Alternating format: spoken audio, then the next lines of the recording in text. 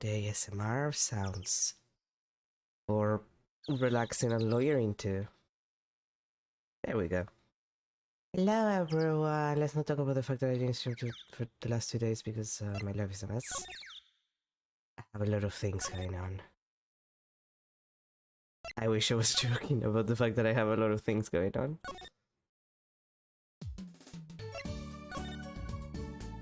Like at some point I'm gonna talk about it, but maybe I'm not on the stream where I'm thinking about like defending people in court. It is partially legally related. Well, no, not really, but kind of possibly.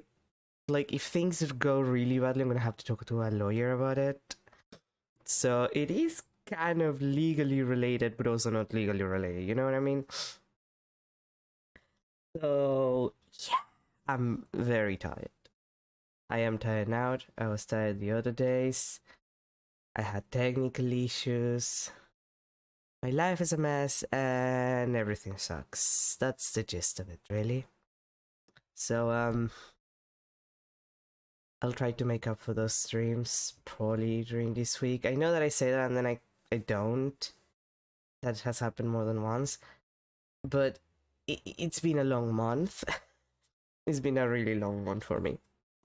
So I'm hoping to be able to do it and recover those streams this week.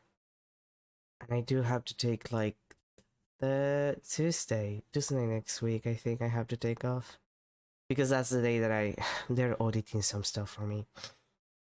Well, they're auditing some stuff against my wishes, and I have to be present for that.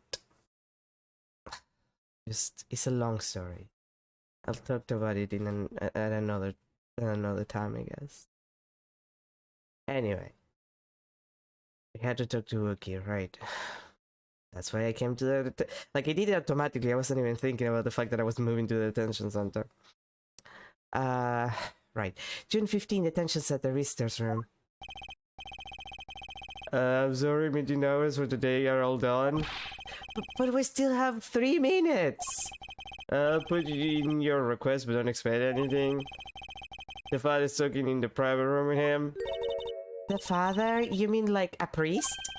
I meant the suspect's father, Mr. Winfred being Wings Kitaki himself.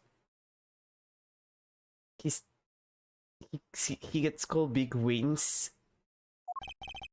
Not someone I care to meet. Ah, you. You're the one on your way out, old. Are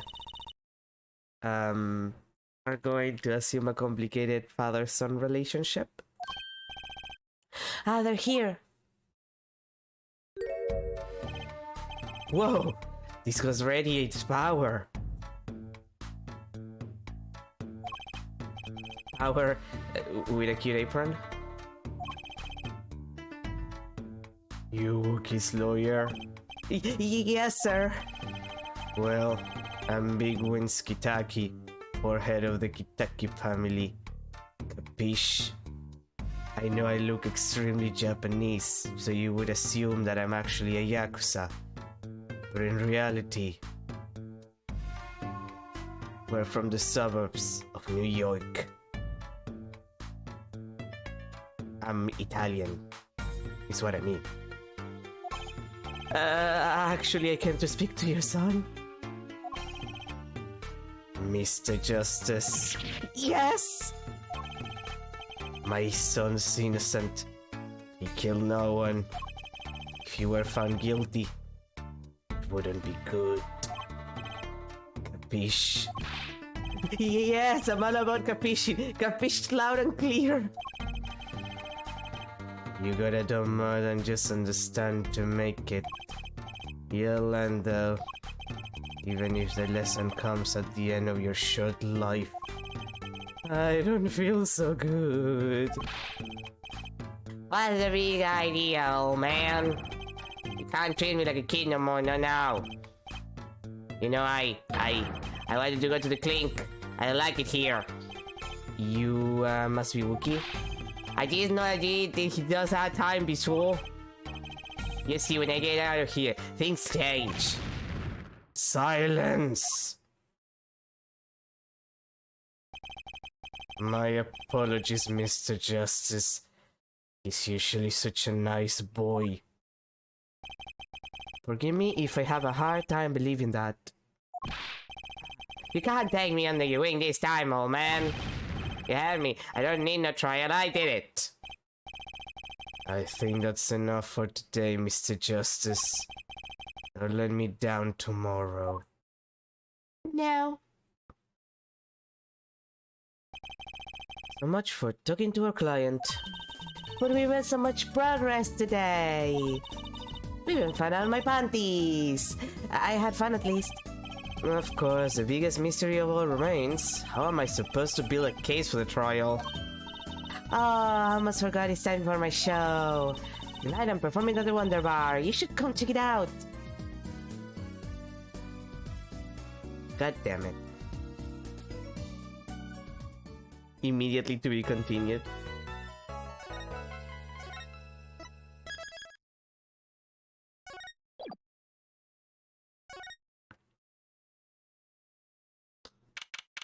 June 16, 9:46 a.m. District Court, Defendant Lobby number 2.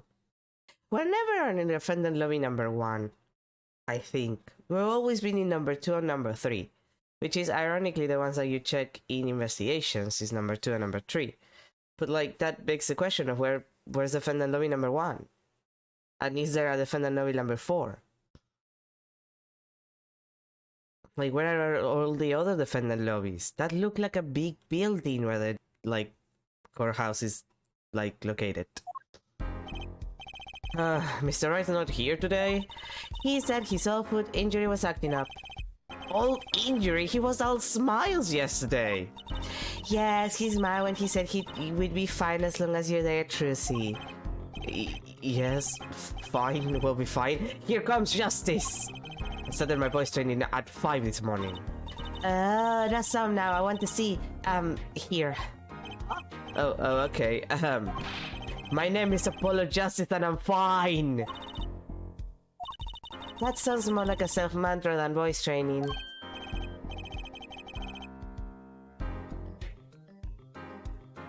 Is that Wookie? I'm going to assume that that's Wookie. I'm fine, you know what I'm saying? Yeah, there he is. Good morning. Yeah, what's up? Hit me with the guilty verdict, G. See if I care. You just hang loose and let things go with the flow, you know what I'm saying? Not really. Wookie, don't be running your mouth like that in here. See, that's the difference between me and you, oh man. I ain't afraid of no cops.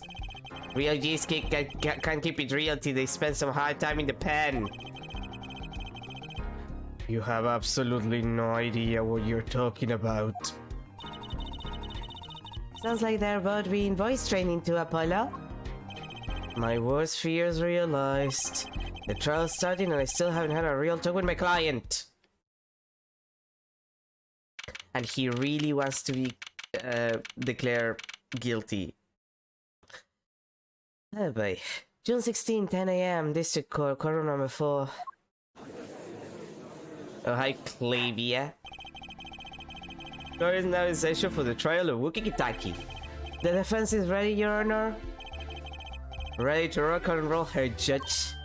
Ah, it's him, the pretty good guy from yesterday. He's a prosecutor? It's Mr. Gavin's brother. Long time no see, Prosecutor Gavin. Where are you taking the leave of absence? You know that little band I started in my free time? Thinks we got popular? I had to say name it to your fans when 3 of your singles got premium, jaw. I see, to be honest, I was a little concerned. I feared that you might be seriously spread over that one trial. Not to worry, head judge. I wouldn't miss the day in court for the world. You see, it's worth even more than VIP passes to one of my concerts, jaw. How could I pass up a chance to see the true strength of the little boy who bested my brother? Ah, yes. The pseudo-rivalry that mostly feels like Krabby trying to seduce Apollo from the other side of the courtroom. People don't get it. Like, people don't get this relationship in my eyes. People don't understand Apollo Justice. in that sense. Like, I do mean it sincerely. People who ship these two do not get it for the most part. Like, there's people who get it, but most people don't get it. The energy here is Kelvin Gavin being a pain in Apollo's ass and begging him for a date and trying to raise him up and failing miserably every time. Like all of those memes about people trying to raise other people up. And Apollo pity dating him once, like pity giving him one single date so he'll stop complaining and annoying him, and then being like, wait, no, I kind of like this guy. Ugh, this sucks. I guess I'm gonna have to date him now. This fucking sucks. Ugh. What's wrong with me? And then they have sex. But like, that's the energy. The energy is like, I don't like you. I'm just gonna like give you one chance so you stop annoying me. And then it's like, oh boy, I like it when he annoys me. This sucks. This fucking sucks. Why would I do that to myself? You know what I mean? It was worth canceling a show or two. Understood. You may give your opening statement to the court. Before that, I was thinking, is the air in this courtroom not a bit serious? It is a court of law. That's no way to get the crowd jumping, Herr Judge. They're not supposed to jump. This is a courtroom. Action, baby! Today we played my way. Was that noise? Oh no, his music is diegetic. Sometimes you have to get on up in order to get down to prosecuting. This is crazy. The victim, Paul Maractis, director of the Maractis Clinic. Scene, People Park. He was found pulling a noodle stand. What in the world was the doctor doing pulling a noodle stand? Yes, I believe. You will only find that out by asking the defendant right here, right now, because it's an undeniable truth that he shot the victim. What do you mean undeniable? If you had to glare at anyone who had justice, glare at the punk in the defendant's chair. This crime was witnessed quite clearly, you see. Very well. Please admit this witness to the court.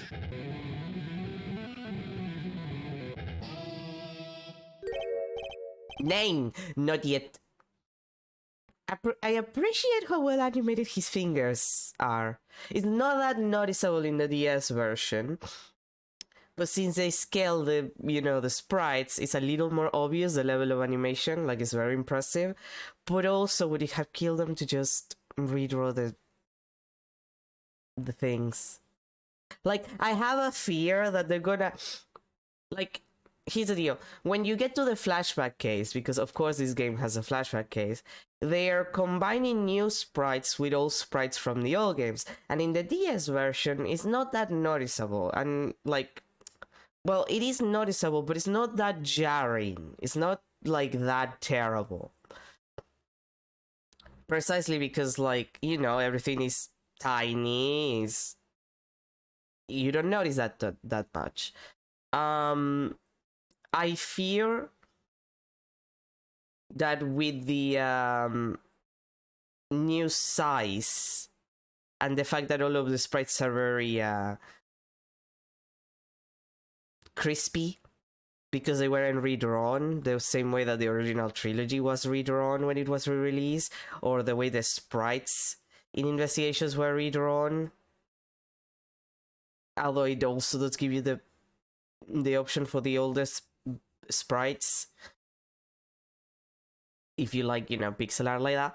I do have the fear that it's gonna look really, really bad, that flashback case, between this and the other ones, because I also don't know if they're reusing sprites from the remake trilogy, like the re-releases, or if they're gonna use the old ones. And if they use the old ones, they're gonna look really, really bad. If they use the re-release ones, these ones are gonna look really, really bad. So now I'm afraid. Now that I'm thinking about it, like, I'm actually kind of scared it's gonna look ugly as shit. First, there is a little matter to be cleaned up. Could you talk without the accompaniment? I swear I could see the guitar for a second. What is it, Prosecutor Gavin? The motive, Her Judge. Why did the little punk do it? Why did he kill the director of the Maractus Clinic? Not so fast. The defendant doesn't have to explain that. Ah, but what if the defendant specifically requests to do so, as he did this morning? I want to give a shout out to all my homies, I believe he said. What? God fucking damn it. What is right? They always say that on stage you should hit the crowd with speed and ferocity. Looks like he got you good, happily. Well, this is highly unusual, but the court will now hear from the defendant concerning his motive in the crime. Oh, did the mic catch that? I am so sorry. So I have like a little thing where like my pen for my drawing tablet is located, and that fell. Like it just fell. So if you had that, that was just that thing hitting the wood of the desk. I'm sorry for the frighten. So you son of the defendant Wookie, are you? I ain't your son, man. You step to a Kikaki, you be best prepared to step strong. You step to a public official, you best be prepared to step into jail. You got to hand it to him, Wookie sure has guts. It's not his guts I'm worried about. He clearly takes a lot of probiotics. Well then, the court will now hear the testimony on the defendant's motive. From the defendant himself, apparently. God fucking damn it, Wookie. I do want his jacket. His jacket is pretty cool. I tell you one thing, that doctor was a quacker. Someone had to show him what's what. I was in his clinic about half a year ago. He messed up my op something bad. And then he just lets me go without a word. See you later, bye. So I gotta go in, get another doctor patching me up again. That was the day I done and figured it out. No OG's gonna let that pass. That's why I went to his spa that night. Know what I'm saying? You're saying you were one of the victims' patients.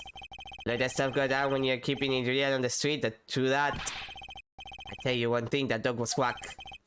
Very well. The defense may begin to cross-examination. I can't believe this is the first time I'm hearing about all of this.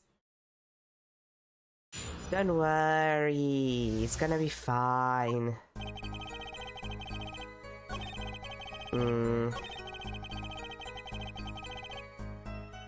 I do want to know more about the operation. I feel like that's important. So you were a patient at the Maractus Clinic half a year ago. For what reason? I highway you and my call Mark of Honor. Can you explain precisely what was wrong? I had a warning with the Rivales family, which Rivales literally means rivals in Spanish, so that's a little too on the nose. But, I mean, sure, dude. I'm sorry, I just find it kinda funny. It's a Tony Pants, my beloved. That's why I put a jack move. And ran into an ambush. She was bust a cab riding me. According to my sources, you couldn't stand the stress of waiting and running 50 minutes before the appointed time. By yourself.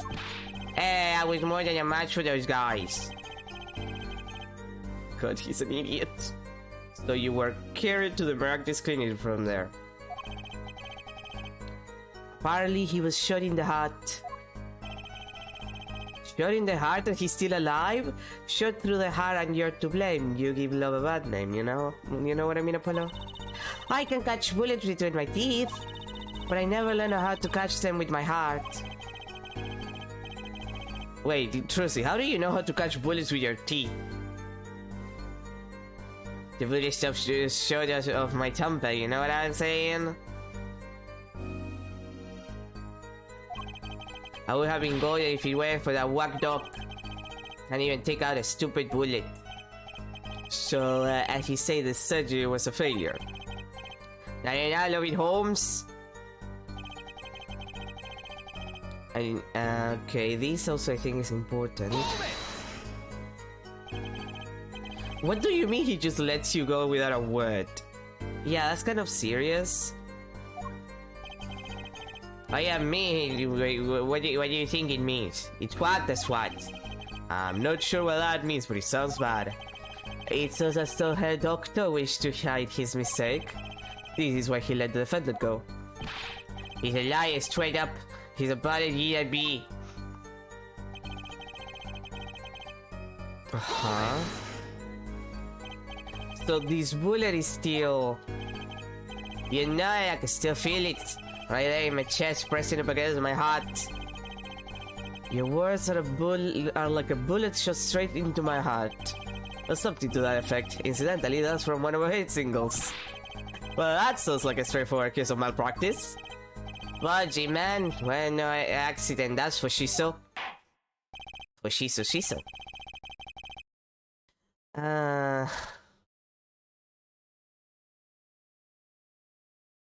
It's just... This is so 2000. This is so early 2000s. It seems that there were issues with this doctor. Man, putting him down was like doing the world a favor. Wookie, please consult your lawyer before saying things like that. Chin up, Apollo, back straight. But why does this mistake only come to light that day? It was fun during the family health checkup. The family checkup? That was the wackest thing of all. All she's lining up, taking eye exams and all that. Better to die young than fade away, bishoy. Relief to hear. Huh? What's a relief? Oh, did your father not tell you? That bullet you carry so close to your heart, if not attended to immediately, it could kill you. What? Yes, her Dr. Kumeraktis had a knowledge concerning this ticking time bomb in you. Knowledge that could have saved your life. No way, that's whacked. There is proof, your checkup report. Ooh, thanks, Slavia. Ironic that you would kill the man capable of helping you. You're almost as careless as he was.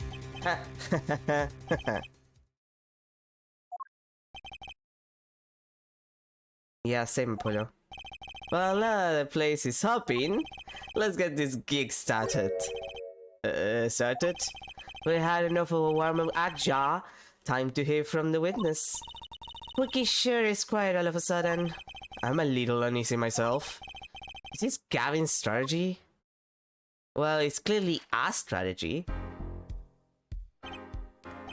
So, you will tell us your name and occupation?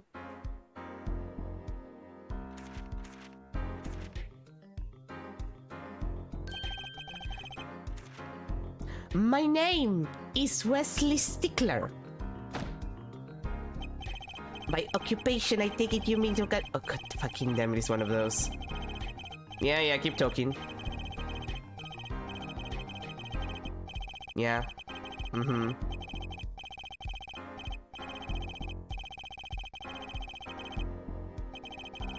By which he means to say that he's a student. A junior at our university, if I'm not mistaken.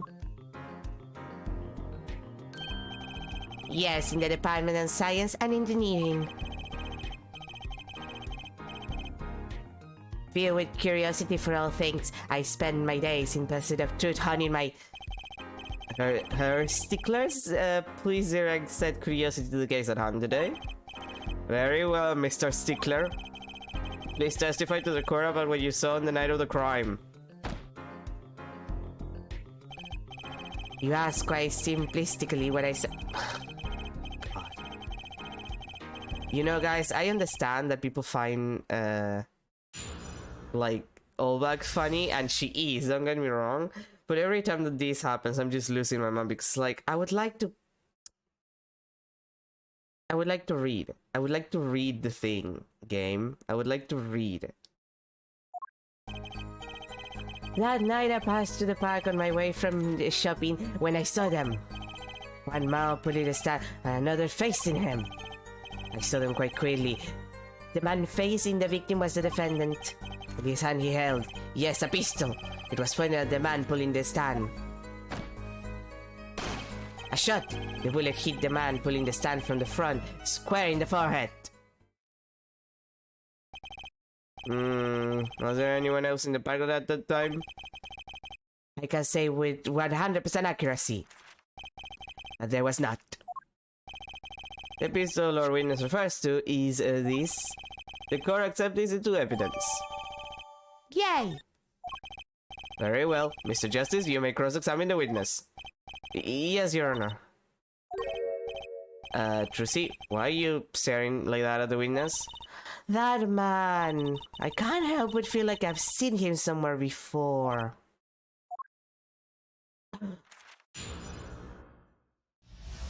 Is he the panties rabbit?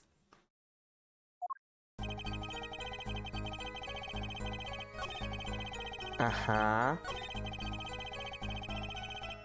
Uh-huh. Uh-huh. Yeah, I'm pretty sure that he didn't die with a bullet straight to forehead. Yeah, right temple. So like, the temple is on the side, not the... Wait! Temple is on the side, so it can't be like a direct shot in front.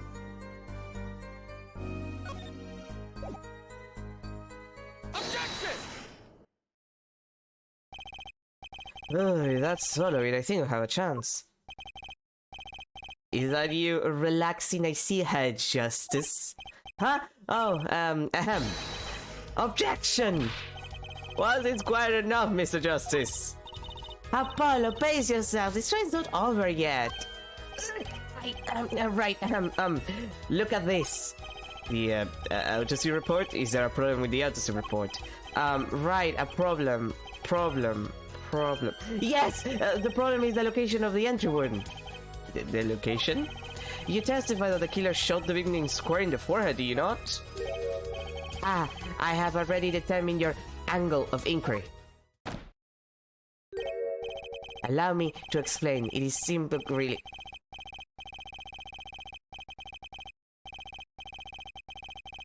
Three hours later.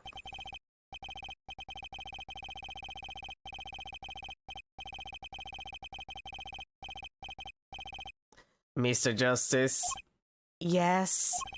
Was your objection to these, crypto particle things? This is the big time and you are obsessed with this something so small. You disappoint me. No, I'm obsessed with something big. I mean, there's a bigger, less nitpicky problem here. Do tell.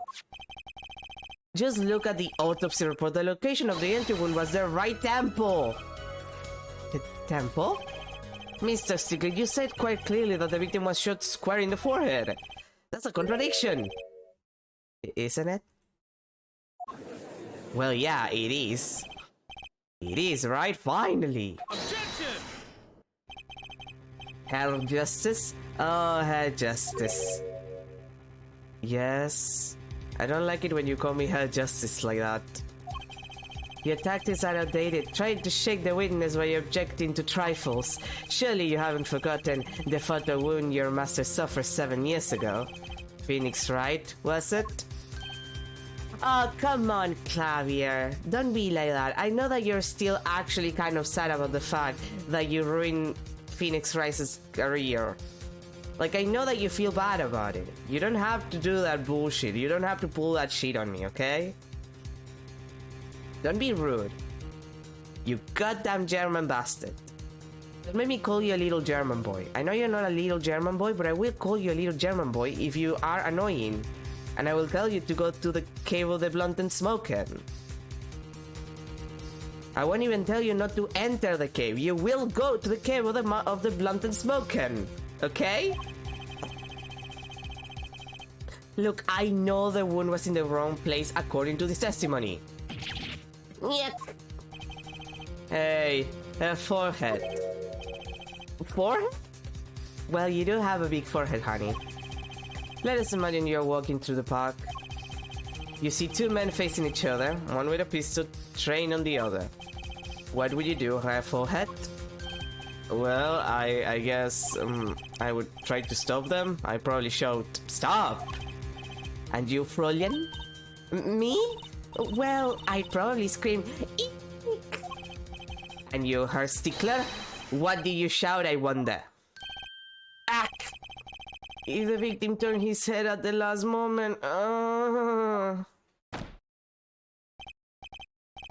Ah, yes. Thank you for jogging my memory. It sounds like an addendum to the testimony is required. God fucking damn it, Clavier. You pain in my ass. As soon as the killer raised his picture to action. Seize this at once, you two, I cried, with composure. The victim turned in the direction of my voice, and a shot rang out. Whereupon a cowardly killer, the defendant appeared to have become frightened. Tossing the pistol aside, he fled from the scene. I see, so you attempted to stop the crime. Indeed, with composure. Well, maybe the criminal wouldn't have fired if he hadn't shouted like that. Yeah, but that doesn't make him guilty, technically. I wish it did.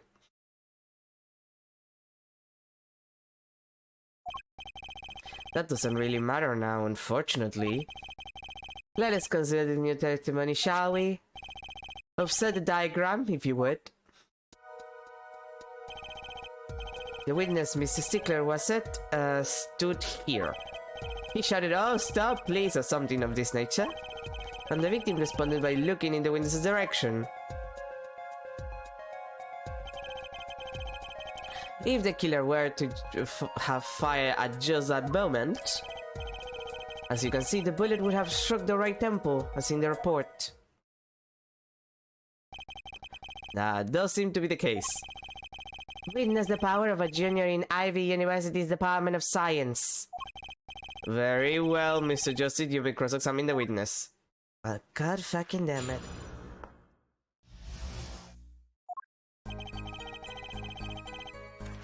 Okay. So you saw a raised pistol. Weren't you frightened? It can't be said with students at Ivy University, no fear. The moment I saw the pistol, my inner sense of justice compelled me to take action. That was certainly brave of you. You might have gotten shot. Eh? You certainly were lucky. If I were in the killer's shoes, I certainly wouldn't have left a witness behind. He actually looks like he had no idea he was in danger. Regardless, I attempted to halt the bloodshed. Hold it! Uh-huh. Are you sure both men were able to hear your voice? They were, of course. My high, exquisite voice echoed through the park. And the victim responded to the clarion call. Quite. Uh-huh. Did you hear the gunshot at the same time as the victim turned? Indeed. I would say about the same time, to be precise. And the victim didn't ask you for help? It can be said that he didn't have time to ask. He didn't even have time to take a single step. I'm totally sure that the killer fired because Mr. Stickler started him. Don't say that too loud, Trucy, please. Hold it! Can you describe the killer's actions more clearly? He seemed quite surprised, especially considering that it was he who did the deed. As we can see, human psychology is a tangled web indeed. He simply couldn't believe what he had done. He shuddered, he panicked, come on, tell the truth. Unfortunately, but I could take further action. Before I could take further action. Uh-huh. You didn't try to apprehend the criminal. It all happened so fast, I'm afraid I hadn't the time. Doesn't something about that strike you, Soda Polo? What? The killer was in a hurry, right? He fired the pistol and does it right away. According to the testimony, that's what happened, yes. In that case, I'd expect to find something that we didn't find. Find something? Find what? I like that contradiction. Kinda sad to see it go. Not as sad as I feel. What do we do now? At least the testimony is getting a little clearer. He's right. Maybe I can find something to use in this new testimony.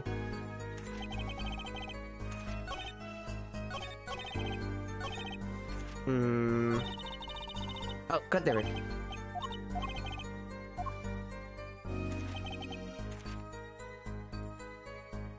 Wait, what's the, I think it's this one.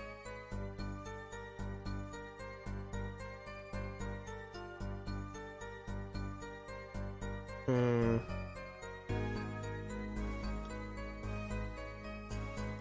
Well, I guess we do have the pistol, right? Yes, we do. Two rounds with fire. Oh. Objection! Kind of important that... Wait a second! I forgot about the two shots. Another misleading request. Yet you're so beholden to your own mode of discourse, you can't see how it affects you. You know, Stickler, I don't like you, but I could say that about a lot of people on the internet. Like a lot of people on the internet. They're so beholden to their own mode of discourse, they can't see how it affects them. Not really. Come again? Wait a second, you say. A second. Are we intended to wait just that? A single second? 1/60th of a minute? That's hardly enough time to draw breath, let alone make a statement in court. Now, had you asked for a longer period of time, say 30 minutes... Mr. Justice? Yes, Your Honor. Am I to understand you are objecting to the length of a second? Yes! I mean, no! Here, just look at the pistol. It doesn't have a single fingerprint on it. Ah, common ploy made out on the more common, I fear, but the prevalence of television. Criminals these days are allowed to feel the leave fingerprints. Wait, but you said the killer tossed the gun and ran. That's right. He didn't have time to wipe the gun for prints. Also, he shot twice. I like to point out that he shot twice. And we only had one shot. Ah, the little girl sticking it to the university student. There's a song in there. I'm not little. Also, what are you gonna do? Another version of Don't Stand So Close to Me? Aqualung? I Like Little Girls? There's a lot of songs about that, for the record. I could keep going. Let's think like adults, shall we, Fräulein? Huh? What if the killer, the defendant, was wearing gloves? Gotta admit, I didn't think of that, Apollo. Well, Mr. Justice, could the killer have been wearing gloves? Nah, no way. The record of the murder weapon is very clear about one thing. The fingerprints were wiped, which means some trace of prints remained. Which contradicts your testimony. If everything happened as you said it did, he wouldn't have had time to wipe the pistol.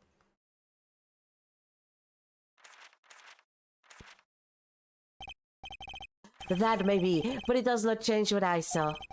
The killer, the defendant. He threw down the murderous weapon from his hat and fled. And this pistol was found at the scene of the crime. Strongly suggested that this was the weapon he disposed of. That sounds solid to me. Well, her forehead, any of your precious objections?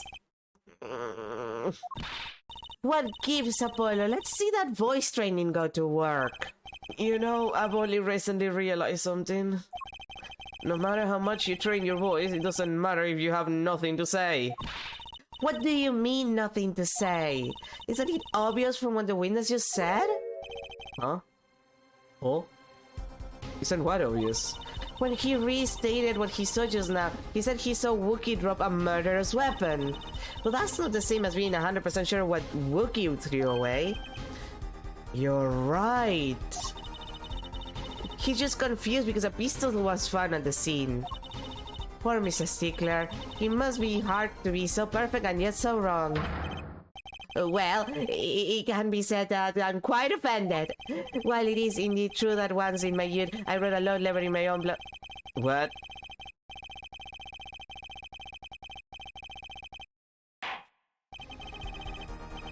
You wrote a love letter in your own blood? That your teacher found? Like, I'm sorry, what? Wait. I wrote a love letter in my own blood that was seized by the teacher and posted on the blackboard for all to see. And for this appellation, poor might well be prefixed to my name, yet as for the ish. Oh god. Dude. Like, that's fucked up. Like, that's super fucked up, my dude. Even I'm not that desperate.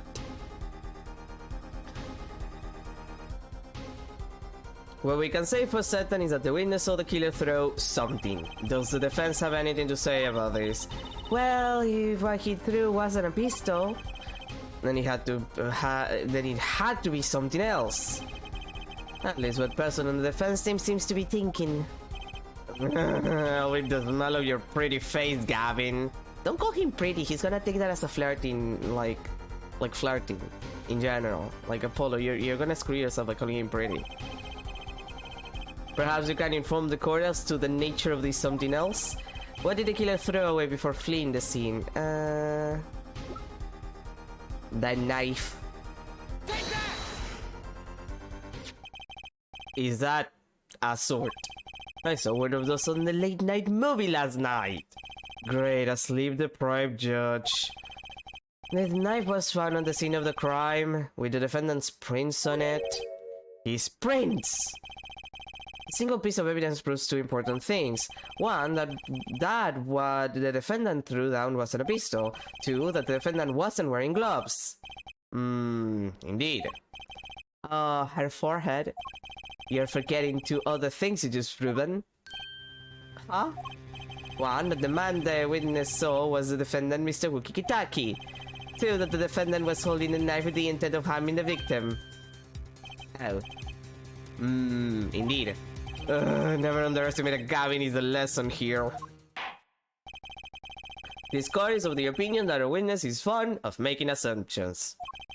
In that light, I believe that it would behoove us to hear what really occurred. With less assuming, please. Don't worry about it.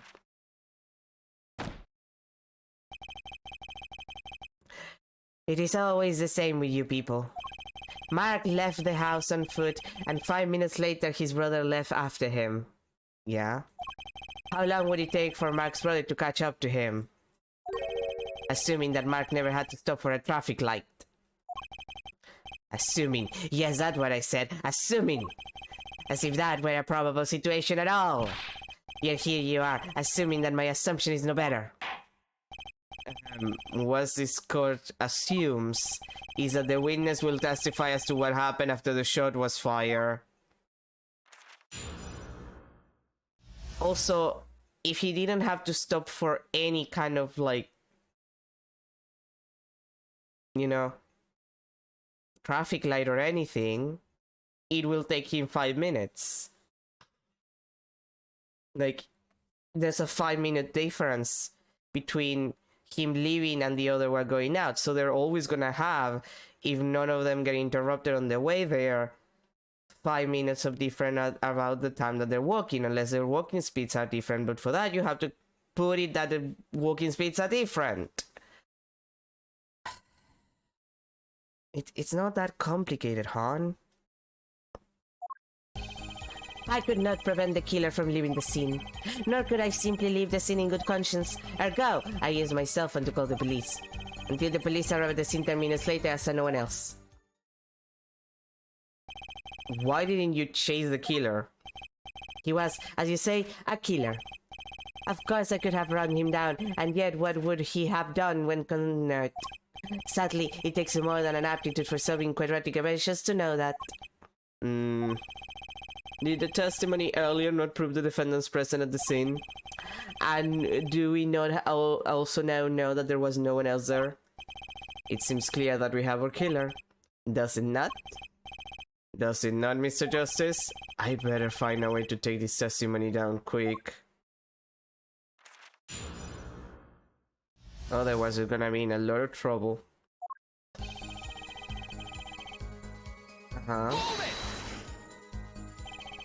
Which way did the killer run? By the time it was clear the killer had noticed me, naturally he ran in the opposite direction. That would mean he ran in the opposite direction from the Gitaki mansion. Action! Didn't even think about pointing out that he was going away from his home. All he had to do was look back once he was out of sight. How did he know that's where I was going? Hold it! You were certainly composed for someone who had just witnessed a killing. If one is to devote one's life to the pursuit of science, one must never flinch at the sight of a little blood, nor be so moved by a chemical discovery that one drops one's flask upon the lab room floor. Ooh, cool answer, very cool. So nothing strange about how he acts. Lucy looks like she has something to say. Hold it! Wasn't your first thought to call an ambulance? It can be said that I have dabbled in medicine. The injury I'd witnessed, namely a single shot to the head, tends to result in death. Echo, there was no need for me to call an ambulance. Oh, a perfect syllogism. A proof in reverse, exquisite, simply exquisite. He actually looks like he's going to cry.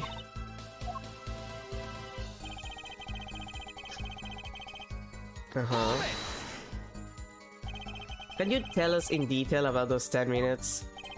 I stood in a state of heightened awareness. Anything could happen at any moment. Any god could appear from any direction. Is that all? No one came. Nothing happened at all. I saw it all, which is to say, I saw nothing. It was late at night. It's not odd to think there would be a few people around the park. So he just stood there watching. Not much to go on there. Lucy, if you got something to say, by all means say it. I can't find a single problem with that testimony. Had enough of that her forehead? Maybe it's time to back off a bit. Yeah, probably. There's nothing fishy about the testimony at all. It appears there are no objections to the witness' current testimony. There are a number of ways to explain the lack of prints on the pistol, I assure you. Perhaps the killer really was wearing gloves, which wiped the previous user's prints off. Then, after the deed was done, this fell out of his pocket as he was throwing the gun away. A mistaken feeding of a small-time punk, in my opinion. No.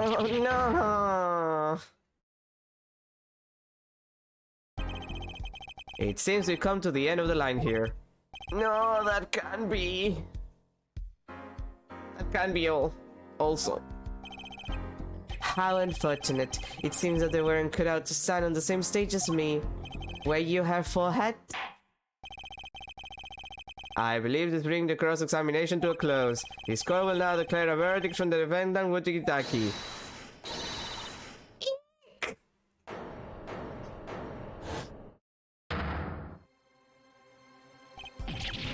Trucy? Nobody move. What is the meaning of thing? Who are you? There will be no verdict in this court. Not yet. Wait, are you one of the Kitakis? The Kitakis? You mean the notorious gangsters? If you don't want to see me give the pretty little girl a new smile, do as I say. Adjourn the court for 20 minutes. What? This court will know how to pressure from the likes of... Head judge? I see little point in further aggravating this gentleman. Recess 20 minutes, or I promise you you'll regret it. Wait! How did he disappear so fast? Come to the defendant's lobby, Apollo. I suppose I have no choice but to adjourn for a 20-minute recess. Bailiff! What does those balls? I mean, catch that mysterious man and work his balls afterwards.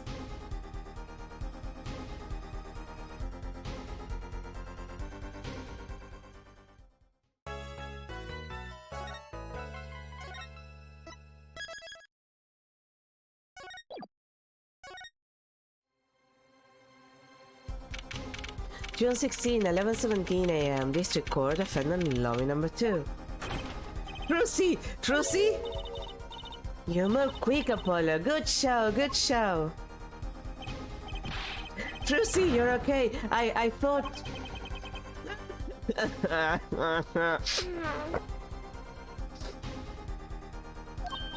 Don't cry, Apollo.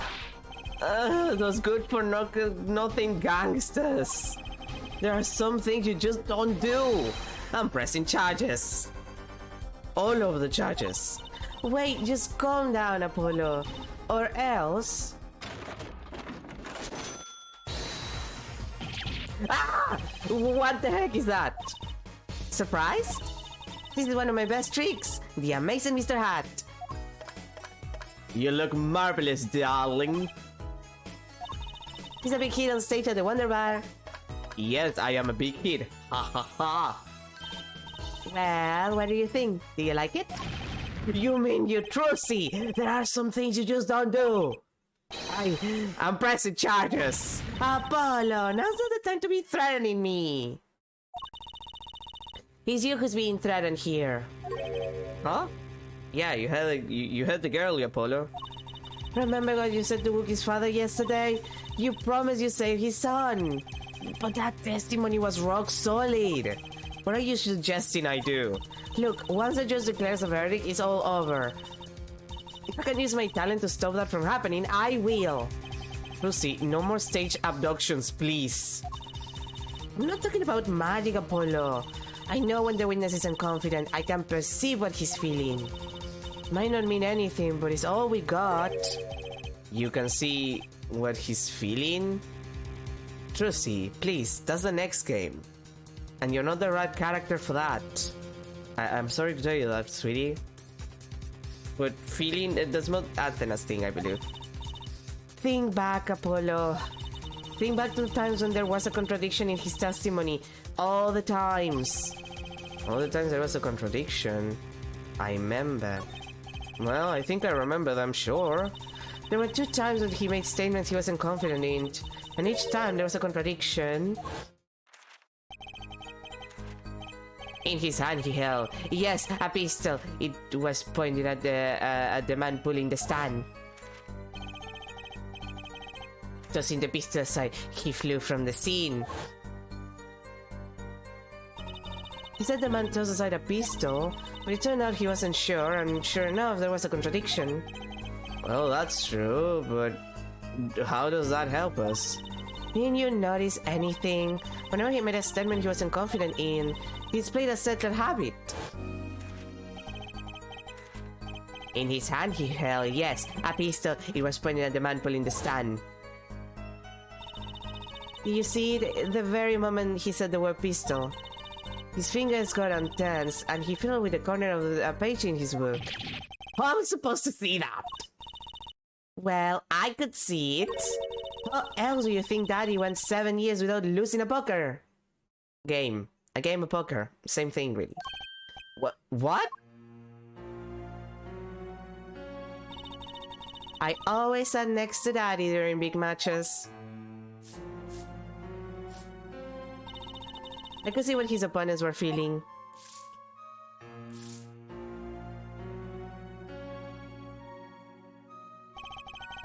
You mean that's how Mr. Wright won all those games? He's not cheating, officially. I wasn't looking at the cards or anything.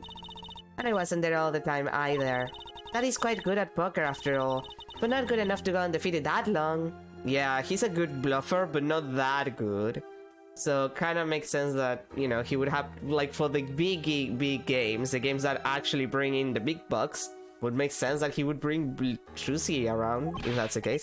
Great, so he cheated. But what does that do for us? I don't believe this. You have to listen to his testimony one more time. No, scratch that. You have to watch his testimony. Perceive the truth. Watch a testimony, perceive the truth.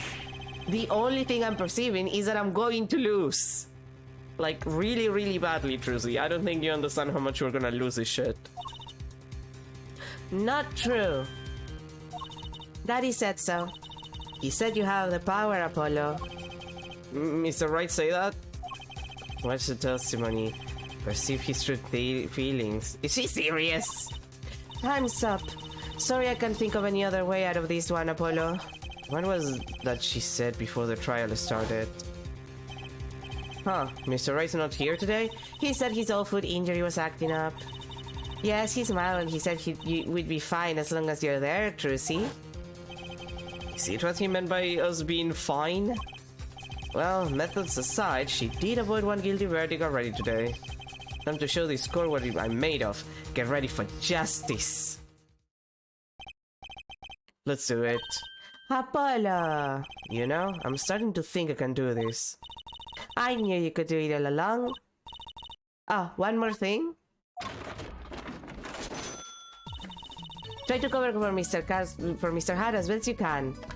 I just flew in from the coast, and boy are my arms tired. Right.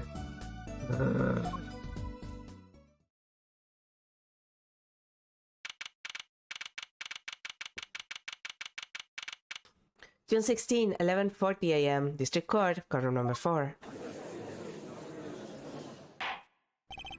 Court is now back in session. Right, we're fine. I'd like to say to the young lady standing next to you, Mr. Justice. You mean me? Don't you have anything to report? Anything concerning the mysterious phantom in the silk top hat? Right, him. Don't worry about him. I settled that. You settle that? Yes, it was an out-of-court settlement, right. Perhaps Frolen would have us believe it was nothing more than a passing dream. A fantastic illusion. Now you see, now you don't. Am I right? I think he's on to me. I wish he would stop being so cool. Let us dispense with these niceties and get straight to the matter. What are your plans for our gifted witness? Right. The defense would like to request another cross-examination. Because I forgot to ask something. There was no issue with the witness's previous testimony. I will grant your request. However, this court will not permit selling for time. Understood, Your Honor. Don't forget, Apollo. When he isn't sure about something, he has a habit of fiddling with his book.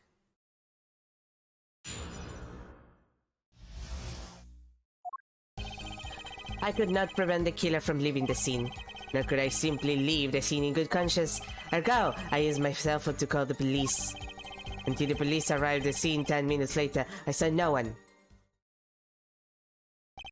I'm not sure I'm qualified to watch testimonies after all. Focus, Apollo. Find his weak spot. Focus. If only it were that easy. My ears hear what he says. My eyes see his expressions. Do I have to do something more? What other senses do I have? What's this? My bracelet? Again? Do we have to do the inverted color thing? It always freaks me out, the inverted color thing. What's going on? My bracelet feels different somehow. I think Daddy was right. You can see it, can you, Apollo? You're almost there. Find the weak spot in his testimony. I know this sounds crazy, but my bracelet is trying to tell me something.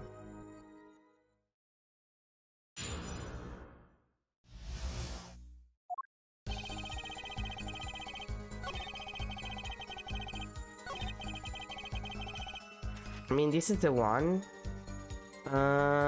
Wait, how did I do it? Like, I think it's pressing fast, and then I can actually pull the thing. So you call immediately after witnessing the murder. The police would definitely have a record of the call. Why not check with them? Wait, Apollo, this has to be it. Wait, you mean his habit? Don't forget, Apollo. When he isn't sure about something, he has a habit of fiddling with his book. The only time he even had the book open was here. Which means this is the place to look for this habit. I don't know how I know, but I know. Know what? It's my bracelet is different somehow. I can feel it reacting to something about the witness. Your bracelet. I'm not sure I get this focus stuff you were talking about, Trucy, but I have a feeling that trusting my bracelet is the way to go. Okay, I just need to touch my bracelet with R as it reacts to the testimony.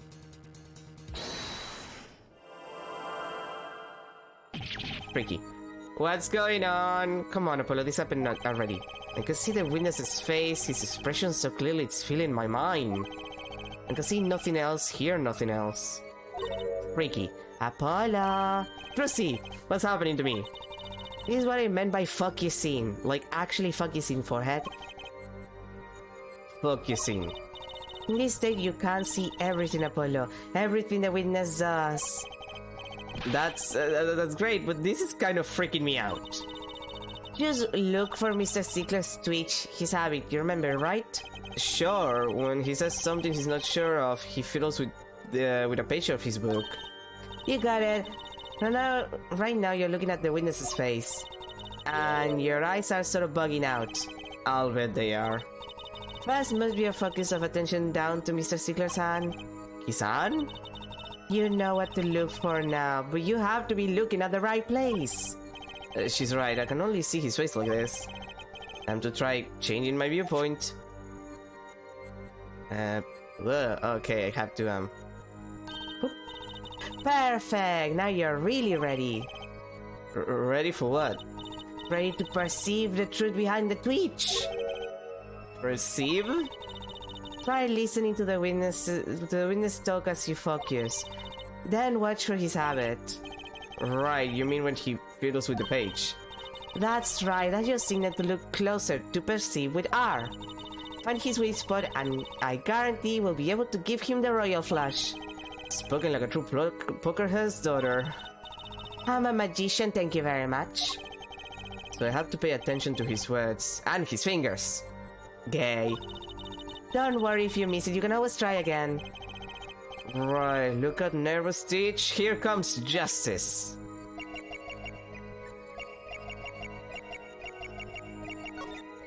Okay, yeah, I see, Gotcha!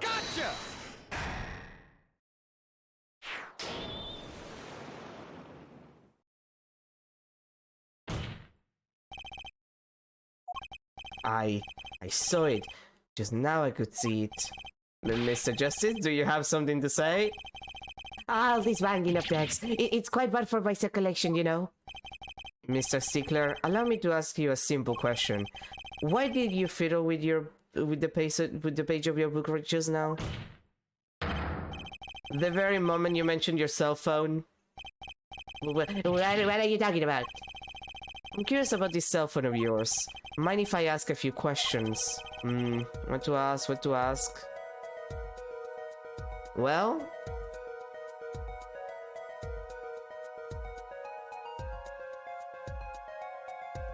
I mean, we found a cell phone, so... Mr. Stickler, please show me your cell phone. Ah, why? Whatever for? Show me and you'll find out. Well, I can't. I don't have it, you see. Yep. There it is. You don't have it. Mr. Stickler, is this your cell phone? Yeah, where did you get that? That's the phone from yesterday. Look, a cell phone. Someone dropped it beneath this tire. If the car moved, it would be crushed for sure. I wonder if it belongs to the doctor here. How strange, Mr. Stickler. Can you explain why your cell phone is sitting here in my hand at this very moment? Wait a minute, what is the meaning of things? This cell phone was found yesterday in the Maractis Clinic's garage. The Maractis...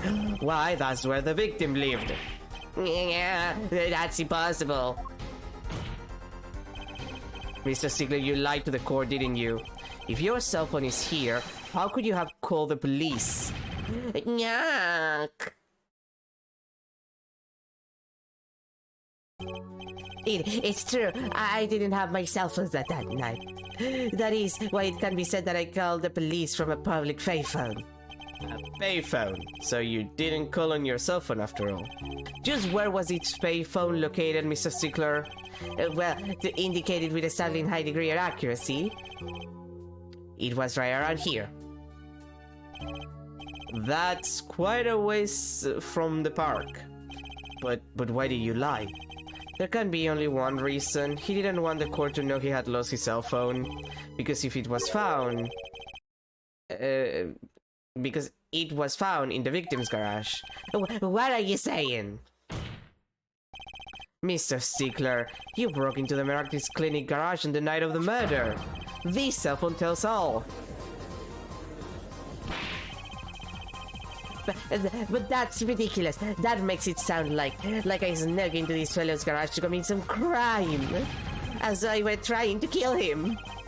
Well, Dr. Meractis was killed that night. Well, yes, but no. This line of reasoning has to be against the rules. Yes, it's true. I lost my cell phone. But you can't prove that I lost it that night.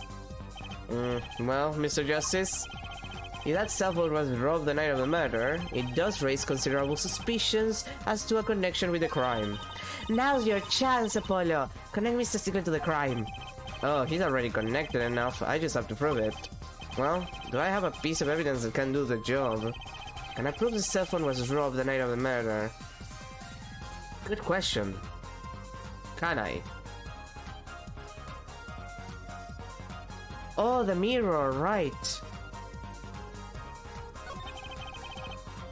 Of course I have evidence. Oh, I like your swagger, church forehead. Hit it. The court will see this evidence, Mr. Justice. Hit it, as they say.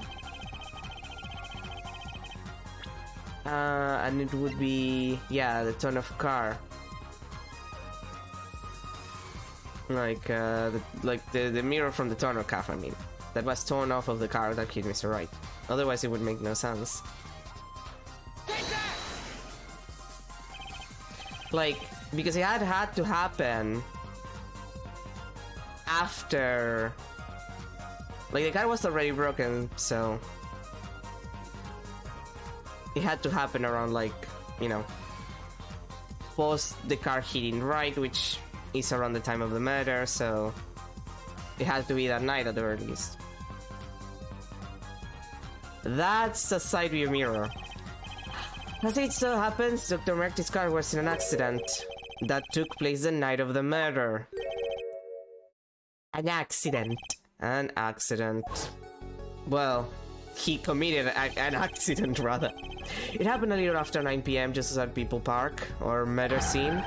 Dr. Meractis' car hit a pedestrian. What are you trying to say? From the absence of a mirror, it's clear that the car was parked after the accident, which means it was parked there after 9 PM on the night of the murder. If your cell phone had been robbed before the car was parked in that garage, then it would have been crushed. After all, it was lying on the ground right under the wheel. Ergo, Mr. Stickler, the only time you could have robbed this in the garage was after 9 PM the night of the murder in the park. Yeah. Yeah. Mr. Stickler, you know what this means. You did break into the victim's garage that night. This is most unexpected. Mr. Justice, are you naming the witness as a suspect in the murder of Paul Meractis? No, stop. This is too much. This can't be happening. Prosecutor, say something. I suppose it is worth saying this. No connection has been found between Wesley Stickler and Paul Meractis. That is, other than this. God damn it, Clavier. Support me a little bit, you piece of shit. I believe our next testimony will be most, revelatory. Is the witness prepared? Yes, Your Honor. You need to stop sweating so much over your book. You're gonna ruin it. I know that face. That's the face of guilt. Is it? Well, I guess.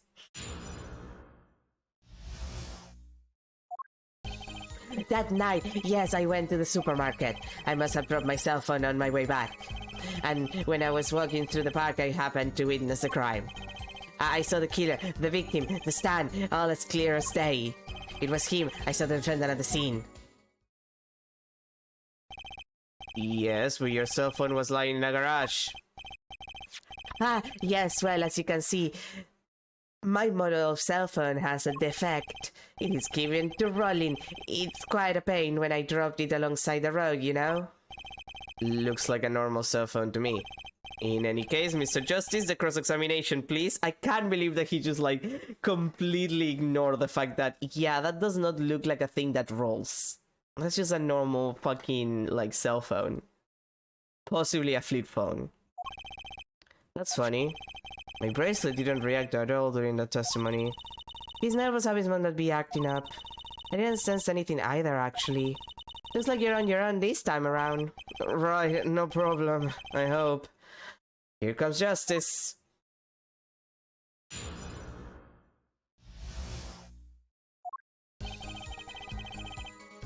Uh-huh. Uh-huh. Uh-huh. Hold it! You saw the stand. This part of the testimony is a key. I know it. To impress him about the killer, the victim, or the noodle stand. The noodle stand. Like, the victim, he already, like... The victim doesn't matter too much, because, like, he'll just say whatever, like, he was told of. He clearly saw the Wookiee. But the noodle stand... Do you happen to remember the noodle stand? Quite well, yes. For a student of the sciences, keen observation and healthy curiosity are vital. I remember everything. I could even read the sign. I believe it said... noodle. Yes, that was it. For remembering something quite well, it sure took you a while to tell us. And thank you for telling us that a noodle stand sells noodles. Very unlike me. Well, Mr. Justice? What about that sign? Could that be important? Very important. So the sign of the noodle stand said noodle. Yeah, that's the problem, my dude. Because you had to be on the opposite side to read that. It appears the defense has just obtained a vital piece of testimony. Is this noodle stand's broth really that delicious? I'll have to go sample the wares one of these days. I think that's worth adding to the testimony as well. Whatever sort of noodles that son sells, it can't match up to IBU's cafeteria. Some apply to the school merely for the taste of our smart noodles. I wouldn't mind a taste of that myself. Yeah, about that, Objection! And you're absolutely sure the sign read noodle? Why, just last week my professor offered me this praise. At least you have good eyesight, Stickler. I'll give you that. It read, without a doubt, noodle. I see. What? Why are you looking at me like that? Is that pity I see in your eyes? Let's take a look at our map, shall we? So you're claiming that when you saw the sign, you were standing there. Here, was it? Although it would have been a bit hard to read the sign from this spot. You think so? Mr. Stickler, I'd like you to please take another look at the sun and to carefully read what the sign says. See, the sign actually states the name of the stand's owner. Elduns. Inconceivable! I'm certain it was definitely noodle for sure positive. I'm afraid your professor was wrong about your eyesight. I wouldn't be so quick to jump to that conclusion. The sign he saw changes everything. The witnesses decides a noodle. And he saw it right. What would you say if I told you that there is one spot from which the sign would be read the way Mr. Stickler claims? What? Mr. Justice shows this spot. The witness actually viewed the sun from this location. Like from this side. Like here. Around this area. Take that! The witness was standing here on the opposite side. How do you know that? When viewed from the south, the sign on the stand reads Elduns, as we know. However, observe the other side of the stand. Oh, this has a noodle. Exactly. The name of the stand is split between the front and back signs, and also Eldon is literally noodle backwards, so it would spell noodle anyway. It would just look kind of weird. But also, like, yeah. It's just, you know.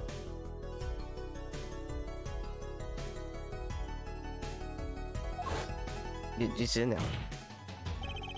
Mr. Stickler, you lied to the court! You witnessed the crime from the northern side of the park, not the south. Yeah, you got me. Objection! So what? So what? What does it matter if he saw the killing from the north or the south side? It makes no difference at all. He is right. Travel far enough to the south and you'll end up going north. Be it on a global scale, directions are utterly without meaning. Actually, maybe he's right. What does it change? It changed everything, Apollo. Trucy? Remember his testimony from before. Though, to be honest, I'm a little scared of where this is leading. Slow 3D.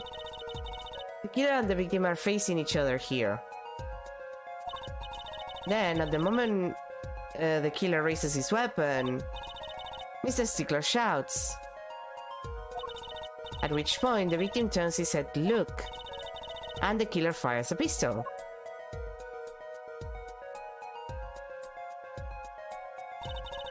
That's why the bullet hit him in the right temple.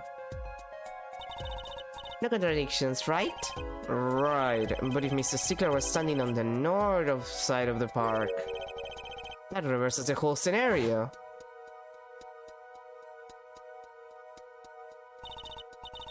Completely, if Mr. Stickler shouts from where he is now, and the victim looks in his direction,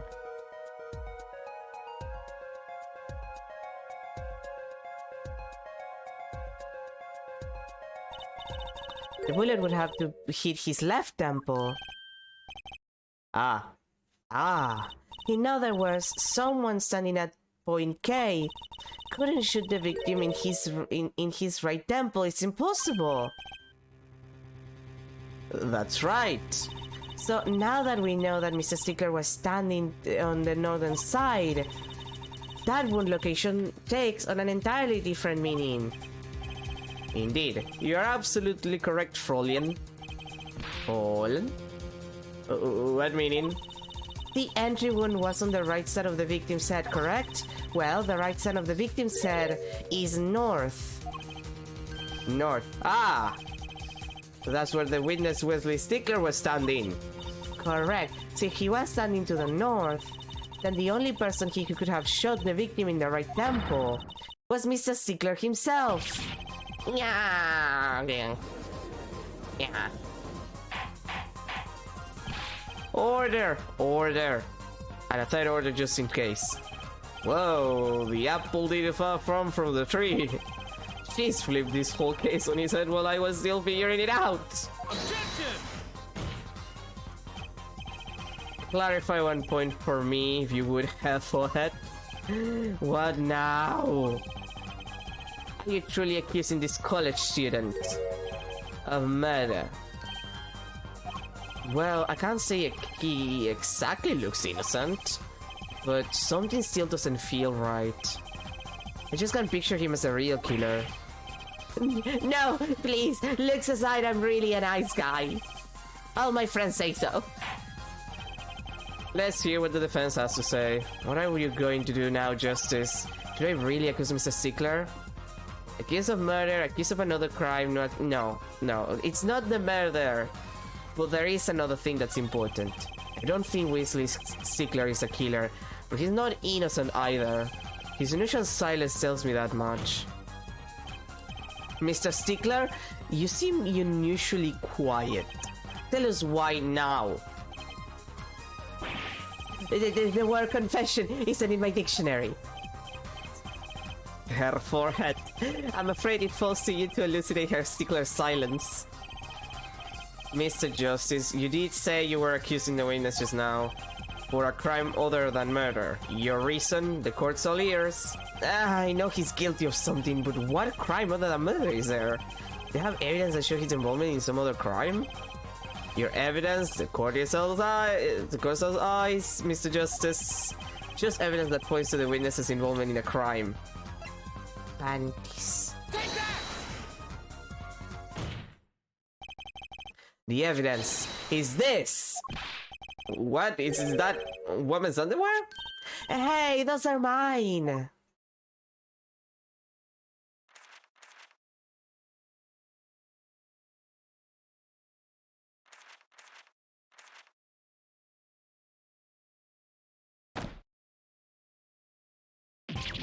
Don't look at me like that! Order! Order! Order! Mr. Stickler! Well, I can't say this comes as a shock. It's not what it seems. By Pythagoras' theorem. Did he said last? I swear it! There it is. On the night of the murder, just past 9 p.m., a young girl catches a panty snatcher red-handed. Bravely, she gives chase, but the snatcher flees and hides himself in another place than the Maractis clinic garage. Aha! Incidentally,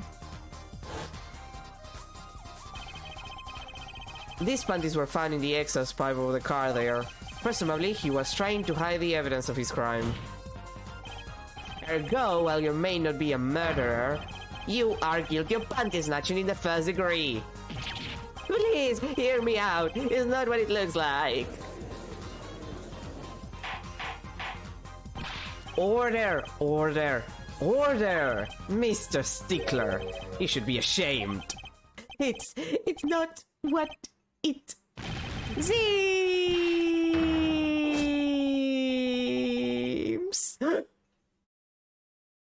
Calm down. So, are we to understand that you were silent not because you were guilty of murder, but because you lacked the courage to admit your theft of this girl's undergarments? Perhaps you are not aware that my school's name was originally written IV. I stands for intelligence. V stands for valiant. See? Your point? I'm not done. Now, I'm a major in the science department. And what does science teach if not curiosity? Yes, we at the IVU science department are violently curious. No challenge is daunting, and what great challenge to science than a mystery? Come on, you're talking about a girl's panties here.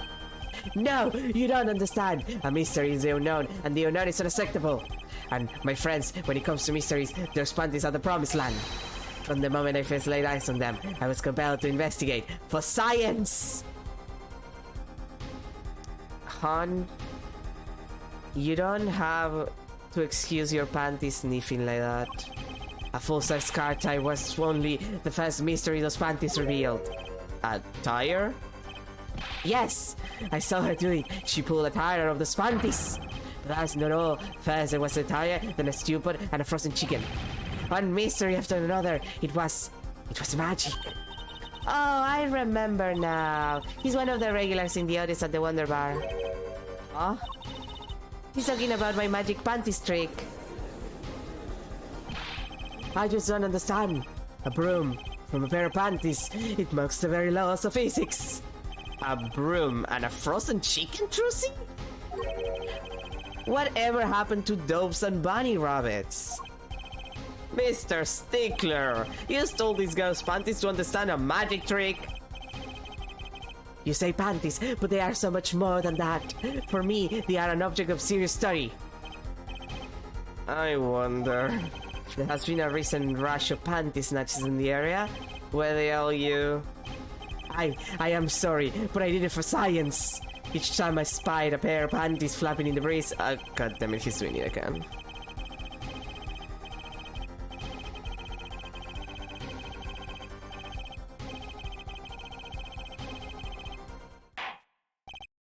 I have never seen a man wax poetically about a child's panties like that.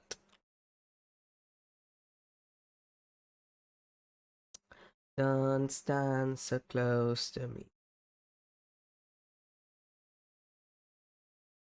The worst part is that I never remember how that song goes.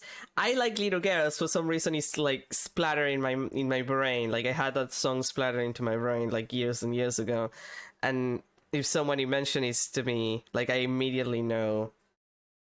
I immediately know what they're talking about. Still, that leaves one thing unexplained. Ah, you referred to a witness's other lie, yes? The witness claimed he saw the crime from the south, but was in fact in the north. Indeed. Would anyone care to explain what he lied about that? Be my guest, her forehead. Me? Did I not hear you correctly? Did you not say you do not accuse the witness of murder? Why then did the witness lie about his location at the time of the shooting? Or have you no idea? Apollo, there's something about the way the diagram is arranged right now. When you think about it, right near where Mr. Stickler was standing, isn't there a... Well, Mr. Justice, what say you? Do you have any evidence to show why the witness lied about this location? Yeah, it's the other set of panties. Take that! The evidence that show why he lied is this. What? More panties! How many panties are you carrying in your pocket, her forehead? These are the last honest! These were found in a trash can at the park. Looking at the diagram, we can see that the trash can was right next to where the witness stood. Mr. Stickler, you didn't. Alas, I am a failure as a scientist. I can't unravel the mysteries of the universe. I can't even unravel a pair of panties. So, these panties are your handiwork as well. That night, I had been chased, hounded into the Meractis Clinic's garage. Weeping in frustration, I was forced to abandon my prize. Then you see how I felt. Believe me, I'd rather not. I hid in the garage for a short while, then, abandoning the panties, I made for home. To avoid the office where the guard works, I went towards the side entrance. When I saw them hanging there on the clothesline by a giant mansion. A giant pair of panties! Apparently he didn't know those bloomers belonged to the mob. I had them safe in my pocket, ready to take home, when I stumbled upon a murder. The murder of Dr. Meractis. I reported what I had seen, but as I waited for the police to arrive, I got scared. What if they searched me? That's when you dispose of the bloomers. Yes, it was a severe blow to the progress of science, but one that had to be borne. A fascinating, if disturbing tale.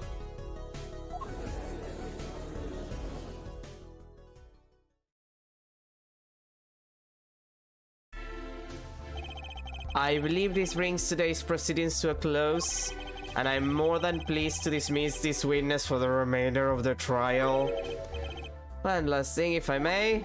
Yes, Prosecutor Gavin? Regardless of where we ended today, some vital points were made, namely that the defendant Wikikitaki was at the scene of the crime, and he was pointing a weapon at the victim. One more thing, Wikikitaki has a clear motive. Indeed, the defendant Wikikitaki is still the prime suspect in this case. The only suspect, in fact, assuming there was no one else at the scene at the time. Yet a mystery remains. The location of the wound in the victim's right temple has yet to be explained. The court requests further investigation from both the defense and prosecution. Yeah, baby. No problem. Very well. This brings the trial for today to a close. Court is adjourned. Well, god fucking damn it.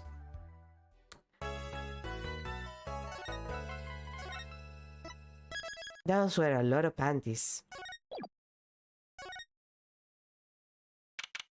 June 16, 2:23 p.m. Write Anything Agency. What a train wreck that was. I'm glad we made it out of the trial alive. Really, I had fun. And Wiki made it through the day too. Everyone was too obsessed with panties to bother with the real case. But it was good publicity. Imagine the crowd on my show tonight. You should come, Polly. Yeah. The amazing Mr. Hart will be making an appearance. Hi, folks. I'll be here all week. That's enough of him. Hello? Ah, Miss Tiala. Thank you for today. The trial went well. Oh, right, no problem. Do you think Wookie will be okay? Well, he's not guilty. Yet. Please, you have to help him. We're supposed to get married next month. Oh, congratulations! Way to put the pressure on a guy. Apollo, they can't get married in jail. Please let me know if there's anything I can do to help. Are you sure about marrying into the Kitaki family? I'm fine with it, and I love Wookie with all my heart. Ah, that's so sweet. So it doesn't bother you that you'll be, married to the mob? I don't think so. My parents are against it, of course. Say, what did you and Wookie first meet anyway? Good question. Miss Tiala doesn't look like the type to have gangster connections. We met at my old job, actually. Ah, office romance. She's not very forthcoming with information about herself, is she? Do you know that the boss is trying to get out of the business? Really? Mr. Kitaki wants to quit being a gangster? He's trying to transfer his assets into a normal company. He only announced it recently, out of the blue. I hear there's quite a lot of confusion in the ranks. I wonder if this explains that apron. I can't imagine Wookie going along with it. He's highly motivated, isn't he? That's not the word I would have used. He said, I'll be the next big boss and keep the family alive. I think he's at that age when boys want to make a mark on the world. That's not the way I would have to put it. His father moves in a lot of circles. He's really focused on profits. The Kitaki family has been making a killing recently. Again, not the way I would have put it. But Wiki says it's not about the money. They have the gangster tradition to uphold. Ah, a generation gap. We've even got the ever classic what about the family business thing going on. Usually it's the father worried about the tradition. Also, I need to check something. She's 21 and he's 19. Okay, that's fair. Like she says it like like the way she said it is like, girly, you're acting like he's like 15 or you're 37. Can I ask you a question about Wookie? I understand he was operated on by the victim, Dr. Meraktis. Apparently, yes. I was in the crane about a year ago. He messed me up something bad. And then he just let me go without a word. See you later, bye. So I gotta go in, get another doctor to patch me up again. Yes, it sounded horrible. Wookie has always been fond of fighting, I'm afraid. I'm not sure it qualifies as fighting when pistols are involved. Mr. Gavin was saying his life might be in danger, wasn't he? No, that can't be right. I'm sure he was just trying to scare us. It's scary to think that a surgeon might make a mistake. It's even scarier when he tries to hide it. I'd like to know a little more about this operation. Maybe it's time to pay the Meraktis clinic a visit. I should be getting home now. Book is in your hands, Mr. Justice. Right! Leave it to me. Apollo, I think you're only making her more nervous. Sorry, I'm new at this, okay? Hehe. It's alright. I believe in you. Well.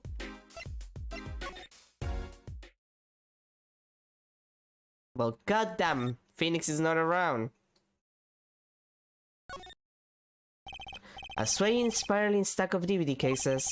Better stay away or it'll become a crashing, cascading cavalcade of DVD cases. A bottle of Mr. Wright's favorite brand of grape juice. Me? I haven't been able to touch the stuff since that first case. Not a problem for Mr. Wright, apparently. A toy piano, one that might be played by a child. Correction, a pink toy piano. I guess the man likes pink. Nothing wrong with that. It reminds him of his boyfriend. Mr. Wright's bed. It's messy. Trucy must clean up after him at home. Oh, come on, he can take care of himself.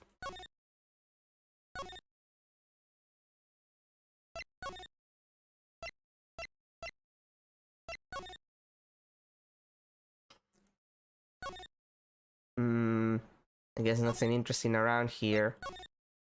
Fine.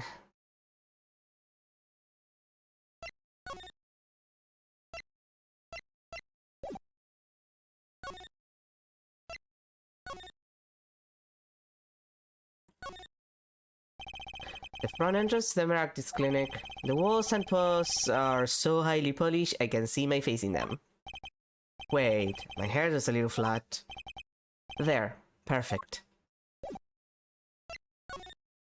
I guess I'm gonna have to enter through the garage? Wait, what? Shouldn't I be able to just enter the place?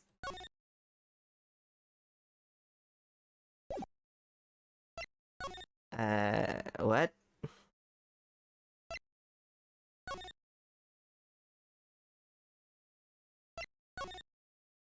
I'm confused.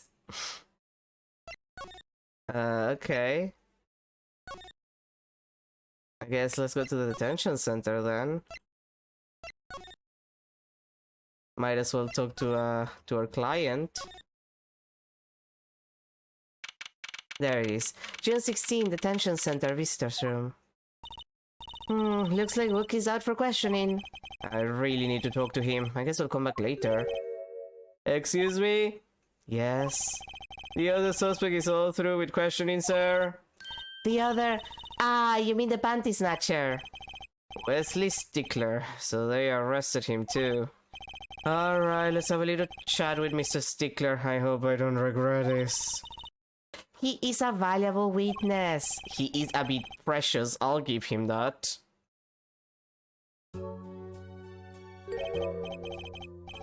Please keep this brief, if you would. I'm quite busy.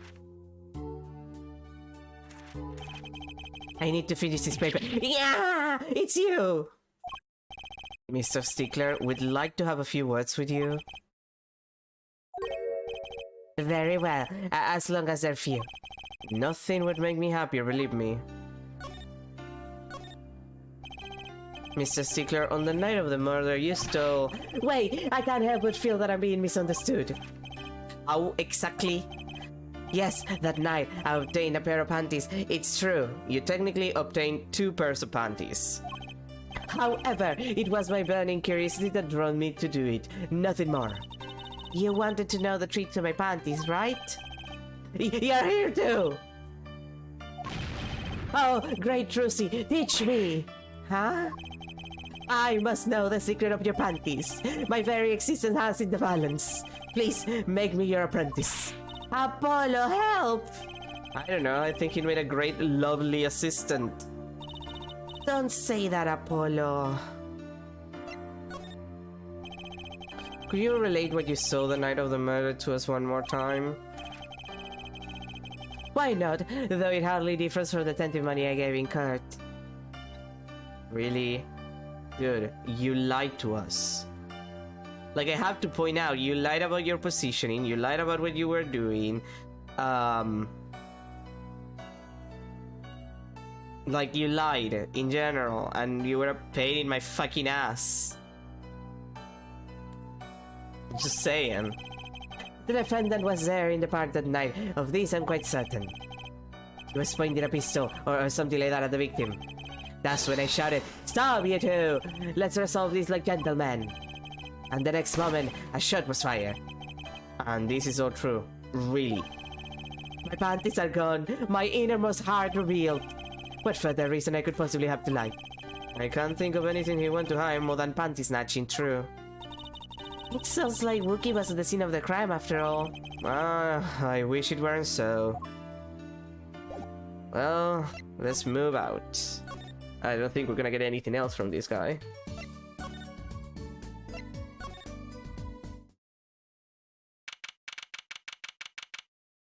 June 16, Kitaki Mansion.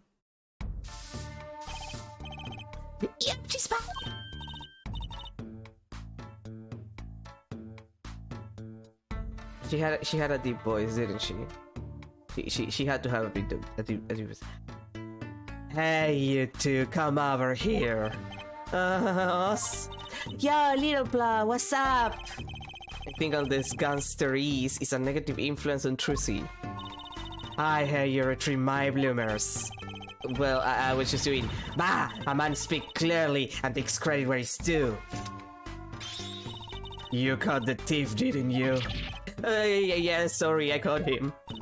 You're cute when you're nervous, Polly. I'll deal with you later. But enough about bloomers. What about my son, Wookie? Wookie? Well, he's, clearly. Yes, ma'am. This is why I was kind of hoping we could avoid coming back here. He's really everything you're expecting a boss's son. I'm going to be a gangster, dude. The life does have an appeal for that age, particularly for boys. What? Don't look at me like that. He was shot in a turf war about half a year ago. Yes, we heard the story from Wookie, but he didn't tell you the whole story. You know, even if he had a pistol then, he couldn't have shot anyone. What? He acts like he's hard, but he could have shot someone to save his life. I should know. His mom. Her works have a certain weight to them. Hopefully when it is all taken care of, he and the boss can sort out their differences. The boss, you mean Wookie's father? They didn't seem to be on the best terms, did they? It's... okay, for a moment I thought it was Apollo. It's true. One of our pistols is missing. So the murder weapon was from the mansion. It kind of figured, given the difficulty of obtaining a gun these days. None of the rank and file have access. Only the boss, myself, and Wookie could have taken it. I see. I'm sure the cops will continue trampling over the mansion because of this case. Maybe this is a sign that it's time for a change. He doesn't seem too concerned, at least. Yeah, Wookie's fiancé. They're getting married next month, correct? I suppose. She's been staying over lately. You don't look too happy about that, little plum. You guess. Even I could tell that. Could you tell us more about her? Wookie brought her home one day. Says he wants to tie the knot. I can see why. She's so pretty. Oh, she's pretty enough, but you know... Nah, it's probably just me being suspicious, stay in this business too long, and you start to only see darkness in people. You get a nose for it. A nose for people, a nose for trouble. I wonder what the problem is. He's like a gangster's only version of female intuition. The boss may act tough, but that boy means the word to him. But Wookie seems, it seems like he's against his father's position. It's to be expected. We're in a bit of a transition now. Trying to cut our ties to the shadier side of the street and more on the up and up. Wookie isn't too enthusiastic about the change, it's true. But why the change? Is the gangster thing just not paying the bills? It pays, but we need a lot of money right now. Clean money, that is. Something must be up. You'll see things the way the boss sees them someday.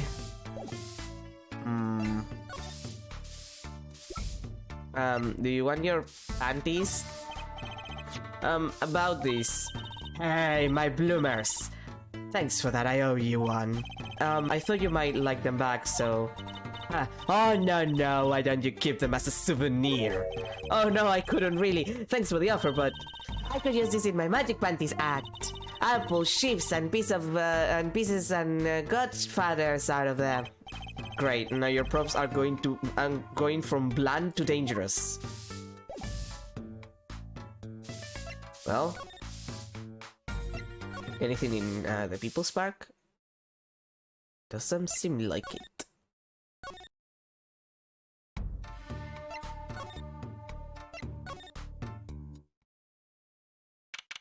June 16, Eldon's house. Hey, it's Mr. Eldon. Mr. Eldon. What's wrong? Oh, you found my son. That's why I'm here. To thank you. Ah, But now it's a crime scene and they won't let me have it back. That's also why I'm here. I got another place to go. Ah, I see. How can a noodle stand be a crime scene? That's what I don't get, Trucidol. Even in dead, he's after my neck, I tell ya. Can't even cook an honest noodle. E. even in death? You mean the victim, Dr. Meraktis?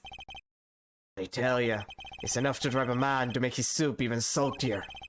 Remind me never to eat his noodles when he's in a bad mood. Stan, for generations he served up the very best noodles of Eldons could make. A tradition of noodles of salty broth. It's more than a Stan, it's history, I tell ya. Watch what you say or it might become true. That's a great story, Mr. Eldon. A single stand passed down from generation to generation. Of course, to be honest, I didn't plan on doing it. That's right, you said something about that. About you rebelling against your pops, was it? Good memory, Trucidol. I was a go-getter back in my day. Until my friend next door butted in. In the end, I was left with nothing but this dusty old stand to earn my fortune.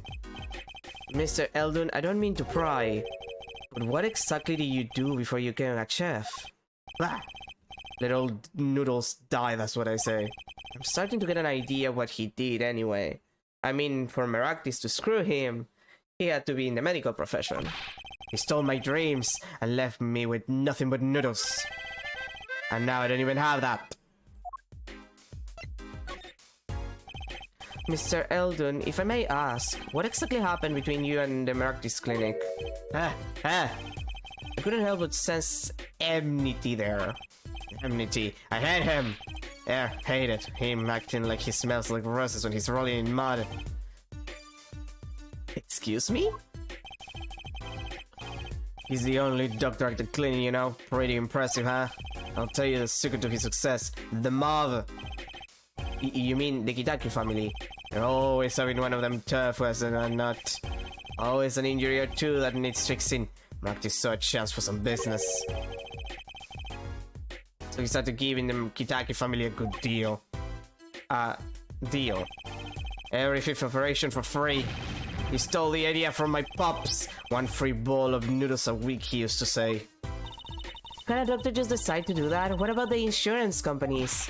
Oh, no doubt it's illegal. But it got him in good with the family. Pretty soon he was getting all the business in town. Leaving me here in the dark. Ah, wow. Ah, you had a big nap. Was it a good big nap?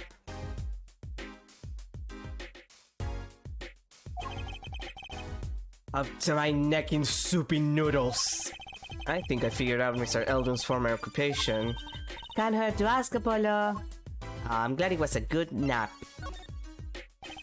Mr. Eldon, or should I say Dr. Eldon? Figure it out, did ya? That's right. I was a doctor, a surgeon, until the year before last. So, Mr. Meraktis was your rival? You like the onions I put in the soup broth? Yeah, kind of. How could you not like the onions? Like, I say that as a person who doesn't particularly like onions. Like, they're not a thing that I, like, crave. But, like, some onions on a good soup. That shit is choice. And I'm not an onion enjoyer, as I said. You take a spoon, you drink some broth, those onions find their way in there.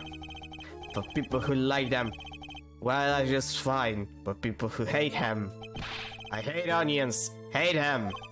Always sneaking in from the side, getting in the way of a good tasty spoonful. You know, I understand him. Not on the soup side of things, but like with other stuff. Yeah, I get it. Well, that's what he was. An onion. Onion boy, that's what I call him. So, you weren't exactly friends. Ah, me and Paul Maractus. Ever since preschool, we were getting in each other's face. No matter what I did, sure enough, he'd come follow it along. Then he'd do it better than me. Just blow right past without so much as a howdy. I see. That's right. I was a surgeon long before he was, you know. And that no-good onion boy comes along. Well, Trusty, looks like we found ourselves a new suspect. Don't say that. Thanks to him, I was forced to trade in my scalper for a ladle. Sorry, Paul. I didn't mean to weigh you down with an old man's ramblings. No, it's fine. By way of apology. You ever get yourself in a spot of trouble, you drop boy? Huh? You're investigating Maractus, aren't ya? Yes? Well, you want to know about a doctor, you ask a doctor, that's all I'm saying. You just think of me if you need something, Trucidol.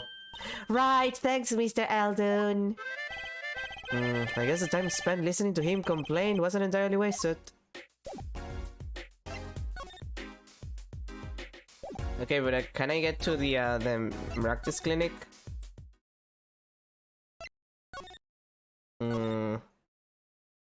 Wait.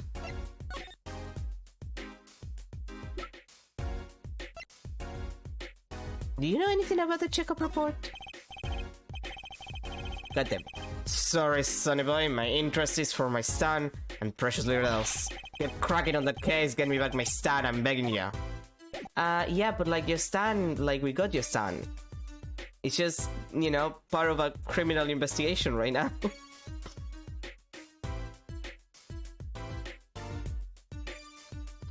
Well, I guess we can move to the detention center again. We might get Wookie now to talk to.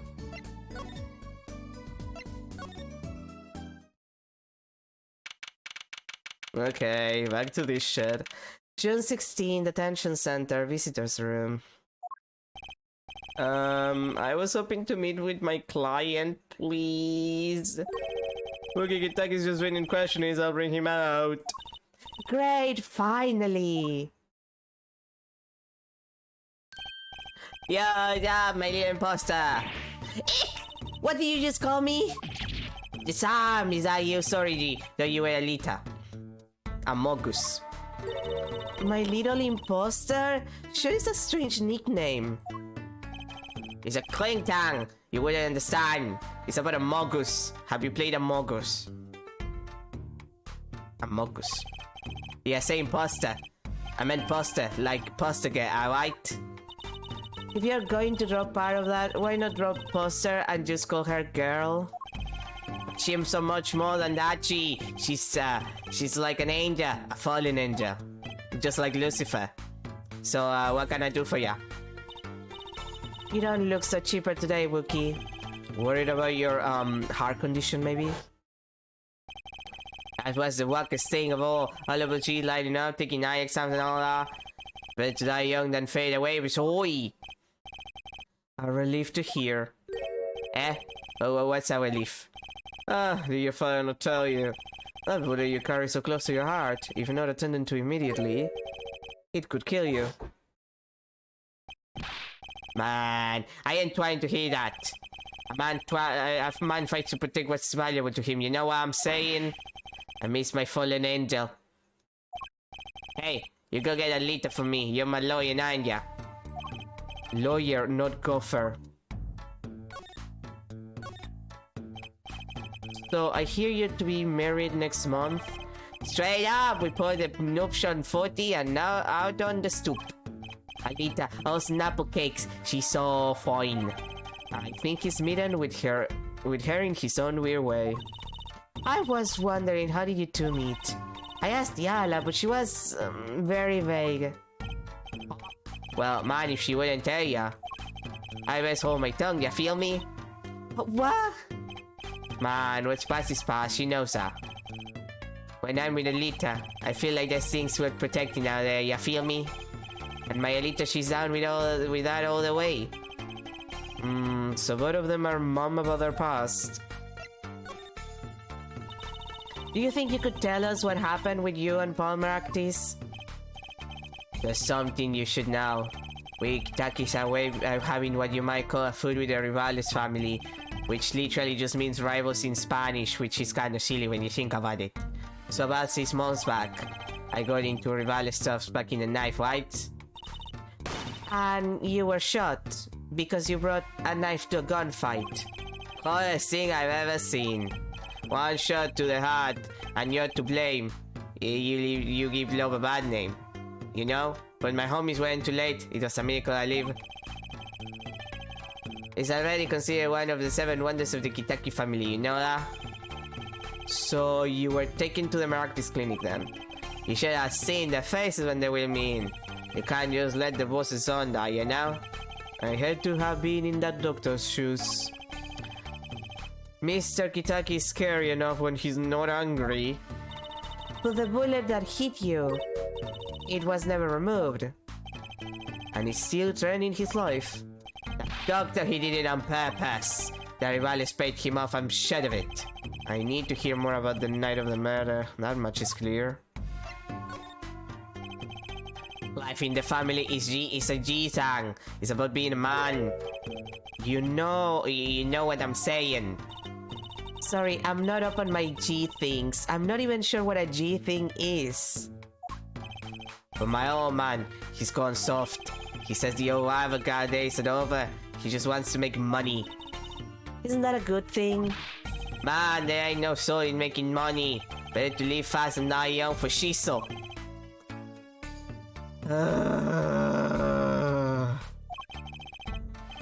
Wait till I run the yard, then everyone know what time it is. That's right, OG time all the time, the percent. Apollo, why does he keep talking about old guys? I don't think that's what OG means, Trucy. Should I present something to you, or can I just leave? I don't think I have anything to present to you. Oh wait! The knife. Or the pistol, I guess. Something to tell me about like what the murder weapon is. Well, we know that he died from a bullet wound, but the fact that there's the 2 things and we don't know who shot the guy if Wookie didn't do it, you know. How about these weapons, the pistol and the knife? They belong to the family. I snuck them out that night. So the killer, Mr. Stickler, says he saw that night was. I guess it was me. I was there after. We're finished! Yeah, Wookie, do you think you could tell us exactly what happened that night? Heh, you don't meet around the bush, do ya? I like your style, Shorty. Don't call her a Shorty.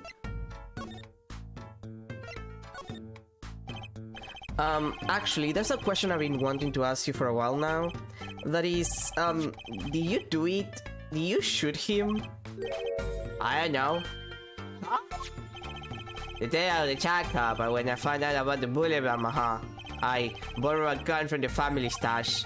Figured I'd give that doctor a taste of his sunburn medicine. Uh-oh, I don't like where this is going. But you were carrying a knife, weren't you?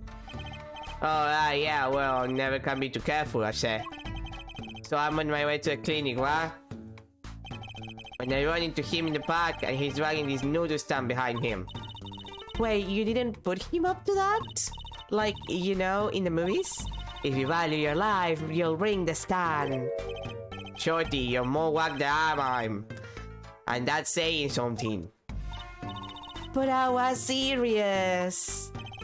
The thing is, I don't remember what happened next all too well. You don't remember? But the way I see it, if there wasn't anyone else that night, then I guess it probably was me who did him in. You know what I'm saying? Yeah, but that's not helpful, Wookie.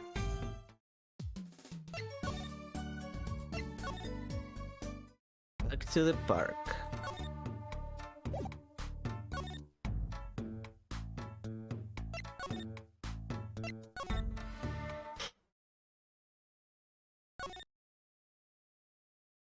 Oh hey, look! A bullet hole. Poor Mr. Eldon, been standing here since this whole thing started.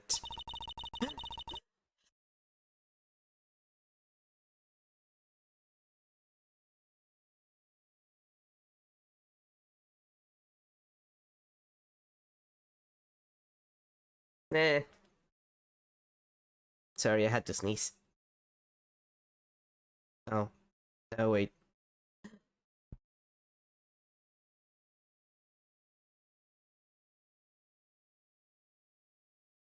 Sorry, I had to sneeze again. It almost looks at home here in the park now. I think it should be made into a playhouse for children. I think his owner will disagree. Really? We're not gonna... Okay.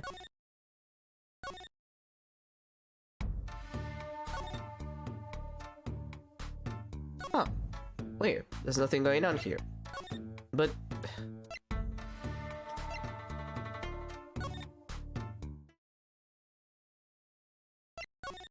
shouldn't there be something... like, Clavier appears at some point. Again?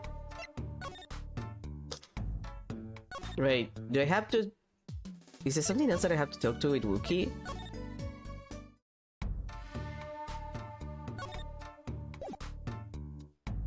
Like, I don't remember.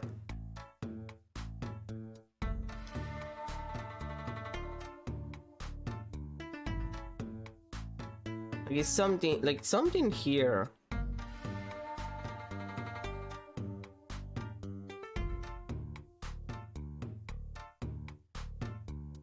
Oh wait, I think I have to do something at right by the Maractus clinic beforehand, I think.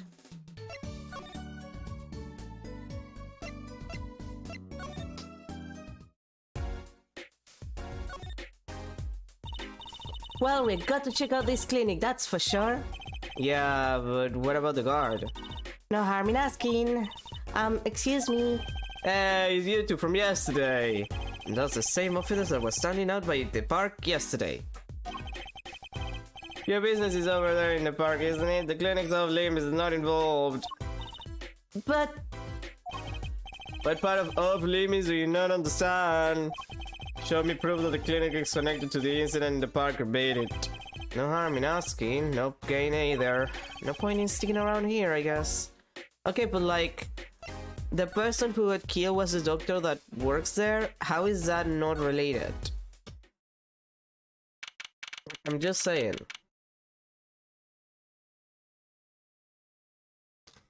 June 16, Kitaki Mansion. Look at that crowd over by the park. Probably people trying to get a glimpse of the crime scene. But why are those girls screaming? I think I just heard one said, "Oh my god, it's him!" Wait, that motorcycle. Ah, if it isn't her forehead. Prosecutor Gavin. Some fans found me on my way out, just my luck. Oh my god, he's so cool. Those are the screams. New album just came out, you know? I wave into them, they love it. Oh, he's so cute! They're so excited it doesn't matter who waves at them, see? This is surreal. So you were here investigating? And I was on my way home when my hog gave up the ghost. Your hog? My motorcycle went sad. My clog exhaust pipe. Too bad, it looks like such a nice bike too. Hard to believe that it couldn't break just from that. Ah, it's my fault. I think I was using the wrong oil. Cars, motorbikes are all the same.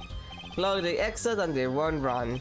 Ah, machines. Tell me you share my aunt's hair forehead. I ride a bicycle actually. In any event, I'm off to the shop to get her fixed. The detective in charge of the scene is in front of me in any case. The detective? You mean the one in the lab coat? Ja, she's in a form out to be gentle. Auf Wiedersehen, baby! Oh my god, there he goes.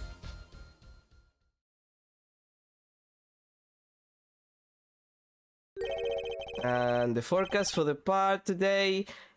gloomy skies. Well, nothing to do but head on in. Let's get the park, Apollo.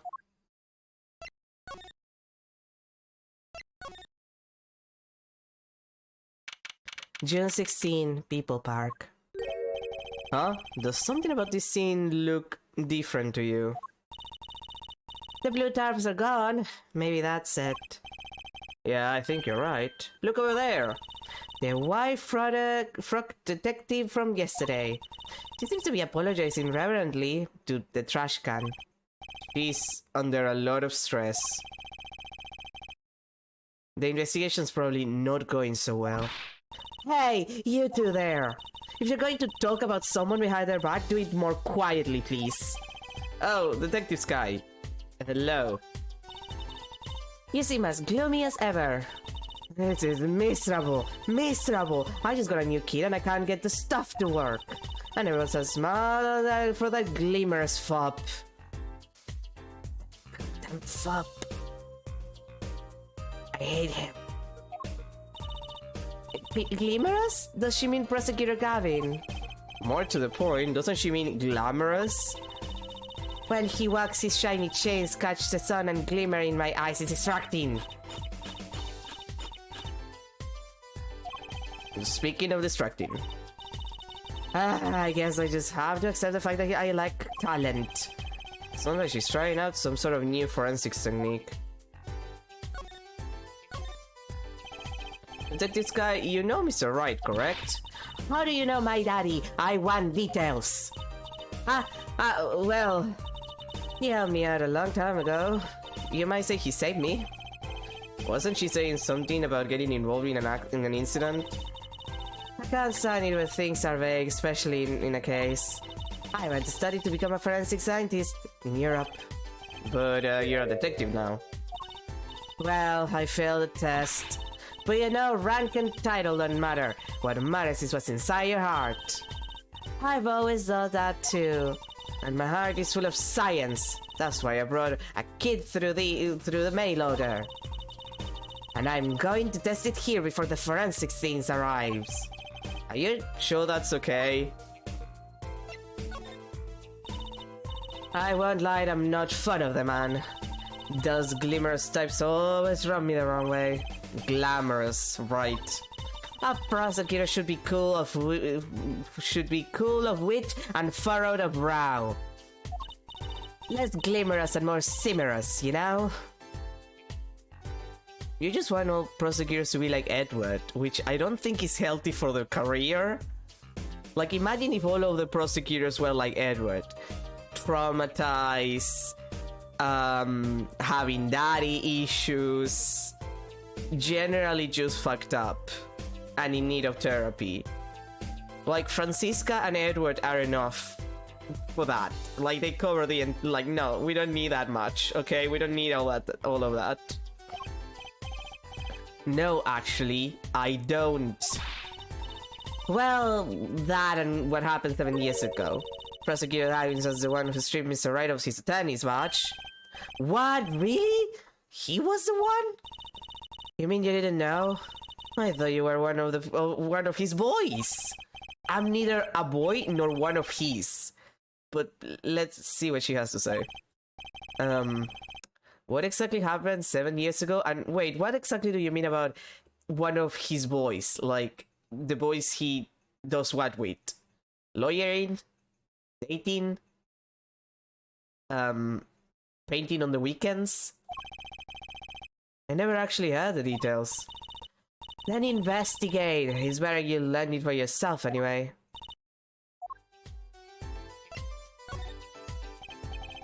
Do you mind me asking exactly what it is you've been doing? Squatting down on the ground like that? Oh, you want to know, do you? Well, I splurged on a new toy.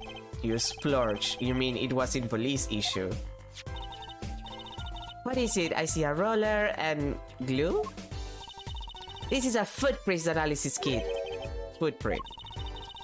It was raining on the night of the murder, which means that footprints were left. Does that have anything to do with those blue tarps? Right, the ground was muddy, so I had to pretend it as it was that night. I wanted to know exactly where someone was standing. Like your panty-snatching student witness, for instance. Aha! So with that kid. Right. What? Want to try this stuff out? Huh? Are you sure? I mean, we're sort of on opposite teams and all. Oh, sure, we are friends. And to tell the truth, I'm not so good at doing this. Yes, I'm a little clumsy. I could use your help. Oh, I'm good at stuff like this. I used to make magic bunnies out of paper mache. Footprint analysis, huh? Well, should I give it a go? Try it for head. Okay, I'll give it a go. That's the spirit. Right, allow me to explain. One moment. She's reading the instructions for her kit. Why does this not fill me with confidence? First, we have to pick the footprints, or in this case, a shoe print we want to analyze. I've taken the liberty of marking all the shoe prints in the park. Well, which shoe print should we start with? If we're going to verify the defendant's account, here's the place to start. Shoe prints prepared to be examined. Ooh, this is so exciting.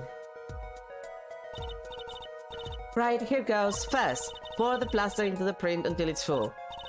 You try it. How am I supposed to do that? Just press space when you want to pour the plaster. Like this. That doesn't look too hard. If you run out of plaster in your beaker before you're done, you have to start over.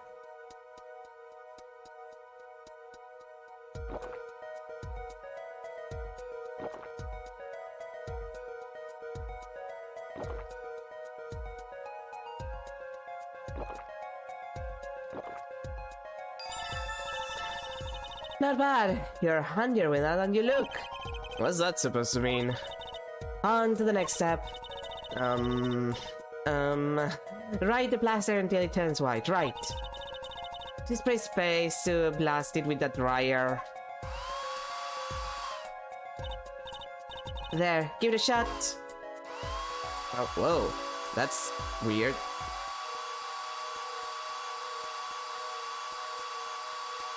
God, I hate this sound.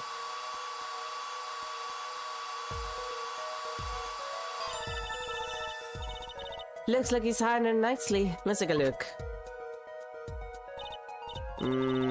Yes, that's a good one. Next, the ink. Ready for the next step? Use a roller to ink just the shoe print part. Onto that roller tied now with space and roll it up and down. Keep going until you get enough ink on there for a good print.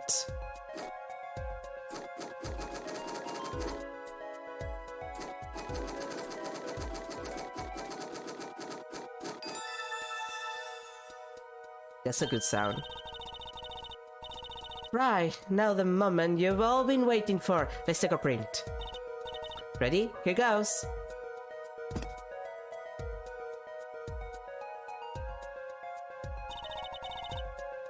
Let's see if we get a match.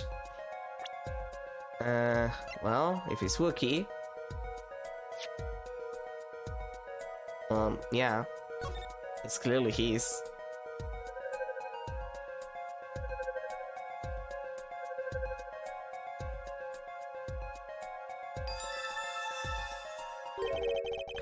So the shoe prints belongs to Wookiee Kitaki after all.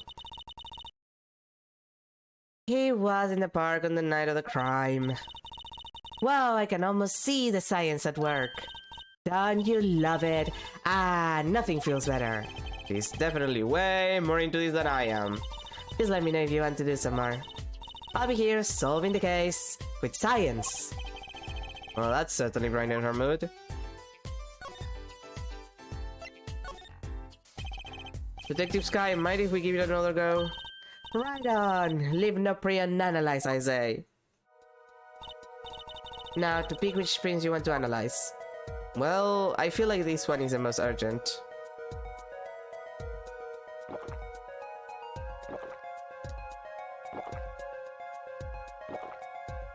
Oh. That went a little far. Okay, looking good. Next, to dry that plaster.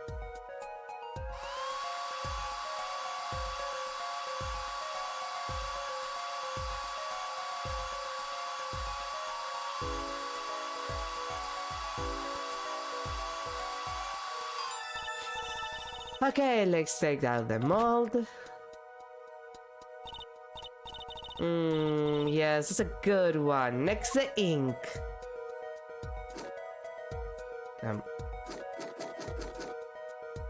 This is so weird to do with, like, mouse.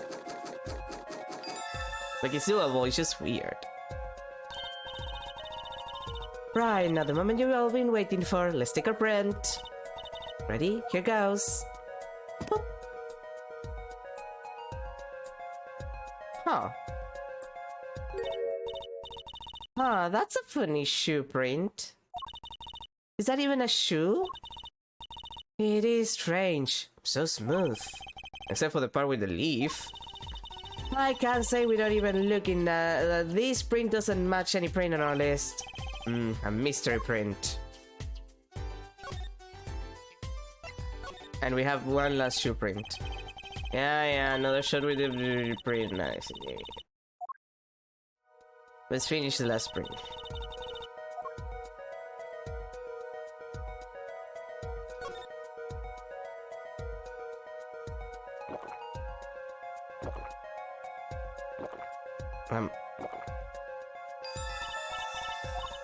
Why do I always end up doing that?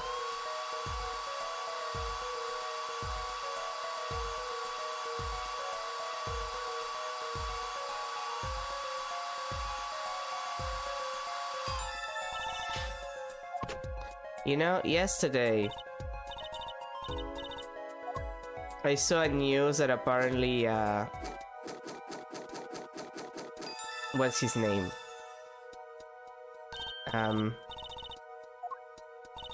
Benedict Cumberbatch is playing Jesus in some movie, and everybody was kind of, and like there was like some news about like this actor famous for his roles, like what was it, like Oscar winning actor famous for his role on the Marvel Cinematic Universe is now playing Jesus, and you won't recognize him. And like, it's immediately obvious that it's Benedict Cumberbatch. And I'm just like, why did you got Benedict Cumberbatch to play Jesus? First of all, Jesus was not white. Nor did he have a British accent, I would assume. But also, it's clearly Benedict Cumberbatch. Like, it would be actually kind of hard to not recognize Benedict Cumberbatch unless you didn't know who Benedict Cumberbatch was. It just makes me lose my mind. Like, you can clearly see his cheekbones in the picture. It's just...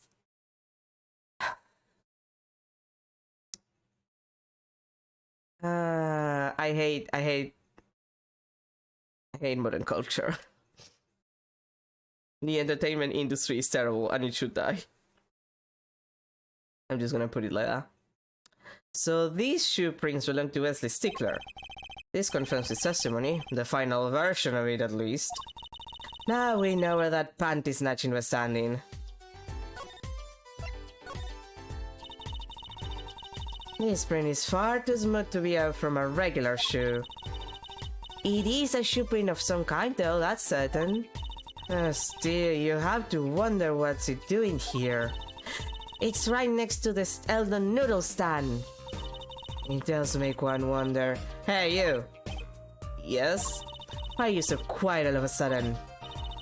You wouldn't happen to have something in mind? Something that might have left this mystery shoe print. Mystery shoe print does remind me of something. I'm pretty sure I've seen something that would leave a print like that. You know, I think I have our culprit right here.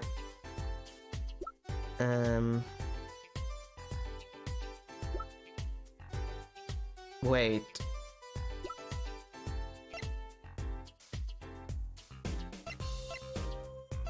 Do we? Like, what would leave that print?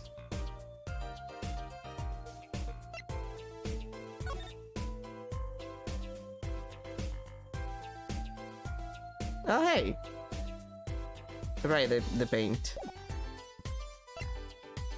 Like, I don't...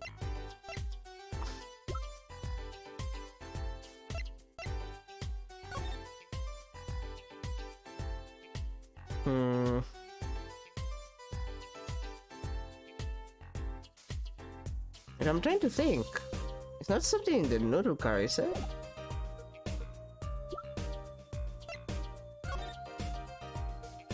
Not anything here.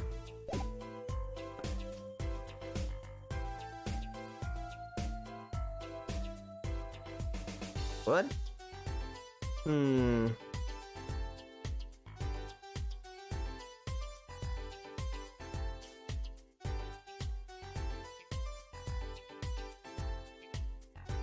Oh, wait!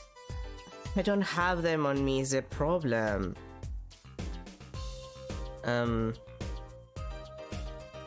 Oh, god damn it, I can't go back. I'm just gonna show my match.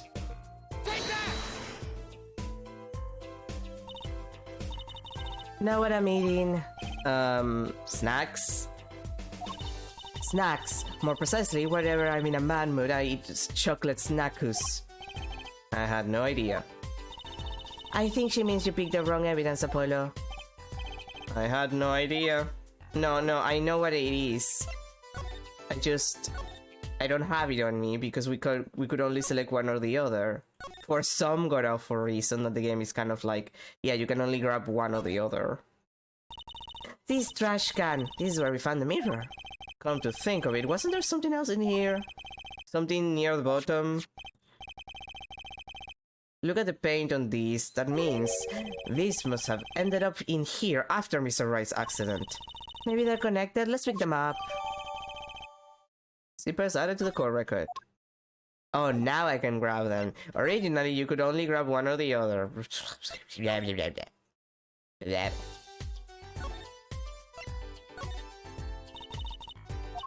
Yeah.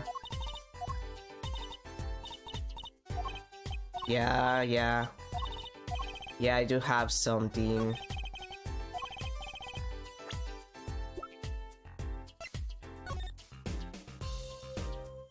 There it is.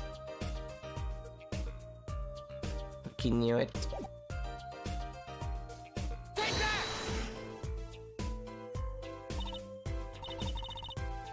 What?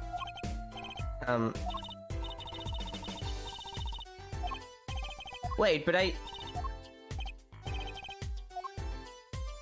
What?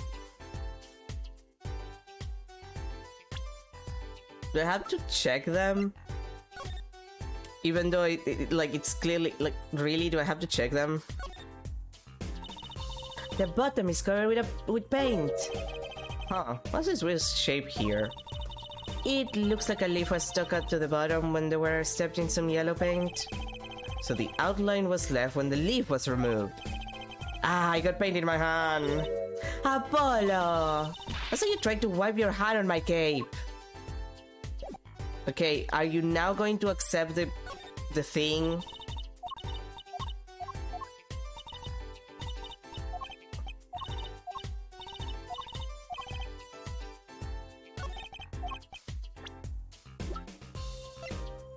Take that!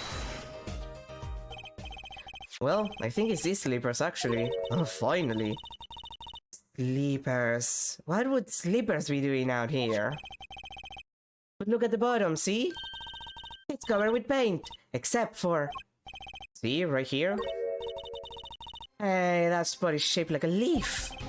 What if that leaf was stuck on the bottom and came off when the sleeper stepped in pain? Makes sense, doesn't it? Wait, something's written of them. The Maractis Clinic. Exactly, the victim's clinic. Wait, that means... that someone from the clinic was involved. Maybe? Why are you just snacking again? Why is you just standing there eating? That's what I said. Detective Sky, I have a favor to ask.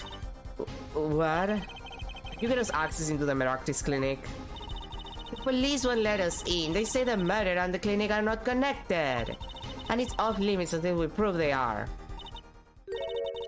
I should be able to do something for you, yes. Ah, really? Well, you did work for me here with the shoe prints. Seems like I should return the favor. Thank you, Detective Sky. Here, show this to the police officer on duty. Right, Marcus Clinic. Here comes justice.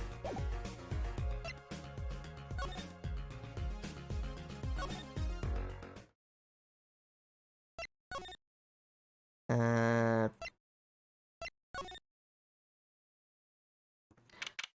216, Heldon's house. Ah, you two again. When will you learn? Look at me however you want, you're not getting in today. I wouldn't be so sure if I were you. Look what we have. What is this? Detective Sky! Yesterday it was Prosecutor Gavin, today's Detective Sky. Who are you two? Really? Now he's suspicious again? Well, you got the orders, I gotta let you in. Have fun. Thanks, Mr. Officer. Let's get it, Apollo.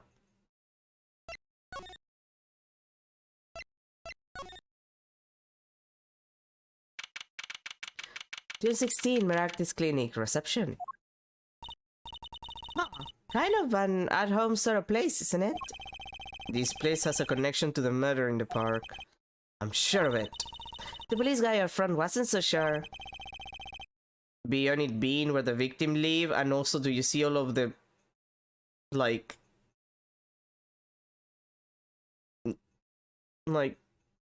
ramen bowls? Like, are you not seeing the ramen bowl? Okay. Looks like the police team's gone home for the day. There might be some clues lying around. Let's get cracking, Apollo. Okay, but we'll get cracking once I get my coffee, because I haven't. I need to get my coffee. I will die if I don't get it, and it's been a while, and I should get it. So I'll be right back with that, and then we'll get a cracking on the clinic. See, is that a piranha on the? That looks like a piranha on the fish tank. That's a little horrifying. Anyway, I'll come back in a sec.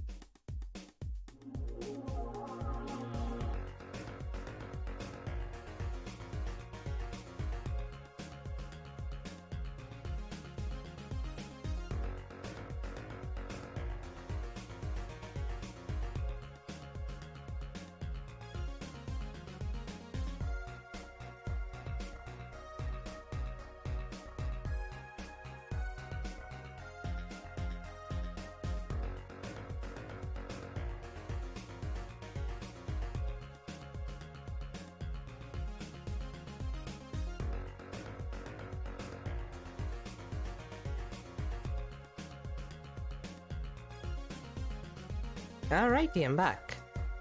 Let's get investigating, as if there aren't very obvious things to investigate here.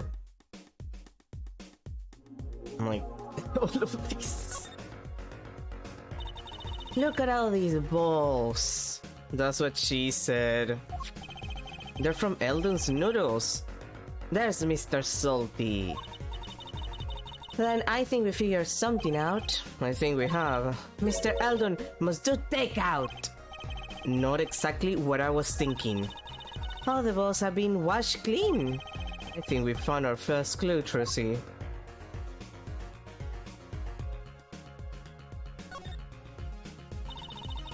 There's a single pair of sandals here. Wait, but would there be sandals here? Unless they belong to one of the patients. Or maybe it's a visitor that's come to see Dr. Meraktis. You'd think they'd use his house entrance instead of the clinic entrance in that case. And if this patient or visitor isn't still here, why they leave without their shoes? Better take a closer look at these just in case.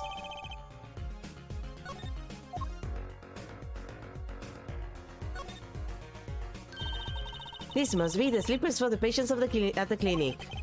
The same as the pair we found, of course. Look, a single pair is missing from the rack here too. And oars have paint on the bottoms, which means they were taken out of here on the night of the murder. Right. The paint's from the hit and run after all. But what were a pair of clinic slippers doing in that trash can? What were they doing at the scene of the hit and run?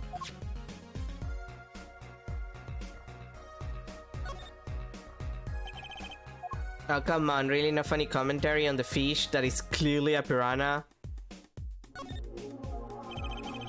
The clinic reception desk. No one's here, of course. There's a small sign on the counter. Please pay your bill. Remember, we're the ones holding the scalpel. Brutal, but effective.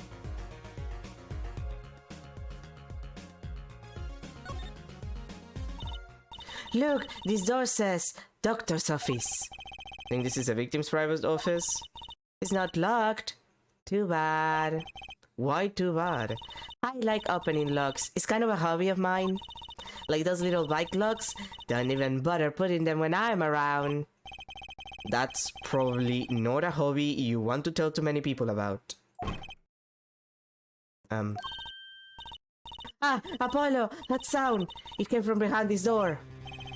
Someone's in there. Let's check it out, Trucy. A break-in! They left through the window. Wait, Apollo, you're too late to catch them now. That must be her experience as a panty snatcher chasing talking. Well, we should tell the police. Let's check the room out first, Apollo. If we call the police now, we'll lose our chance. You're right, she's better at this than I am. Well, one thing's for certain. This clinic and our murder case are looking pretty related now. Let's see. Juice or wine? Books and papers are scattered around the room. Whoa, what a mess. This is worse than Daddy's room. The burglar must have left in a hurry. Even the cup on the desk here is laying on its side. Huh, the juice that spilled out of that cup. It's rye. So the messy one wasn't our burglar just now. Someone knocked this cup over a while ago and left it. Oh, god damn it. I didn't mean to click again.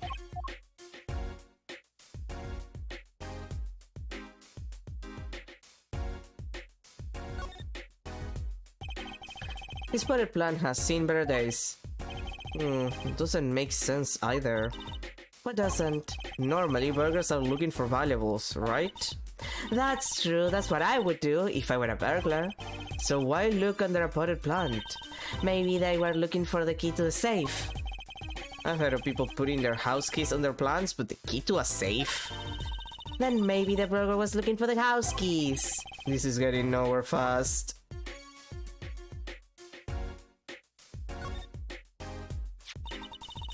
Kind of an expensive looking lamp, isn't it? Hey, the bulb's broken. Broken? Don't you mean burnt out? No, our cat burglar must have dropped it. But why is it standing up on the floor like that then? Hey, look at the court. Oh, there's a red splotch on a part of the court. You think that's blood? It's a little bright for blood, almost pinkish. Something's definitely odd about this land, that's for sure.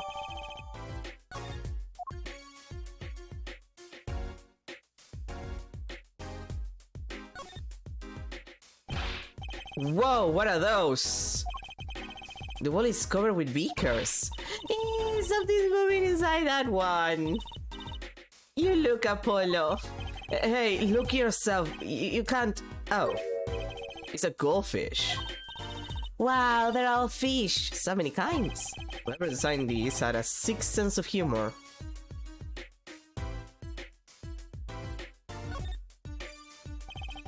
The window is ajar. That must be how our burglar escaped. I wonder who it was. Maybe it was just a burglar who happened to pick here. Yeah, but there's a patrol car sitting out front. If I were a burglar, I'd come back the next day at least. I'd give it a month myself. Whoever broke in obviously needed to break in today.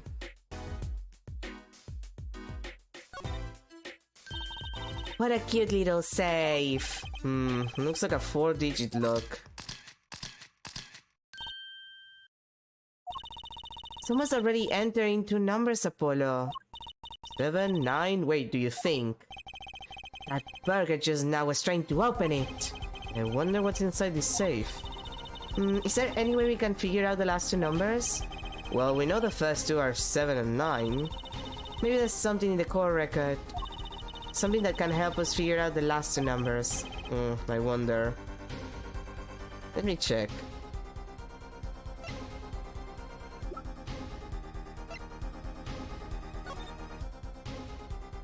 June 14.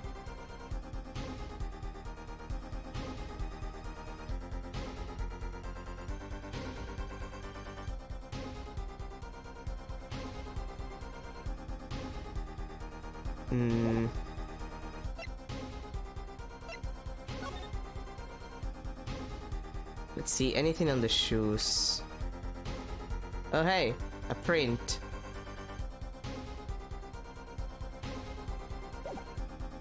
Oh wait.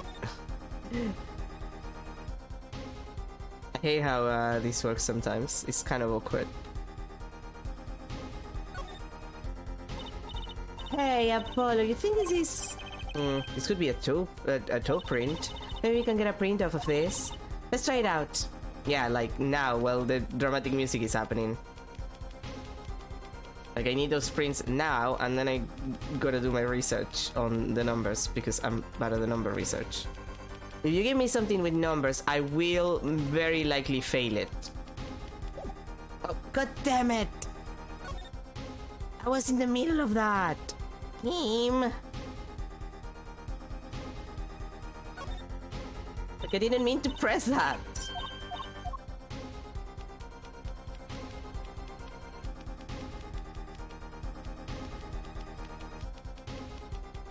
Covering everything for dust.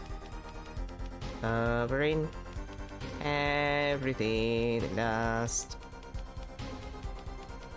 All for a toe print. I know some people are into that.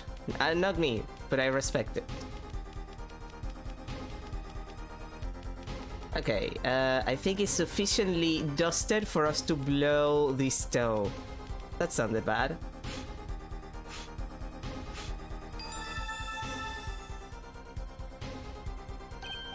Hey, it worked! It looks like a big toe, maybe.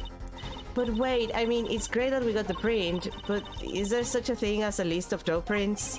Oh, good point. If there is, Detective Skype didn't give it to us. Which means we can't match this print. This is like a good time to ask the detective's advice. Yeah, good idea. Okay. And the lamp. Let's see if there's anything on the lamp itself. Oh yeah, the bulb is broken. I'd want to know. How is it broken? Don't touch that, you'll cut yourself. Eek! Yeah, fool me once, shame on me, fool me twice. My finger! Ah, you're bleeding! Let me see that. Wait. Magic blood. Teehee. Gotcha. Please don't do that again. I have enough to worry about without my co-workers injuring themselves on the evidence. And...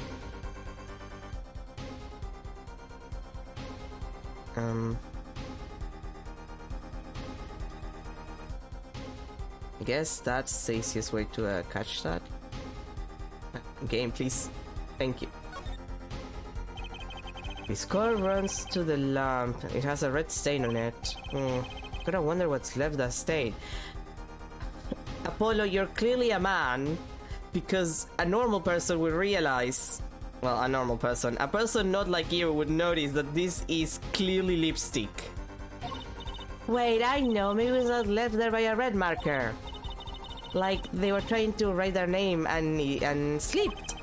Why would anyone write their name on a lamp cord? I used to write my name on my magic ropes. Okay, I don't think there's anything else in here. Now I need to think. This is from the checkup, so probably unrelated. Noodles done.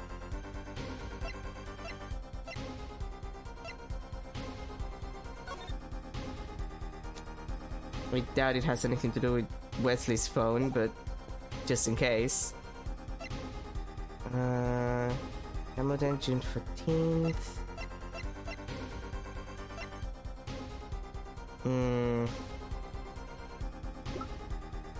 Look, I'm trying to think.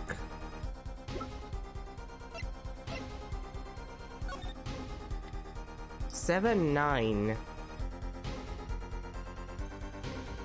27.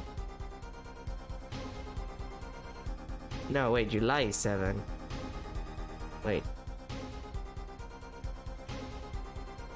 Yeah.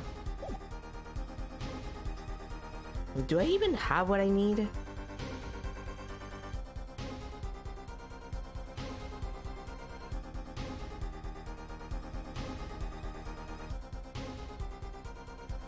Oh, wait. Well, I have an idea. Right. I can just use the fingerprint powder. I knew it, Apollo. What is it? Well, all we need to know is what buttons have been pressed. You can use this to find out what the what the next two numbers are. Right, I forgot. That is one of the ways you can use fingerprint powder.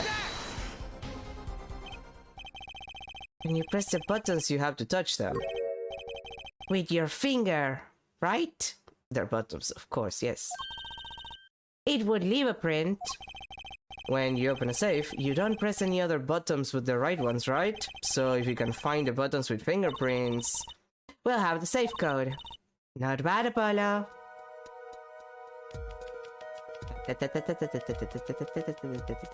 I'm going to ruin this by filling it with dust on like the little spaces between the buttons and the actual body of the safe. I'm just gonna fill the safe completely with powder. And it's gonna be ruined, and it's gonna be unusable for the rest of his life, and it's gonna be a waste of money.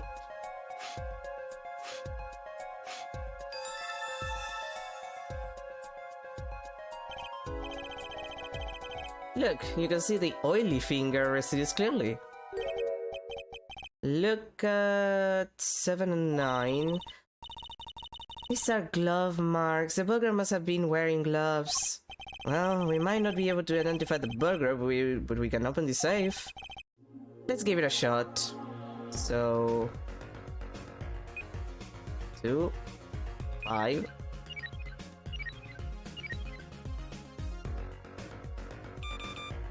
Oh, okay. 7, 9, 5.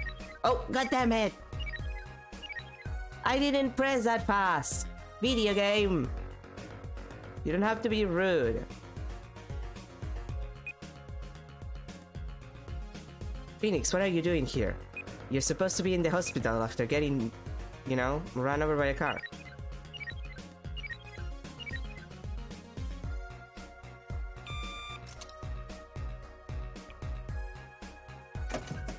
You should be resting, goddammit. No, you did not. You got that sprained ankle, which is ridiculous, but considering you got run over by a car. Hey, it opened! Okay, let's see what's in here. This looks like a bullet hole. Well, yeah, we know that you're built different. You can still see the bullet sticking out of it. Why is it in the middle of a safe? Hey, that bullet came out. Gypsy is all squished. Not surprising, given that it was fired into a metal safe. This bullet's got a story behind it, that's for sure.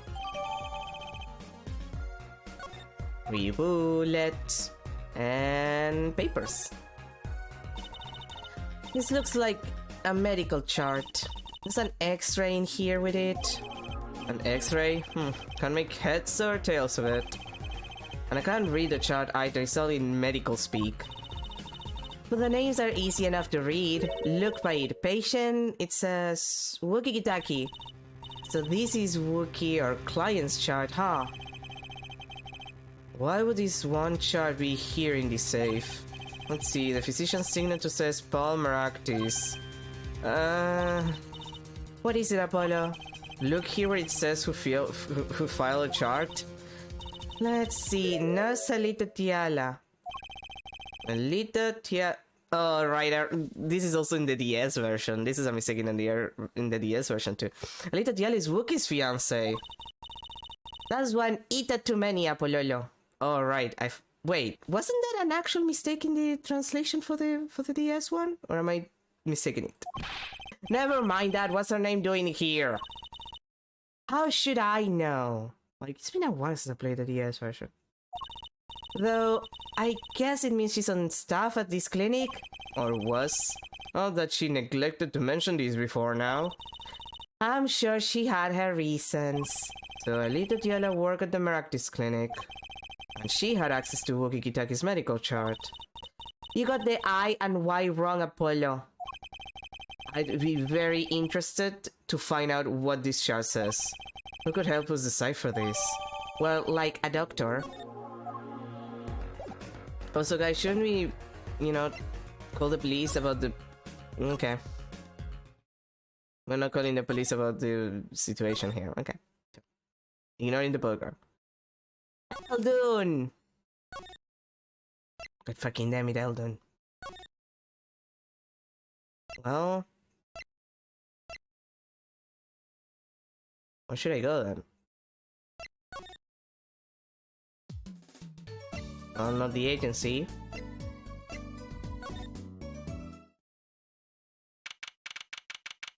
But yes, to the clinic. June 16, Hickfield Clinic. Ah, the prodigal attorney returns. Welcome, Apollo. I heard you did well in the trial today. Here to discuss something. I could use a little diversion.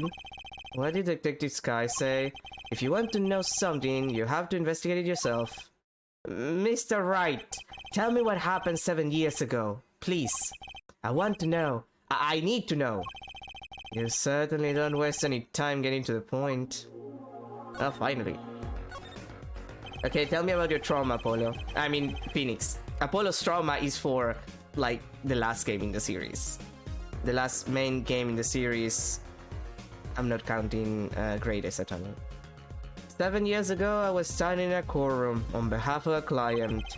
The case involved the death of a certain magnificent genius. I'd be surprised if you hadn't heard about it. It was all over the news, I remember that. You were up against Prosecutor Gavin, weren't you? Yes, he was only 17 years old at the time. 17 years old? That's still high school! He took the various exam abroad, in Europe. They're progressive over there, you know. This is so funny when you remember that this is supposed to be happening in Japan. And he's talking about the United States. It's so funny. It's so funny to me. Every single moment this is funny. The gun thing too, but this specifically is funny. They're so progressive over there, you know? Sure, whatever you say, Phoenix Han. Also, that makes the spider lilies on the background worse. Just saying. I was defeated by a 17-year-old newcomer. In my shame, I left the practice forever. That's all. That's all? How could that be all? What do you mean? What about what they were saying on the news about forged evidence? They said you forged evidence and had your attorney's badge stripped from you. Tell me, how does it feel? How does it feel to stand here before Phoenix Fright, the forging attorney himself? How does it feel? I don't want to believe it's true. But what about what happened in my first trial? Didn't you notice in today's trial? There was a single piece of forged evidence. I'm talking about evidence that shouldn't have existed. A naughty magician's trick. I don't see you jump into my defense on this one. Maybe I did forge evidence, maybe I didn't. It doesn't really matter now, does it? But... I'm not an attorney anymore. That's the only truth you need to know. Mr. Wright. Looks like he doesn't want to talk about the accusations of forgery. For now. Ah, well.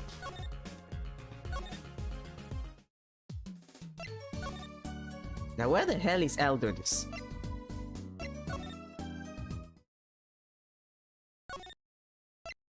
Well, at least I'm gonna...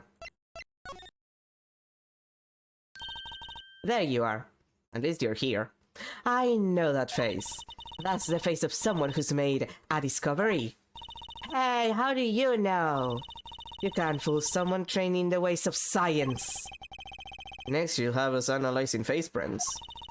Let's ask the Texas guy to help us, Apollo. I probably have to present the thing.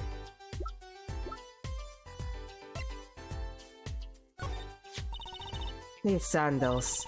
That's quite a clear print there. A toe print. Too bad we don't know whose toe it is. Well, there is a way of finding out, of course. There is? What? All you need is a sample of the same toe print of another shoe, for instance. Oh, right, so if the prints match, you know the same person wore both. They have another shoe worn by the same person. Maybe? I think I just might actually. Really? I'm beginning to suspect something here. Detective Scar, can you compare this sample with this other print?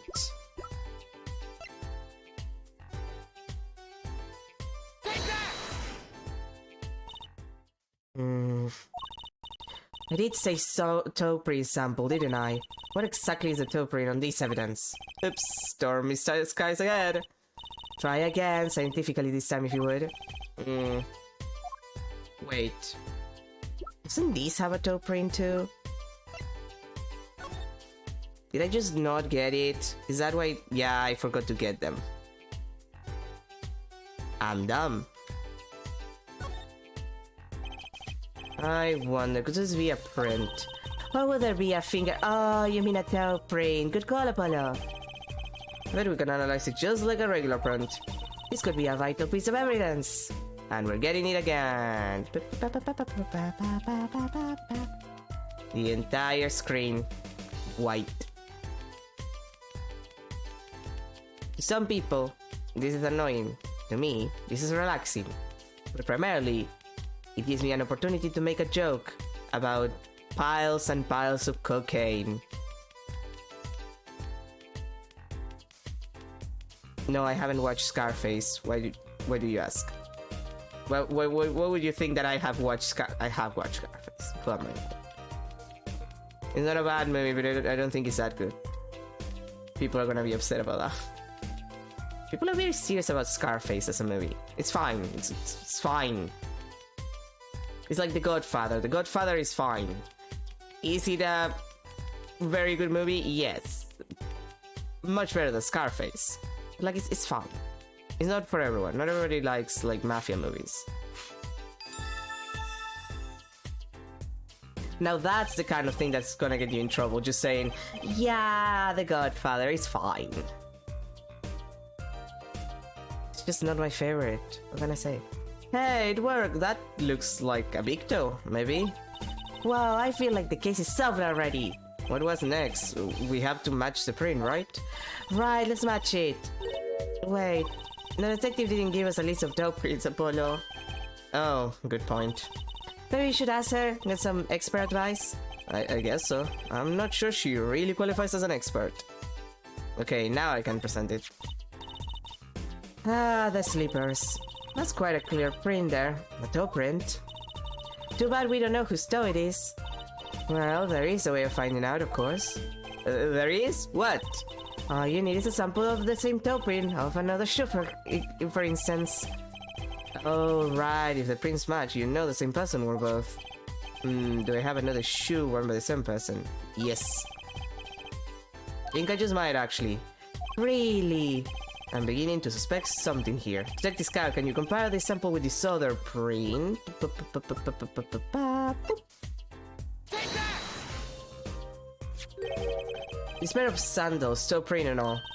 Oh, the print on this is nice and clear too. That makes our job easy.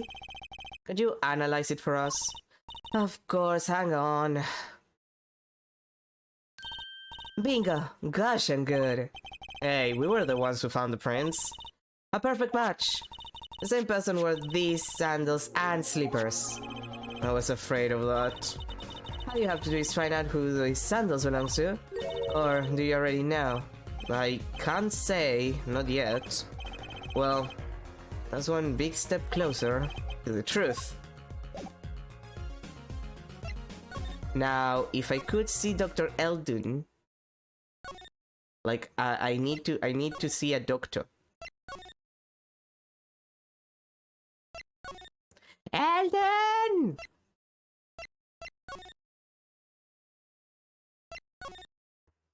Hey, where is that man? I need to talk to a doctor about my doctor stuff that I found.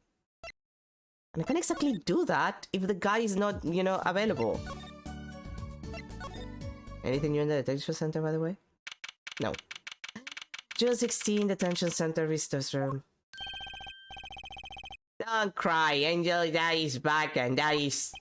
Oh, you again. Do you always have to announce your entrances like that?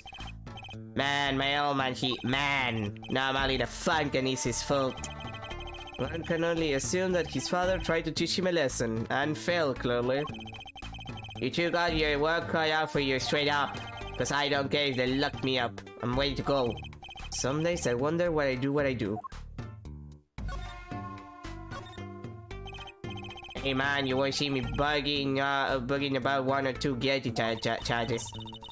But what if you're found guilty of murder? Hey, it's an experience, you feel me, shorty? It's like a badge of honor. They don't give him the death penalty, do they? You didn't really do it, did you? Maybe I did, maybe I didn't. If I've learned one thing today, is that silence speaks louder than words. And also, it's the United States. Of course they give the death penalty.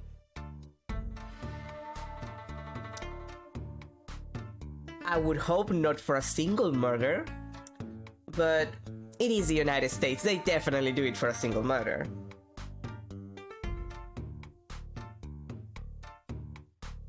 But primarily if the person is not white.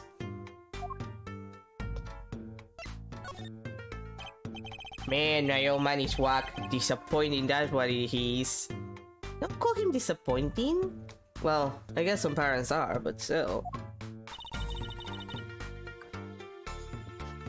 I heard he wants to leave the mob. Over my head, Woody. I spent my life trying to keep it real, being an OG and never stepping down. Now my old man wants to go soft.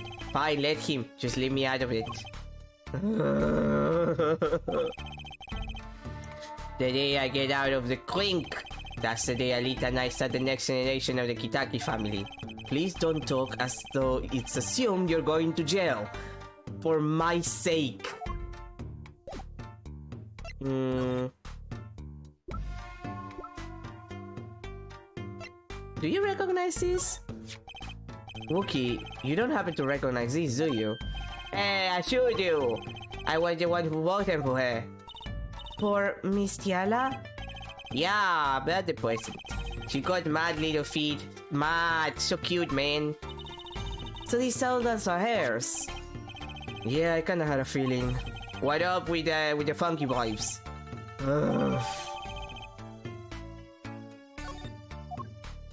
Hmm.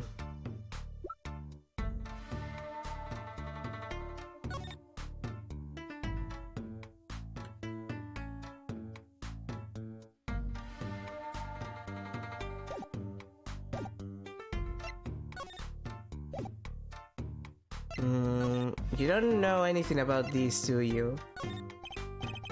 Oh, what up? Some kind of X-ray? Wait. That's right, Wookie, it's yours. Hey, look, I don't smoke or nothing. I live long, right? I don't think he gets it, Apollo.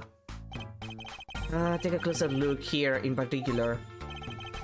Where it says nurse. It's signed Alita Tiala. Oh, you like to do your homework. So, you met Miss Tiala when you... Yeah, I met her at the clinic, so... Could you tell us a bit more about the circumstances of your meeting? Fine, fine. I tell you how we met if you want to know that, right? For half a year ago, I was shot during a little tough war with another family. I was ready to die, sure. But they came in and got me, hauled me off to the dogs. Marcus Clinic. That's where I met her. My fallen angel. Like Lucifer. You mean Alita Tiala? She was scared of me at first and thought, you know what I say? The bad guy always gets the ladies. Right. She was done with that cleaning anyhow. So I was like, I'll take you on, woman. Straight gangster style. And guess what she said? What did she say? Come on, give me some thoughts. She said real quiet on the download. Know what I'm saying? I'll leave if you marry me. So that was the proposal? You know it. A note of love right there in the hospital room. Just like that, the op was done and we were out of there. See you later, bye. About that op. Yeah, I didn't know, so after I did it. I know about the report. I know it's still in me. This health checkup was the boss's idea, you said. Yeah, can you imagine? What's the point of living healthy when you're a G? You know what I'm saying? But didn't you learn about the bullet at that checkup? Yeah, that's when I knew that doctor had to pay. Figured I could get that cap pull after I got my revenge. And hey, I'm still living large now, aren't I? Incidentally, had you ever had a health checkup before? Nah, my old man suddenly gets this idea that we all got to get checkups. Guess he's getting old. Older, I mean. Sus.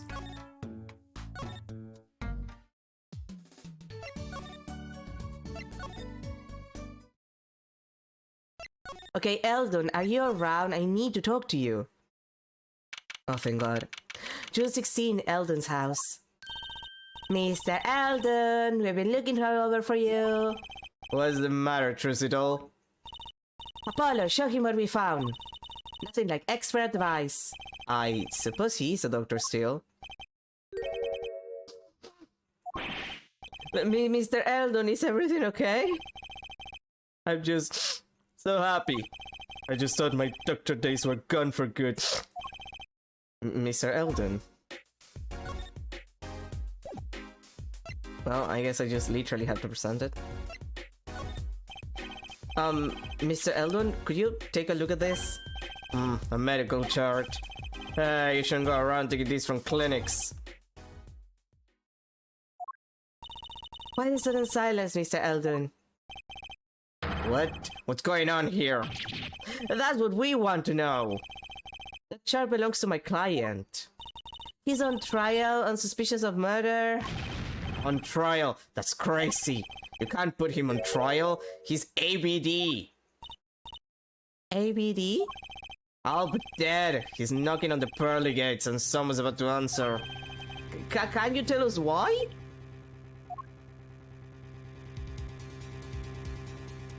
Oh, it was a wig. I forgot that this happened. Well, permit me to speak as a surgeon. You listen up good now, son. Well, I guess it's not even a wig, it's just like literal noodles coming from his hat, which is also a bowl. No way, it's like he's a completely different person.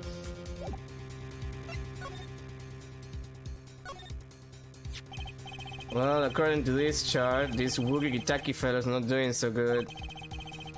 He's got a bullet right upside his heart. That's right. Yeah, but this chart talks about the post-op. In other words, the operation is already finished. But you can still see that the bullet's stuck in there. Why would it still be in there after the operation to remove it? Well, but the only reason I can think of is it was too tricky to operate on. What? That bullet snug as a bug there next to the aorta, which is connected to the heart. Heck, the scrap of metal is just surrounded by blood vessels. Kind of a miracle.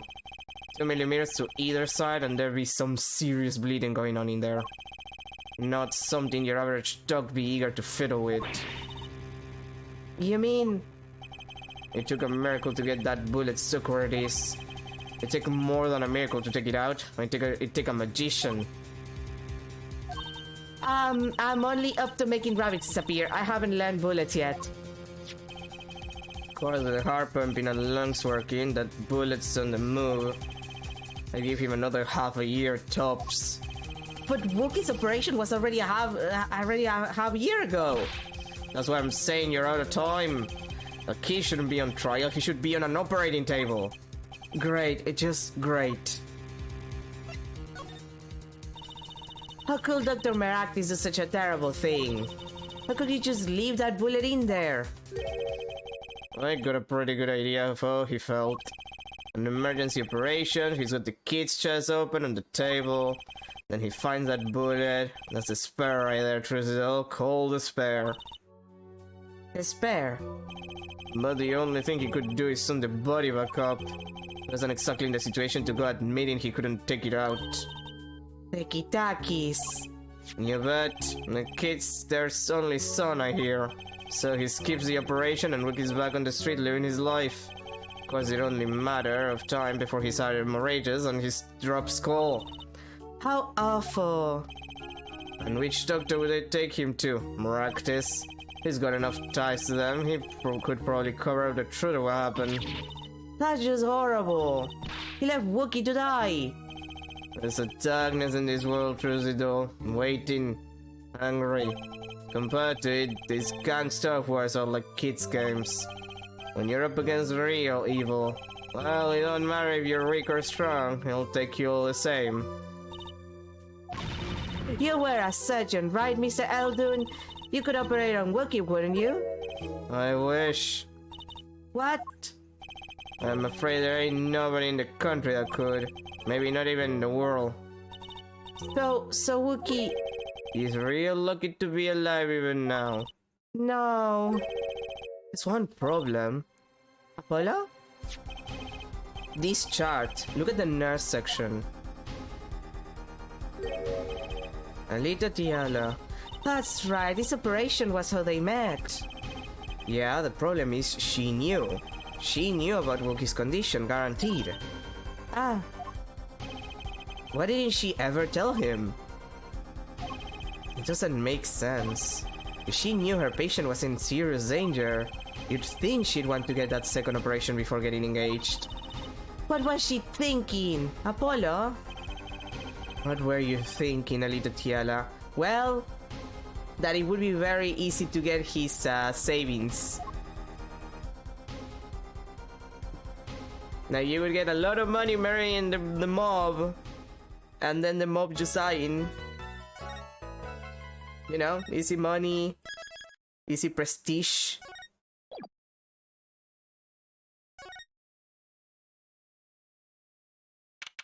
June 17, 9:52 a.m. District Court, Defendant Lobby number 2.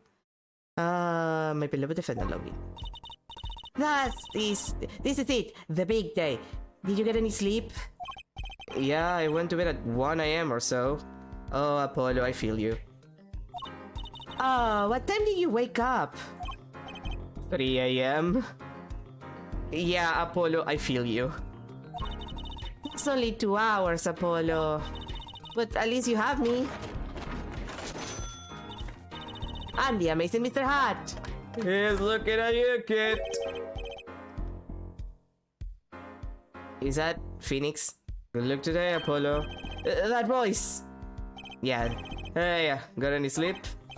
Mr. Wright! I was going out of my mind with boredom, so I signed myself out earlier today. Somehow that place makes fake piano playing at the Indochine pasta joint seem almost fun. Daddy, do you know who Prosecutor Gavin's witness is today? Take a guess.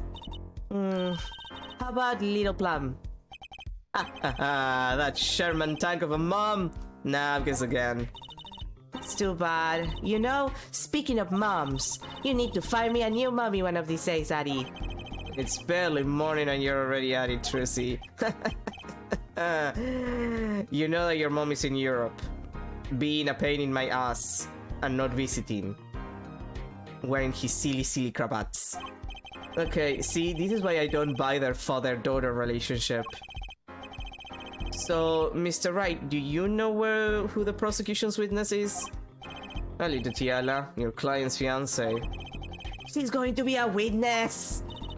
But that seems odd. Why would she testify against her own fiance? You have to wonder what Gavin's up to. Something's going down today, that much is clear. Oh god. I didn't have time to to mute the mic, sorry. I don't know where that come from. Well, not to worry, I got my panties back. If we can find a killer, I'll put one out of there. Girl, stop talking about your panties. Please, I'm begging. June 10 a.m. Mark, please. June 17, 10 a.m. District Court, courtroom number 4. There we go. Court is now in session for the trial of Wukikitaki. Again. The defense is ready, Your Honor. Prosecution is warmed up and it's a sold-out house. Very well. To recap, well, yesterday's witness seemed more guilty than any other party. Guilty of panty snatching. We did find out one thing for certain. There were 3 people in the park at the time of the murder. The witness, the victim, and the defendant. Correct, Herr Judge? And today I'd like to do something a little new age. I'd like to look at this horrible crime from the outside. The outside. The acquisition of the murder weapon, the preparation for the act. Our poor defendant told all, you see, to his betrothed. His betrothed? His fiancé, Herr Judge. His partner for life, with no chance for parole. Very well, you may show the lucky lady to the stand. You don't have to say like that, you can just say the lady. Your name and occupation, Fräulein? Alita Tiala, my occupation is future wife. Ah, traditional values. I respect that. No, Judge! No, not the traditional values! We must destroy the Western civilization! Too many brides these days can't even weave baskets blindfolded underwater. What? Yet you're here today as a witness for the prosecution. To be honest, I didn't want to testify at first, but I couldn't hide the truth.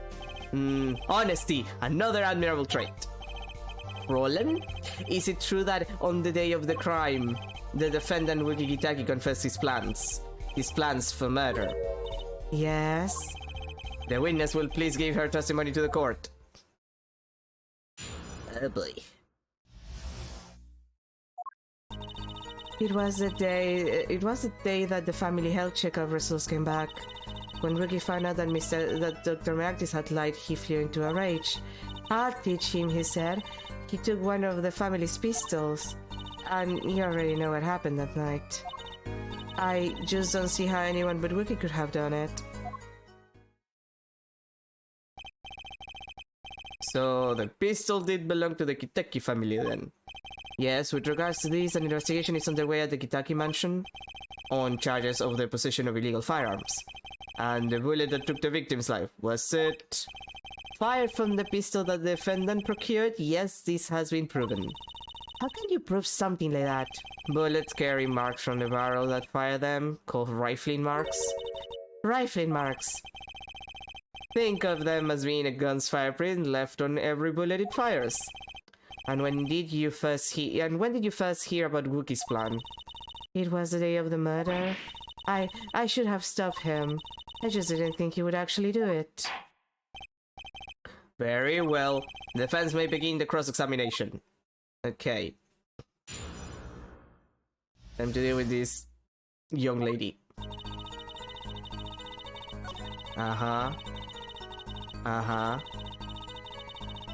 Uh-huh. Uh-huh. Hold it! How can you say that for certain? How? Objection! Forehead? You will refrain from badgering the Flolan. It was the defendant, Wookie was it, who took the pistol from his home. We know this for a fact now. I suppose we do. I mean, that doesn't mean anything in a court. Well, I guess it means something in a court of law, but... So how could anyone else have used this pistol to shoot the victim? They could not. Simple logic, Ja. That does seem to be the case. Does the defense have anything to say regarding to this point? Could someone else have used that pistol? Yes. Based on your testimony, there was clearly another. One other person had access to that pistol. Was this? Interesting. Let's ask the defense then. Tell the court who this other person with access was. Yeah, sure, it's, the witness. Well, of course, I mean, you, Miss Yala. Me? But why? You were quite clear when you told the court. You heard about the pistol from the defendant on the day of the murder. In other words, you knew what he was planning. Objection! Let me get this straight. You intend to tell us that this lady stole the pistol from her fiancé and killed the man in cold blood on his behalf? Maybe. I heard of people doing strange things for love, but this... It does seem a bit unputable for sure. Well, for romance and supporting your partner in life, to be sure. But I think I wouldn't hesitate at murder. I don't know, Judge. Do you know about that guy who, like, literally, like, robbed a bank to take money for his trans girlfriend reassignment operation? Like... Because that's a thing that happened. There's a movie about that dude. Now that dude would have killed for his girlfriend, and I support him. I hope you do more than hesitate.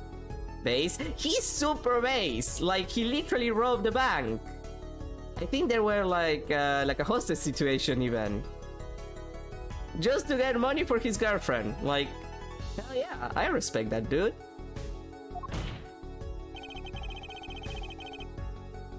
But what if a different connection could be proven? A connection between the witness and the victim. We might find that she had a personal motive beyond wanting to help her fiancé. That would put things in a slightly different light. What possible connection are you suggesting here? You know what I'm starting to think? I'm starting to think that the police never looked inside that safe. I have evidence showing a connection between the witness, Miss Yala, and the victim. The chart. Take that! That looks like a medical chart. Found inside a safe at the Meraktis clinic. I like to draw the court's attention to the names written on the chart.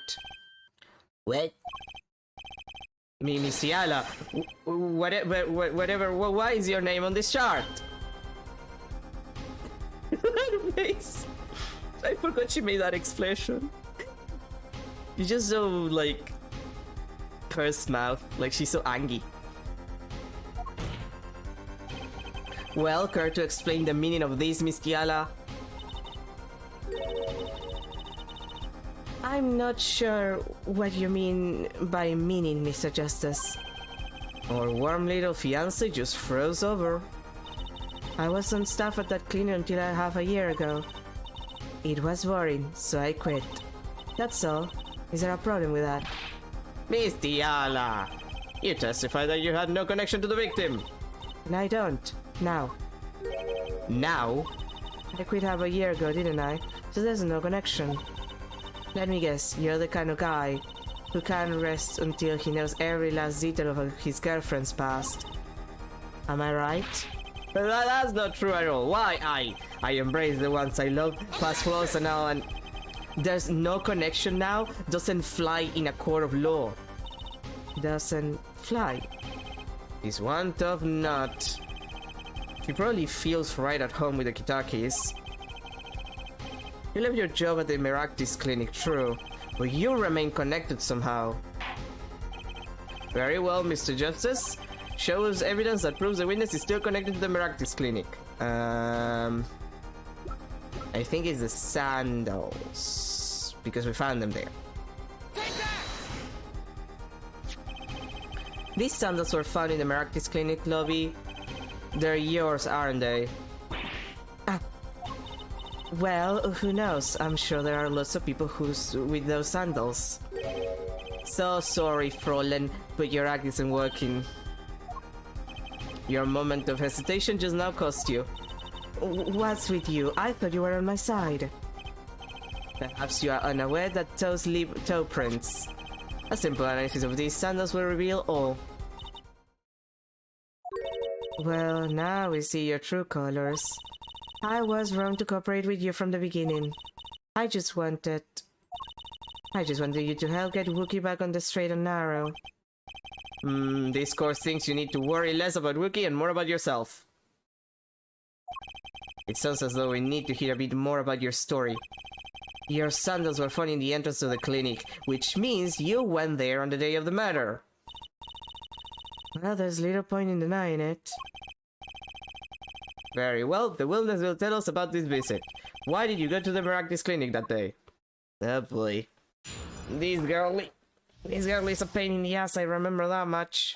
I did go to the clinic that day. My first time in half a year, since I quit in January. I went to warn him. After all, I knew Wookie had the pistol. The doctor always was a timid man, too timid to admit his own mistake. What else would have gone? I'm not hiding any dark secrets. I wanted to tell him to be careful as an old friend.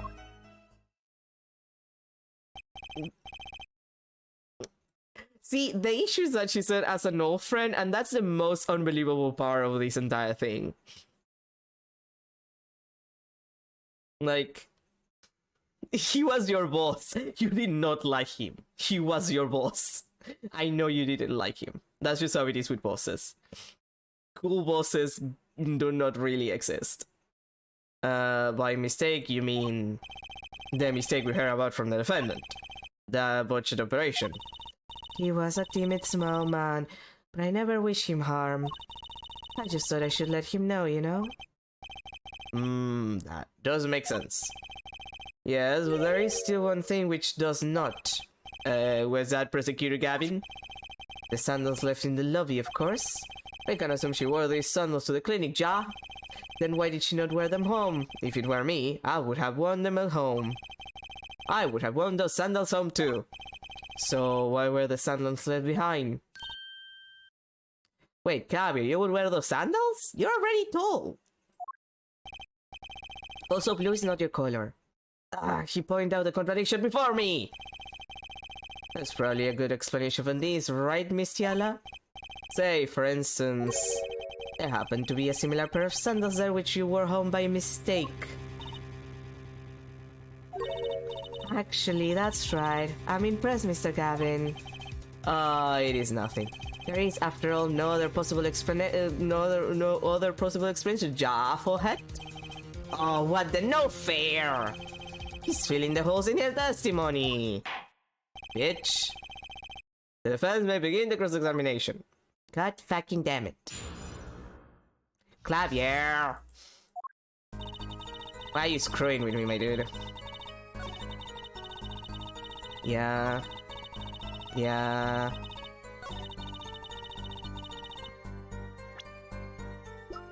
Because of the chart thing. Objection! Duh. This chart was found inside a safe in the doctor's office. Yes?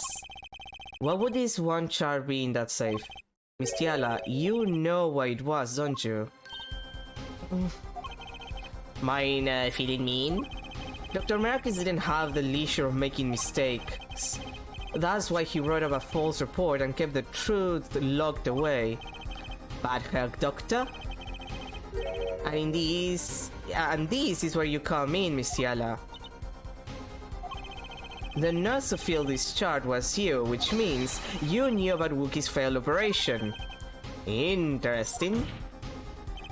You were in the same position as Dr. Meraktis. Kind of makes it hard to claim no connection, doesn't it?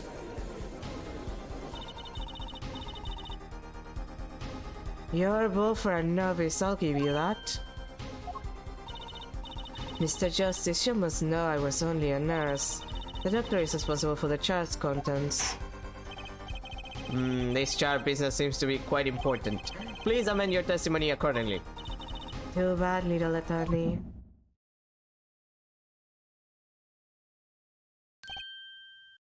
Receive. My bracelet is reacting again. What is it, Apollo? Stop flipping over cards. Also, you can't do that. You're gonna sprain your ankle again. I felt my bracelet tighten just now. Is Apollo No! I mean, I don't think so. Is Apollo Adrock? That depends on who you ask. Clavier would probably say yes. Just like yesterday, like you said. When a witness is unsure of something, their nervous habit gives them away. But I can't see anything, Apollo. Then what's my bracelet reacting to? Wait, maybe. Yes, that has to be it. What has to be it? Your senses, Apollo. They must be sharper than mine. Huh? I can't see it, but you can sense it. I don't know about that, Fruzy. I don't have some kind of a special power or anything. Listen to me, Apollo. There's a weak point somewhere in Miss Tiala's testimony, but we don't know what her nervous habit is. Apollo looks like a hamster and probably is a drug. I mean, I don't know if I would call him a hamster. Maybe a chinchilla. Maybe a ferret. He feels like the kind of guy to bite a lot. So yeah, maybe a ferret. Well, then what do we do? You have to perceive it yourself, Apollo, with your eyes and your senses. Those hamsters are more gay? I mean, I wouldn't know. He feels more ferret-like to me. And it's up to me and my bracelet. I don't know why, but the bracelet helps. Somehow touching it helps me focus. Let's give it a shot and bring down the testimony.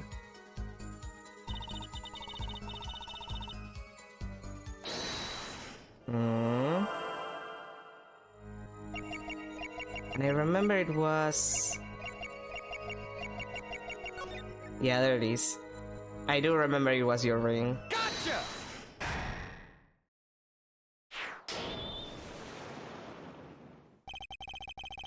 Why go to the clinic for a half-year-old child now, you ask? But you know why you would go now, don't you? I don't know what you're talking about. It was quite clear, Miss Tiala, you have a nervous habit. The moment you say the word now, you use your right thumb to fiddle with your ring. What? She was unsure. I saw it. Now, that's the key word.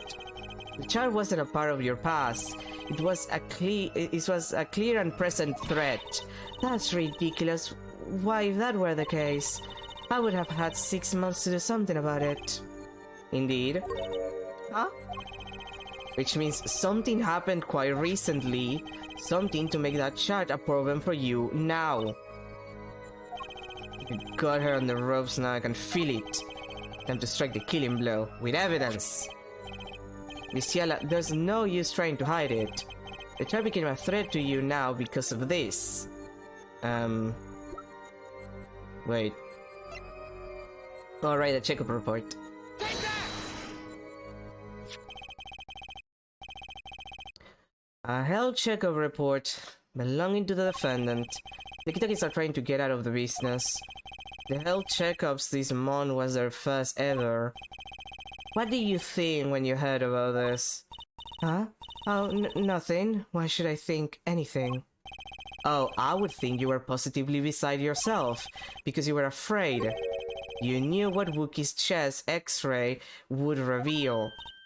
A full half year has passed since the operation. You thought you were home free. When the child came back to haunt you. Ick! There. You don't have to make that expression, girl. It's fine. Don't be so dramatic. That's all, Your Honor.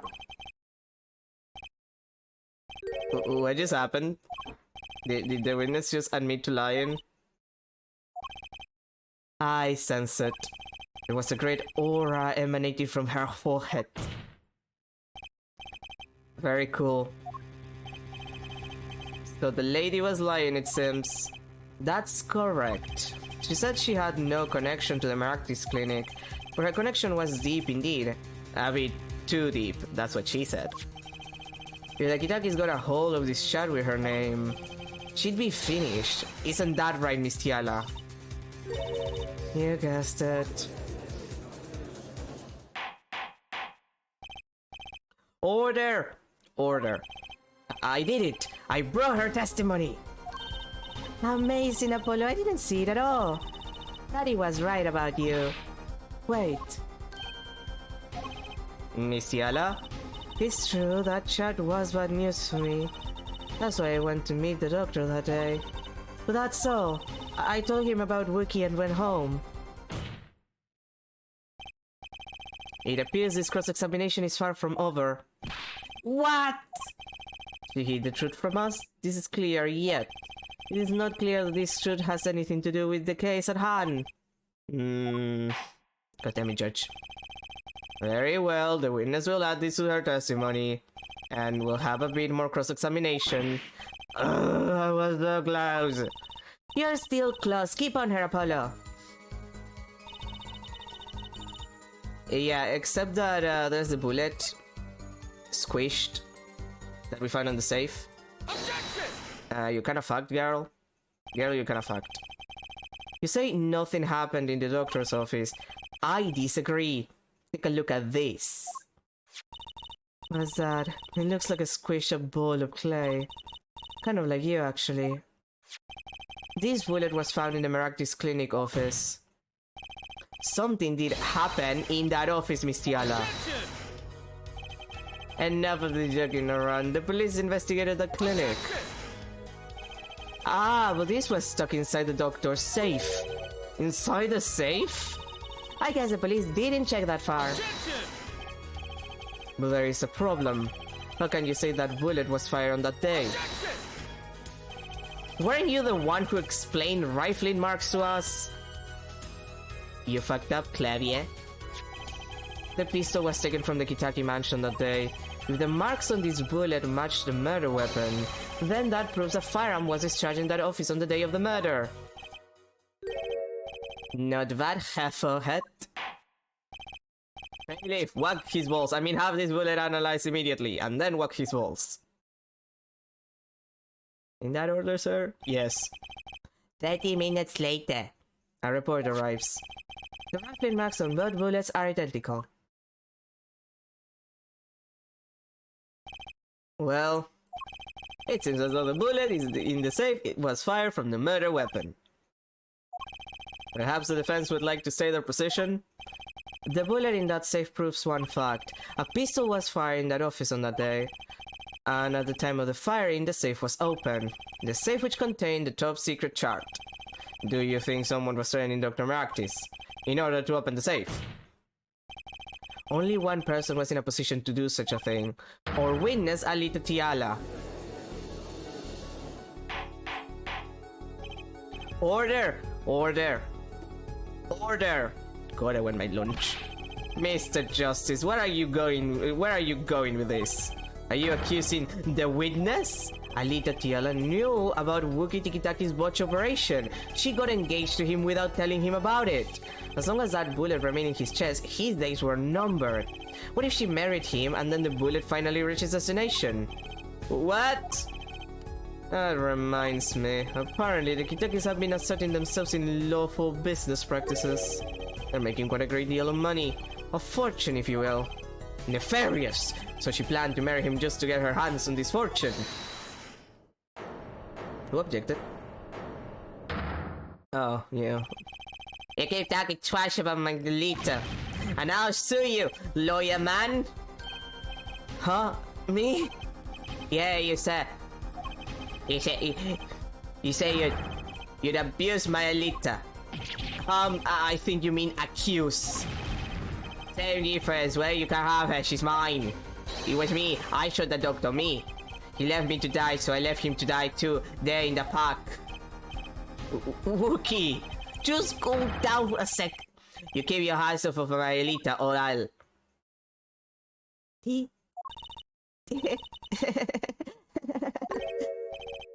Miss Tiala? I'm sorry, it's been so long since I've laughed so hard. Something funny? Wookie, wake up and smell reality. Alita baby? The signature on the chart, the engagement. I mean, come on, it's so obvious. Even for a brainless spoiled brat such as yourself. Alita? Your honesty is like a breath of foul air, Florian. Hey, I wasn't getting out of this clean anyway. So the family fortune is what you're really after? That's right. I wanted the money. No way! That's whack! I ain't trying to hear that. Could have done the wedding earlier. Oh well. By the way, can I ask you a question? Who, me? I believe you say you were going to abuse me. Abuse! Of what crime, might I ask? Oh, I'm a bad girl, sure. I got close to that brat because I wanted his money.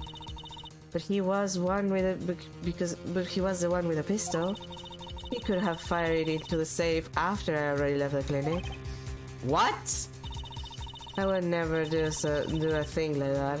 It was definitely that silly brat. Wait, but what are you talking about?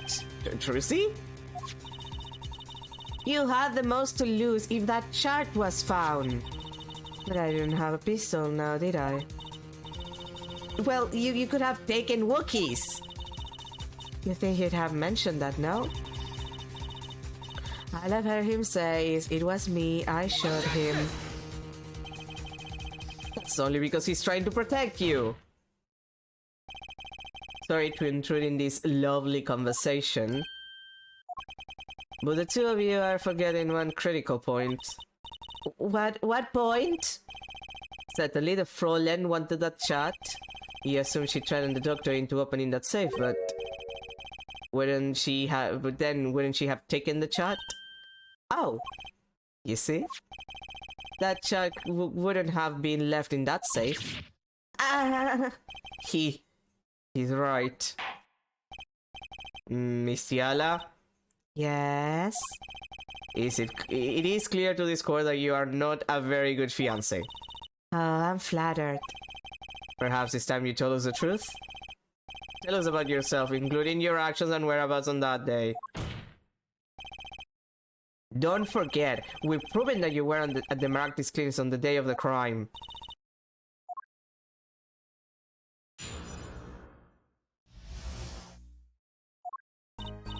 Yes, I went to the clinic that day to speak to the doctor. I wanted that job, but I failed to get it, so I went back to the clinic later. In any case, I didn't shoot him. You don't even have proof I stole that pistol, do you? And that brat was spotted in the park at the moment of the crime. Frankly, I don't think it matters if Dr. Maractus was shot in the temple or not.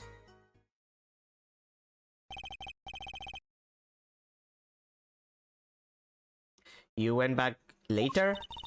That child was dangerous, you understand. I needed to get rid of it, that's why I went that day. But you couldn't get the child then, could you? And later that night, Dr. Maractus was shot. I heard about the shooting, waited a day, but then I had to go back. No easy feat with the cops all over the place. Ah, that was you? Damn. Ah, Apollo! That sound! It came from behind this door. Someone's in there. A break-in! The left through the window. So you were the burglar. That was you too. If only I had one more minute. Then I could have opened that safe and gotten the chart. What? That's trespassing! And brazen at that. Oh, is this a trial for trespassing now? Besides, you can't blame a girl for wanting to protect herself. They are gangsters, you know. In any case, Mr. Justice, your cross-examination? Admitting the little crime to avoid the big one, huh? Well, it's not a bad strategy. I'll give her that much. Mm-hmm.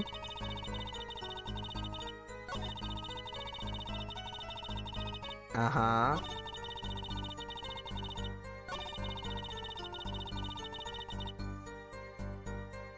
Okay, that's a very weird thing to say. The doctor was shot in the right temple, yes? So it seems. Let's review the facts again, shall we? If the killer shot from this location, the bullet would have struck our victim square in the forehead. However, the entry wound was in the right temple. Yes, we heard testimony on this yesterday. At the time of the shooting, the witness was standing here. Except not really. Just before the gun was fired, he shouted. The victim turned his head to look and was shot. Objection! But that testimony was proven to be a lie. Our egregious panty snatcher, Mr. Stickler, did witness the crime, but he was standing to the north, next to the trash can where he tossed those panties. If Mr. Stickler shot it from this location, the bullet couldn't hit his right temple. Silly attorney. What? Do you remember what you had for breakfast this morning? Do you remember, Trucy? I always have a glass of milk for breakfast. What matters is one thing. The doctor was shot in his right temple. If that's the case, there can only be one explanation. The panties guy was mistaken. Objection! But his location was proven! You can't write that off as him being mistaken. Objection! Then why don't you show us her forehead? Show you what? My panties? Must I explain everything? Very well, let's recap. If the witness panties guy was standing to the north, then where was the shooter standing? From what location did the killer shoot the victim? But wait, if the witness was standing there, how could anyone shoot the victim in the right temple? I merely laid out the facts for us. It is up to the one possessing the shiny forehead to show us. If you can, there is. Wugigitaki was standing at the killer mark. Mr. Stickler was at the witness mark. And of course, Paul Meraktis was at the victim mark. Let's hear what the defense has to say. Where was the killer standing when they shot the victim? Someplace else. As the facts stand now, we can't explain this crime without contradicting ourselves at some point. But I know why. The real killer shot from an entirely different location. What are you talking about? I don't see any other place. Apparently, Mr. Justice does. Let's hear it. Where in the park did the killer shoot the victim from? Objection! It's time to raise the roof! And the stakes. Huh? Penalties are such frightening things, don't you think? But what if they were a bit more terrifying? Do you have to do the air guitar when you do that? Like so. Double penalty! A forehead wishes to take us in a new direction. Then he must be ready for the challenges ahead. Really? Challenge accepted, bitch! It's justice time. Are you sure, Apollo? The key is a witness Mr. Stickler's testimony. If we believe that and we know where he stood, and the victim turned when he shouted, there's only one place the killer could have been. The killer shot the victim from here. Boop. Take that! I believe we all owe a debt of gratitude to Miss Alita Tiala. What do you mean? Thanks to you, we had a chance to review the crime. And this time we were prepared. Wait, did you say the crime scene or just the crime? Oh no, it's the crime. I thought you meant the crime scene. I mean, we did have to review the crime scene, kind of. We know that Wesley Stickler was telling the truth. We should have listened to him from the beginning. Wesley Stickler was standing next to the trash can when he saw the two men.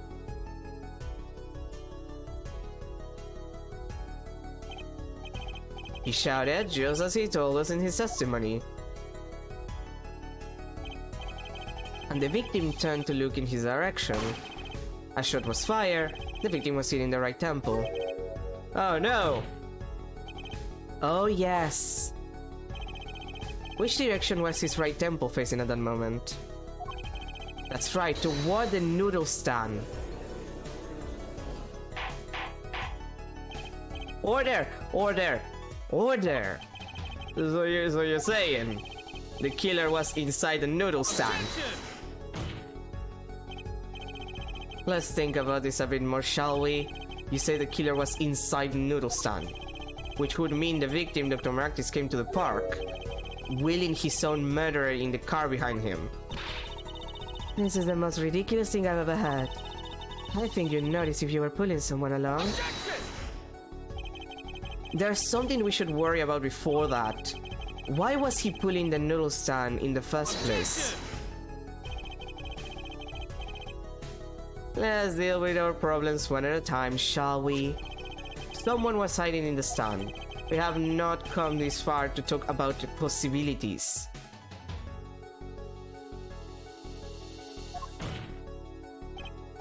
Let's talk about proof, baby. Show us evidence that proves someone was in that stand. Can I prove that? You want evidence that someone was in that stand? Well, I've got it, bitch. I got it right here. Intriguing. Let's see what you got. Shows proof that someone was hiding in the noodle stand. Sleepers. The Maractis Clinic, and they're covered with paint. These slippers were found in a trash can near the crime scene. And a single slipper print was found at the scene, right next to the noodle stand. Oh, and Miss Tiala, your toe print was found in the left slipper. In other words, this is proof you were inside that noodle stand. Eek.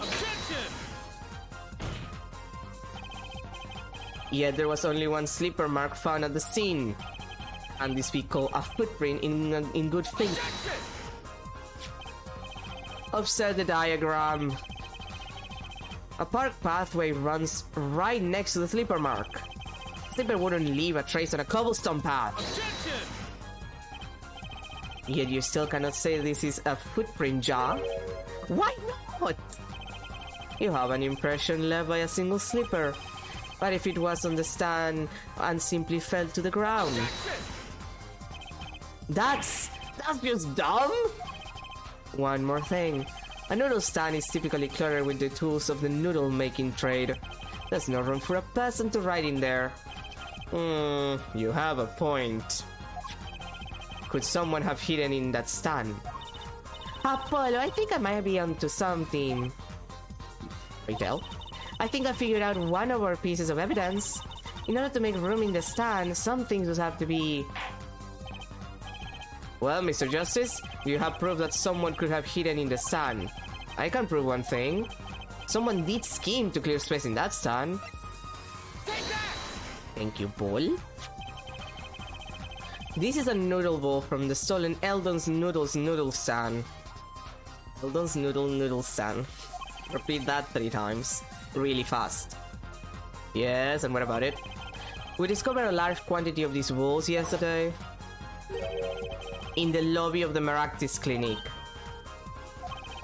A large quantity of noodle balls in the victim's clinic.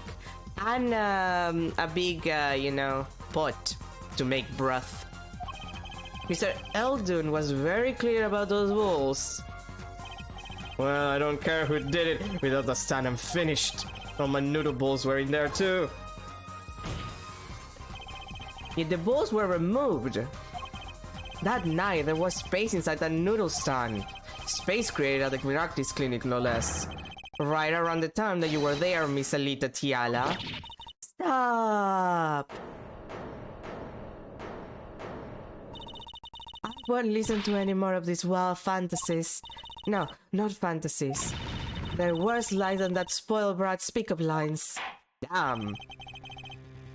I would like to remind the witness of her current status. This court does not consider you entirely innocent.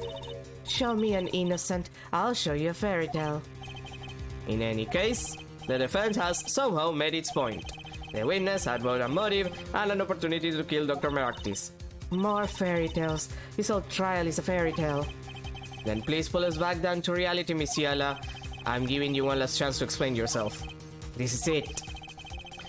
Why was Dr. Maractis pulling the stand that night? And what was Alita Diala doing inside it? And to get to the bottom of this case.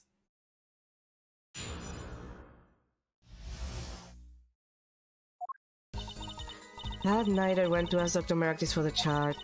I had no intention of ever letting that chart fall into the Kitaki's family's hands. But Dr. Maractis sitting on the stand. For some reason he thought the Kitakis had sent me. So I gave up and went home. All I did was talk to him. You knew about the botch operation. So you tried to get rid of the chart to save yourself. I won't make excuses. And I did warn the good doctor. I gave him a chance. I told him that Brad got his health checkup report. And that he was coming to settle the score. I see. Very well. Mr. Justice, begin your cross-examination. Yes, Your Honor. This is the last testimony. Either I perceive the truth, or it's over, and I get super screwed.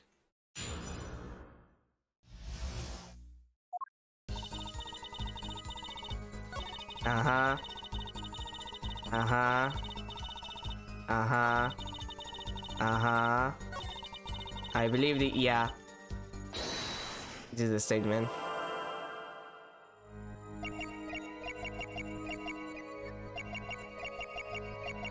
And I'm pretty sure it's here on the neck area.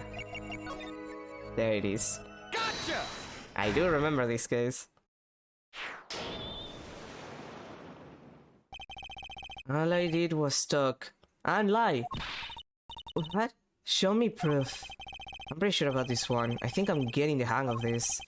A little slip in confidence and they give it all away. The proof is you, Miss Yala. All I did was talk to him, you claim. You can't hide your own nervous twitch when you say those words. My twitch, what are you talking about?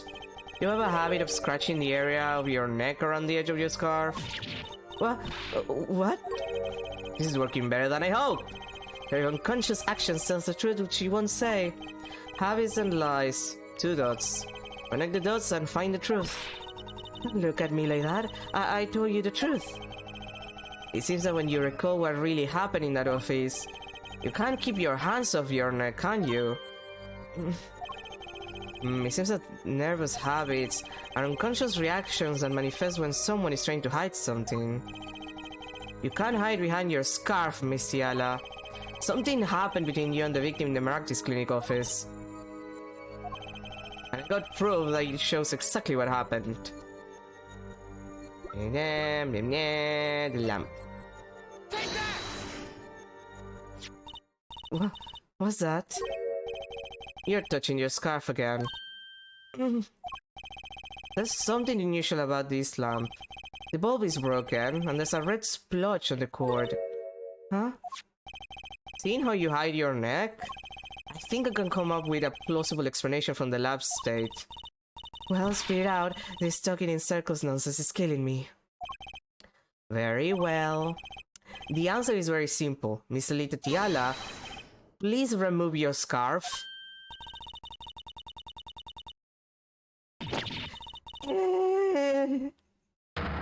You know, it's easier if you just removed it.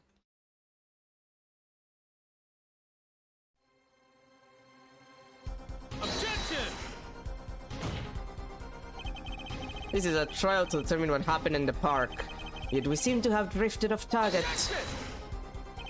We'll find out soon enough if we're drifting, as soon as the witness removes her scarf. I won't do it.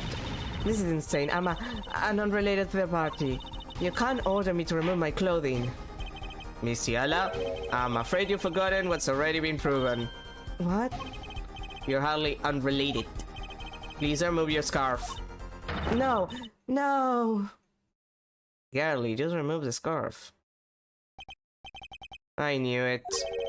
So I was right, wasn't it, Miss Alita Tiala?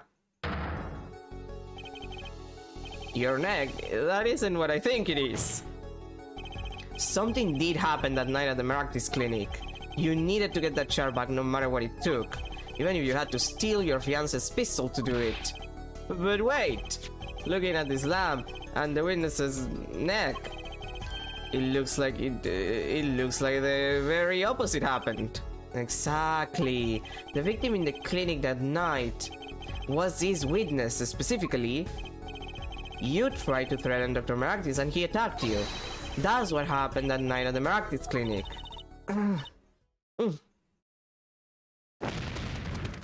Eek.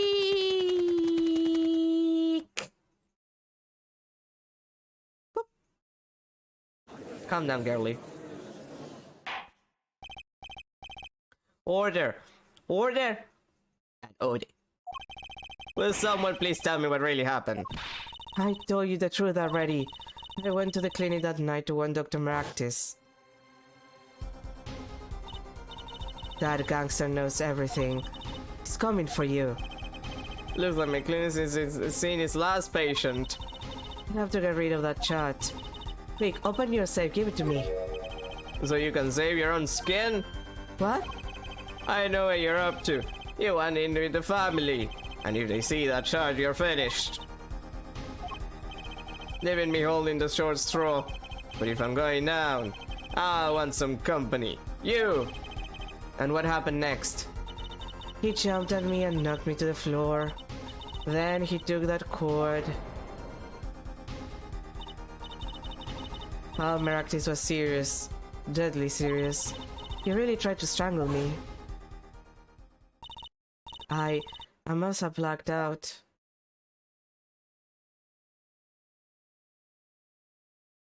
Well, at least you admit it finally, girlie.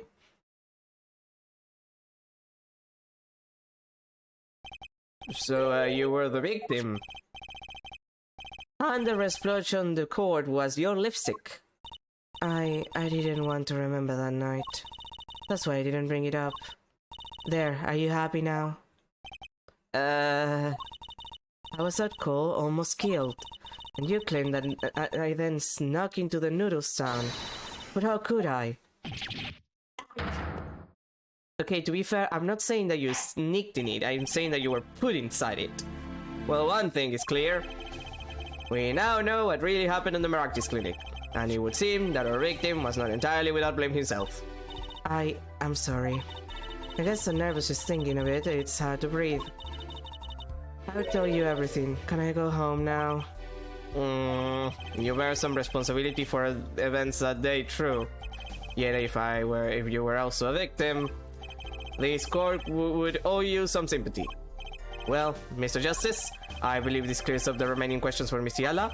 When did this happen? Suddenly everyone's sympathizing with her. I don't know what to think anymore, Apollo. I mean, is that it? Do we know everything we need to know about Miss Yala? Very well, that finishes the cross-examination of this. Objection! Thank you.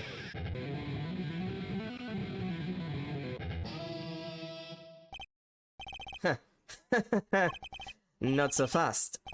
God damn it, not Agent Lang again. This part is just getting started.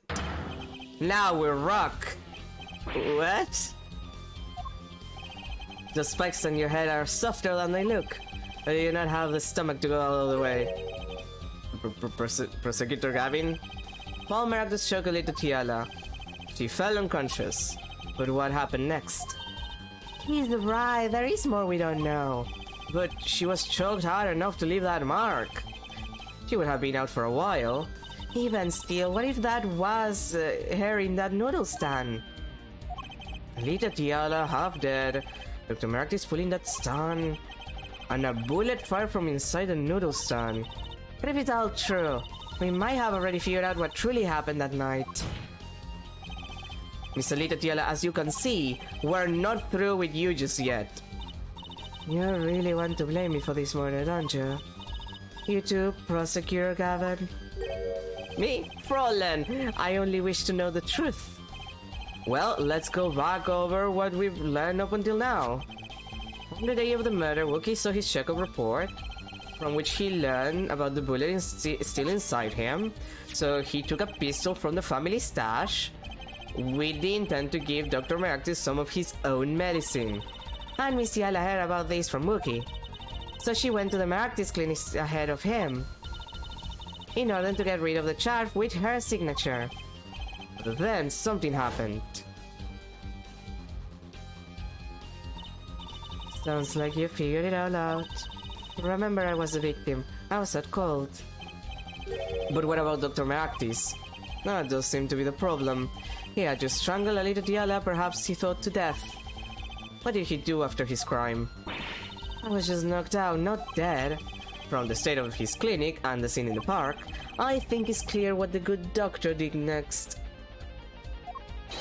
Well, Herr Forehead, care to guess? Why are you giving me the ability to guess? You're being way too fair with me. Lawyer. Well, Mr. Justice, what did Dr. Maragdos do? Maybe he did think he killed Alita Tiala. We have evidence to show what he did next. Yes, we do, sweetie. Is the card. Or the stand. His next move, Dr. Maragdos stole Guy Eldon's noodle stand. What?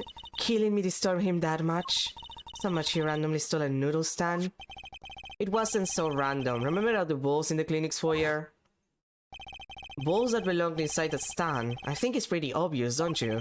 The stand was at the clinic. However, the question is, why did he remove the balls? Maybe because the stand was heavy. Or he wanted to put something in the stand in their place. Ah. Wait, you don't mean... I do. Dr. Maragdos did replace those balls with something. Your corpse, Miss Tiala. My corpse?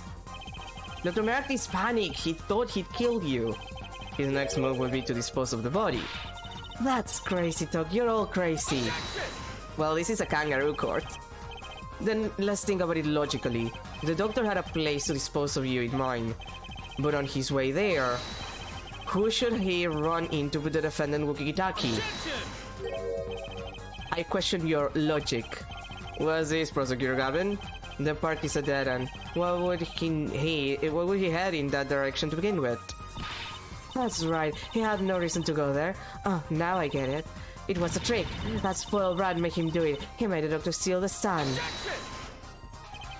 Tell me, why would someone go to a dead end? Unless the park was his destination. What? Apparently the defense has an idea. Tell us where Dr. Maragdos was heading with the stand. Here, please show us on this diagram. Where exactly was the victim dragging the stand? Well, very easy. The best place to dispose of a body, a river. Well, it's not the best place to dispose of a body, but it's not a bad place to dispose of a body. There, that's a river. Yes, Your Honor, I scarcely need to explain why. A perfect place to dispose of a body. He was going to throw me in that river? He didn't have any other options, Fräulein. I believe this clears up all of the remaining questions. The victim pulling the stand and the defendant before him. And inside the stand, you, Miss Alita Tiala. And then, the announcement. Wesley Stickler of panty snatching fame walks up. Seeing the two men, he shouts, in that instant,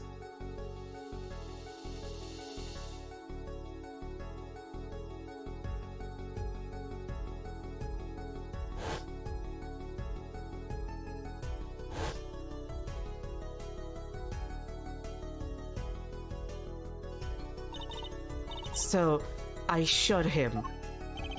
You weren't the only one who could have stolen Wookie's pistol. It had to be you." "Well, Miss Yala?"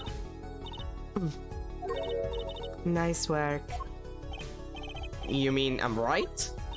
I mean, you've done a fine job dreaming up a story to get that spoiled brat off the hook. You're the one who's dreaming. Apollo's backed up everything he said with facts. You're so sure he's making it up? Give us another reason. Why was Dr. Meraktis pulling that stand through the park? Who knows? But there's one gaping hole in your logic. I think Mr. Gavin knows whereof I speak. Whereof what?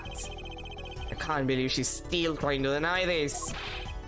Is this true, Prosecutor Gavin? Must I always be the one to point out her forehead's errors? Maybe there really is something. I believe Frolen speak of her doctor's car. His car? That's right, the Meraktis clinic has that big garage. In which sat a green sports car, was it? Or would he steal the stand in the first place? If he wanted to carry a body, he would have used his car. And so we find our victim without probable cause to steal that stand, and our defense without a case. I have an idea. You know that green car? I bet it wouldn't run. It was broken. We're an excellent contentment, Frolen. Too bad you're quite wrong. Huh? Don't tell me you've forgotten what happened to your daddy. Daddy?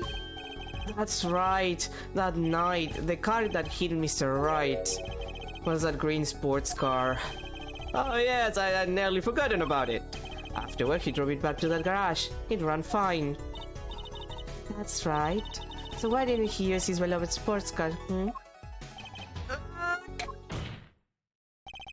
A glaring contradiction, to be sure. More glaring than your forehead. No! No! My forehead is not that big. Order! Order! Order! Well, Mr. Justice, why didn't Dr. Meraktis use his car to carry the body?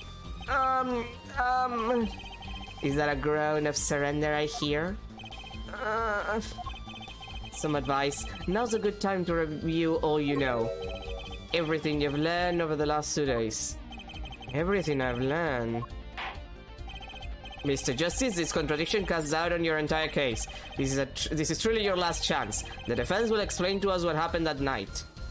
No, the car just didn't run. I have an idea. It's all coming together. That night, Dr. Meraktis' couldn't use his car. Huh.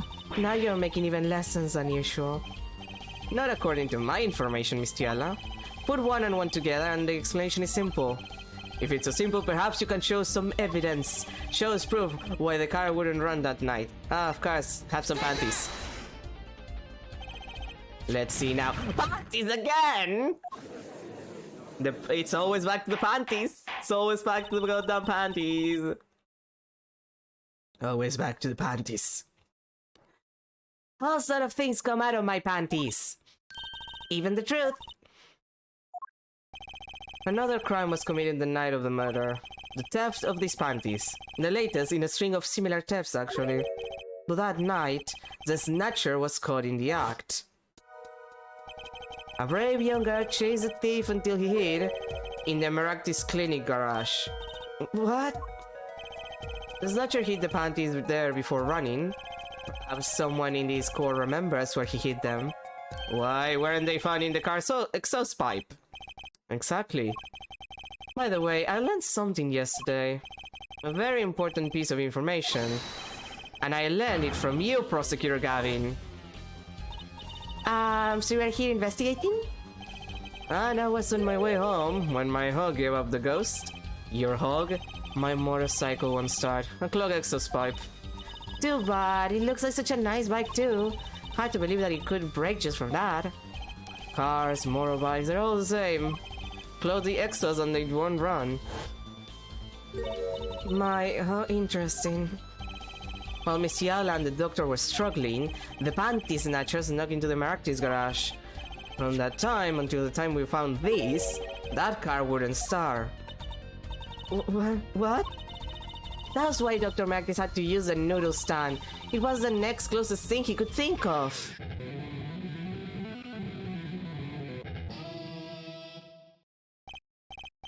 Well, Miss Yala? This wraps your doubts up quite nicely, I think. So it does. Where am I? It's the dark, can't see, cramped. The pain, my throat's burning.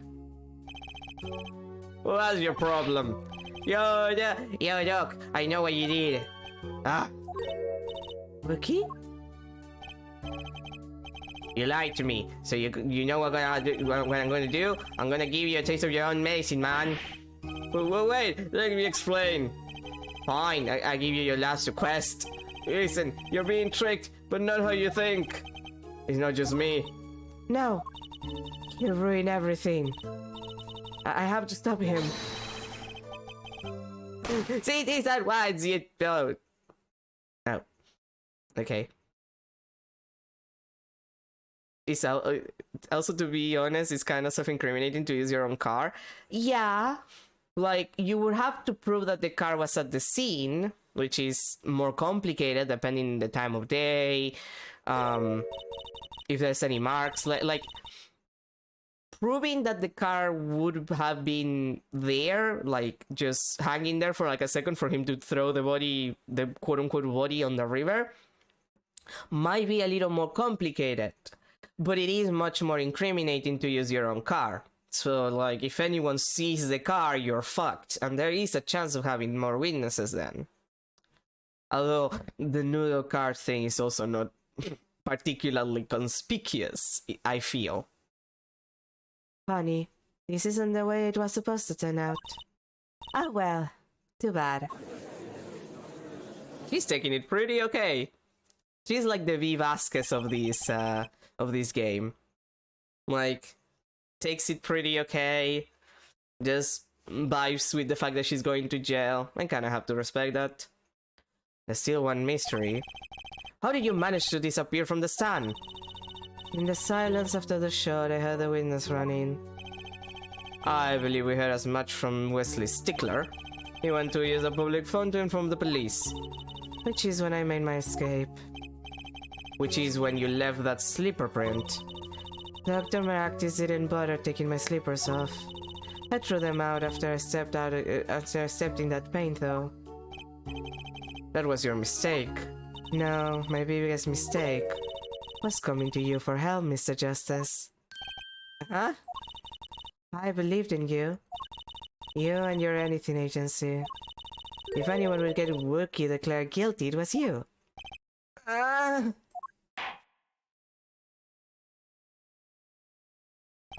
I believe we reach a conclusion of sorts. Prosecutor Gavin, how is Miss Alita Tiala doing? She's confessed to everything. We're processing her arrest now. Prosecutor Gavin sure seems calm for someone who just lost. I think he already knew. He figured out she was the killer a while ago.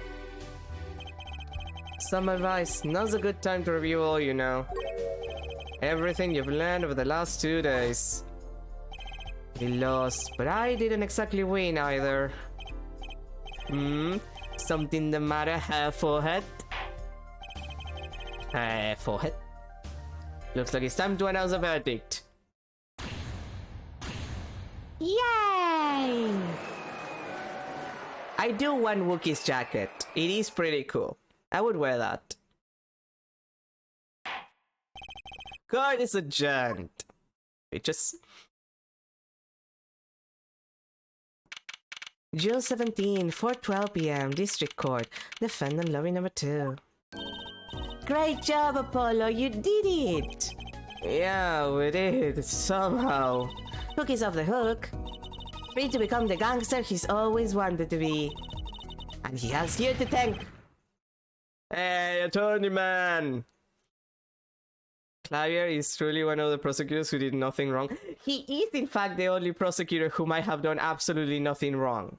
Like, he's not in any way whatsoever... Oh god, yeah, the autocorrect. Like, he has not fuck around and find out like Edward. He's not trying to beat anyone for bullshit reasons like Francisca. He's not clearly evil like Winner Senior, and he's not like an annoying little piece of shit like Winner Junior.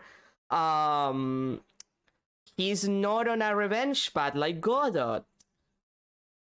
Who else? Like, he's not any of the Pains. He's not Winston Payne, who is just like a piece of shit and annoying. Like, Clavier is just like a guy. He's just a guy, and he's just there. His biggest crime, if you can call it a crime, was trusting his own brother. That's the biggest crime Clavier Gavin has ever committed. He trusted his brother to give him, like, correct information and like fraud evidence. That's the worst thing that he did, and he had no reason not to trust his own brother about the evidence and shit. Like, literally, that was his only real crime at any point whatsoever. He is a rock god. He is the rock god also, but like he literally never commits any crimes. Again, his biggest crime is trusting another person who he has no reason not to trust, giving him, like, you know, evidence, which, like, again, he has no reason not to trust him. So that's the biggest crime he could commit, and it's not that big of a deal. I don't even count Von Karma, because Von Karma literally killed a person, so he's like up there as one of the worst people, and on top of Winner. Pity murders prosecutors, Von Karma and Winner. You're gonna pay for what you did to my Alita, Holmes. Hard to blame, I guess. You give my Alita back. Stupid pointy-headed attorney with a dead wish. Enough, Wookie. Mr. Kitaki. It's high time you open your eyes, Wookie. Why, you know, old man? I think it's about time you open yours. Giving all your life trying to become some kind of businessman. Don't talk about what you don't understand, Wookie. I'm afraid the guard is going to throw them both out. If not in jail, wouldn't that be a happy ending? Hey, maybe we can help them out. We know why Mr. Kitaki needs to make so much money. Maybe you should tell Wookie. Wookie, Apollo has something to tell you. Huh? I do? Wait to put me on the spot. Huh? What's that? Show him the reason why, Apollo. Why is Mr. Kitaki trying to become a businessman? Well... Think about it, Wookie. Think about your condition. The change of reaction. I talked with your mother, Little Plum, yesterday. It pays, but we need a lot of money right now. Clean money, that is.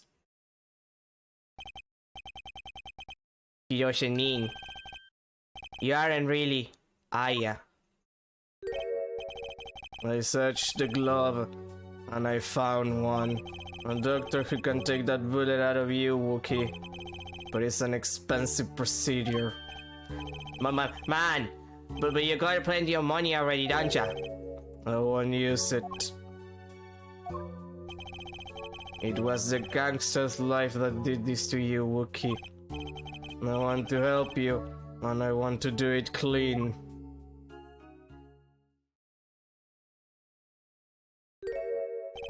Tiny eyes. Please understand, Wookie. Yeah.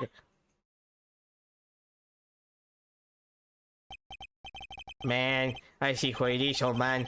How is you looking out for, Wiki?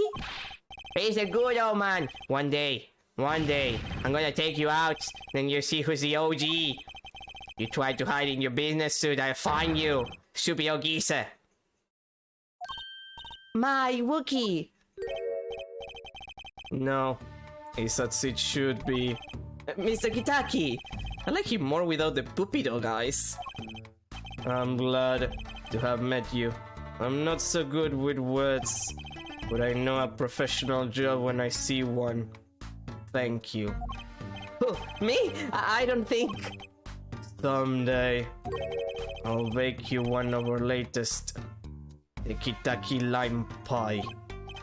He's opening a pie shop. So long. And he was gone. I kinda want a lime pie now. Well, let's head back, Apollo. To the Right Anything Agency. Hey, since when do I work at your agency? Ah, we make a good team. So just stand there. Let's get going. Oh, why not? She did help me out. There's a few questions that still need answers. Like this power of mine that she showed me. And my bracelet. If anyone can help me figure it out, it's her.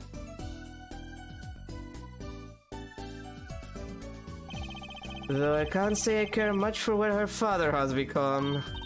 Oh, that's right. You have to go someplace first. Huh? Where? Why, to claim a reward from Mr. Eldon. Ah, Salty Noodles, right. He got his time back already. Oh, and after that, you can come and see my show. With a special appearance of by the amazing Mr. Hat. Ah, it's a special, alright? Please, anything but him.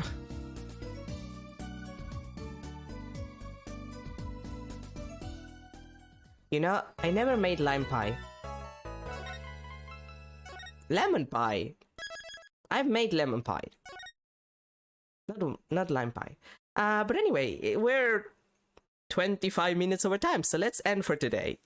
That was cool. We're doing more stuff tomorrow. Thank you everybody for being here. Since I didn't stream the other days, I'm gonna try to stream tomorrow and maybe Thursday, depending on how things go. Probably at night. I'm not gonna do it at anything because I don't wanna, like, you know, I wanna do it on the usual, like, schedule. But yeah, I'm gonna try to make up for the streams that I lost. It's just, like I mentioned before, this has been a complicated month for me, and I still have things to do, so I might stream at night. I'm gonna try to make up for it. Especially because, like, I have to take off Tuesday next week for the thing that has been making this last month a complete and utter mess and has destroyed my sanity for the last couple of weeks. So yeah. So I'll figure something out for that. But anyway, for now, that's everything for today. Thank you everybody for being here. Have a good rest of your day. I'll see you when I stream, and if I don't stream at any point, we'll continue this on Friday as usual. So I guess next Friday is the day we see the extremely orange Clavier Gavin playing guitar. He is extremely orange, and I love him. I love that animation so much. It's so shitty. He looks so fucking orange. Thank God that they didn't change it. Anyway, have a good rest of your day, and I'll see you later. Bye, everyone.